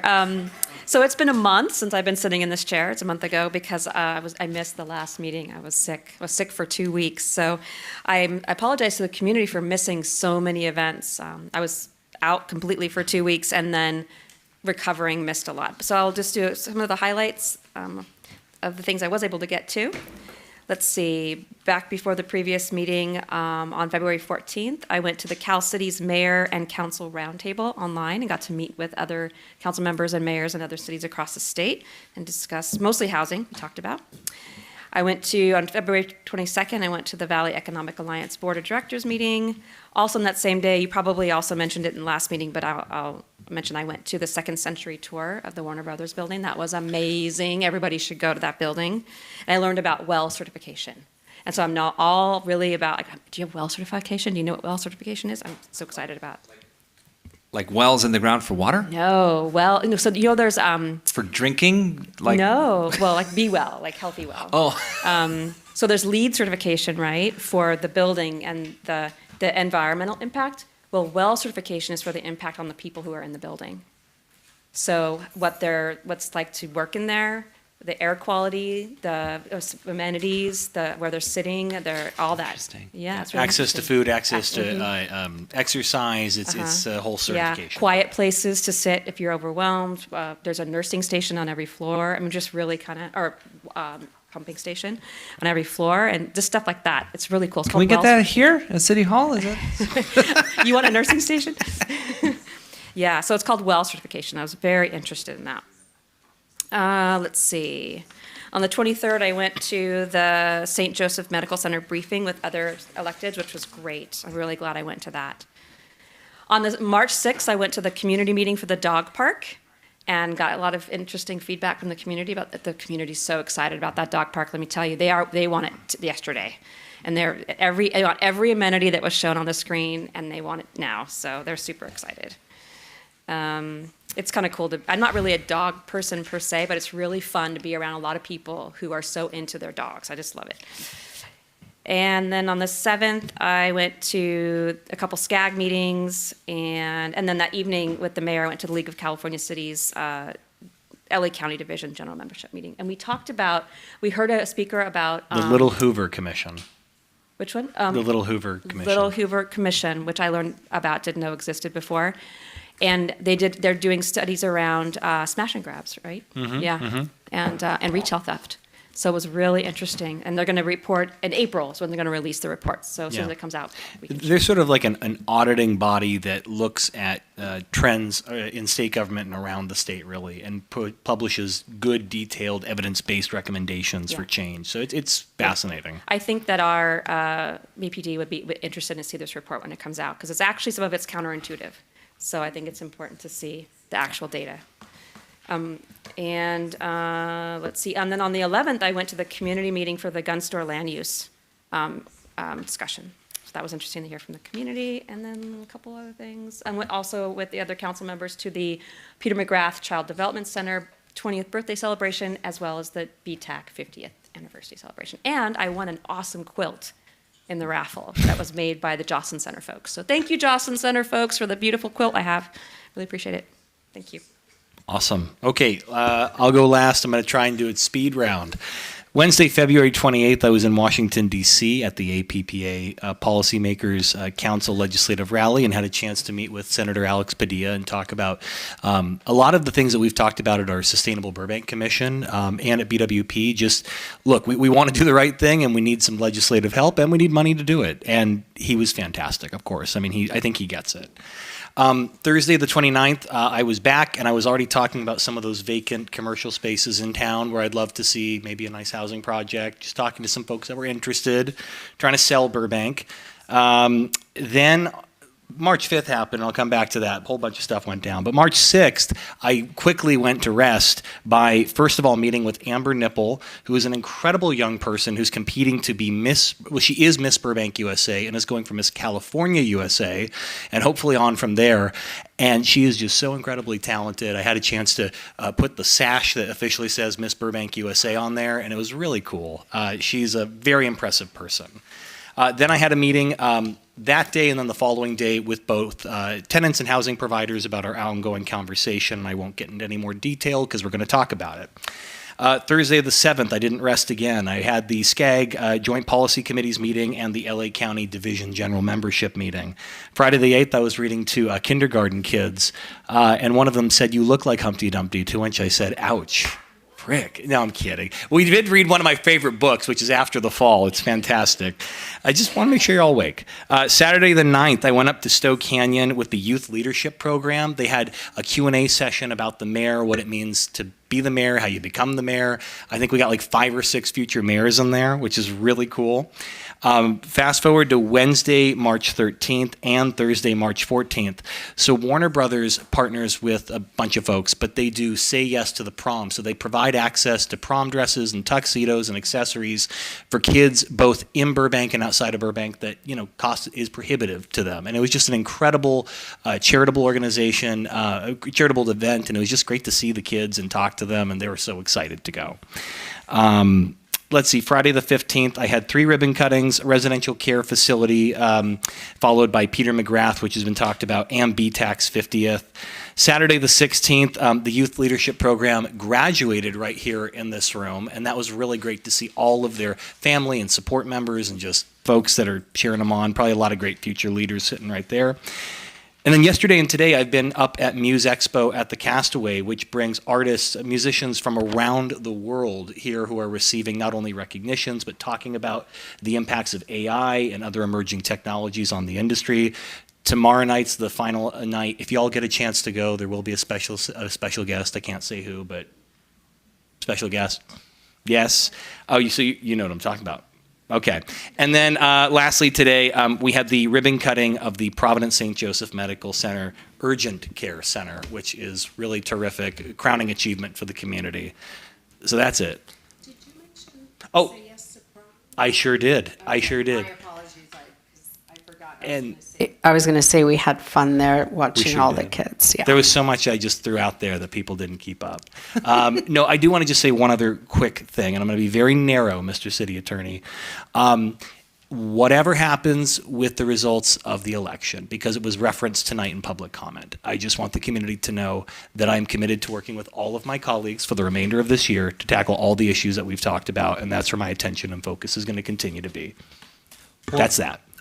If it's okay, there was one extra thing I did on vacation. I did stay up late to watch the election results, and I have to say publicly, congratulations to our mayor. He is moving on to the general election in November, and I have enjoyed working with you all these years, and I will continue to enjoy working with you for the remaining months. And it was a wonderful turnout, I think, in a lot of different races locally. So congratulations, sir. No, I will say thank you and nothing more because the city attorney has given me the stink eye. I'm not going to. We're done. So with that, now is the time for the introduction of additional agenda items. Do any members of the council have any items? Did you have a, sorry, Councilmember Anthony, go for it. Yes. I wanted to bring back a letter of support for SB 915 as it relates to autonomous vehicles. SB 915. And I'd like to, as soon as possible, bring back a report on all the resolutions in local jurisdictions that pertain to the conflict happening in the Middle East, just so that we, as a body, can see what's being put forth. Just want to clarify, not discussing. Would this be a first step report for discussion as opposed to a take-home report for information? Yes, I would like a first step report for discussion. Please. Great. All right. Does anyone else have anything else? Okay. All right. Well, that is it. We now adjourn the meeting to Tuesday, March 26, 2024, for a regular meeting in the City Council chamber right here at 275 East Olive Avenue, second floor. Thank you, everyone. Be safe and good night.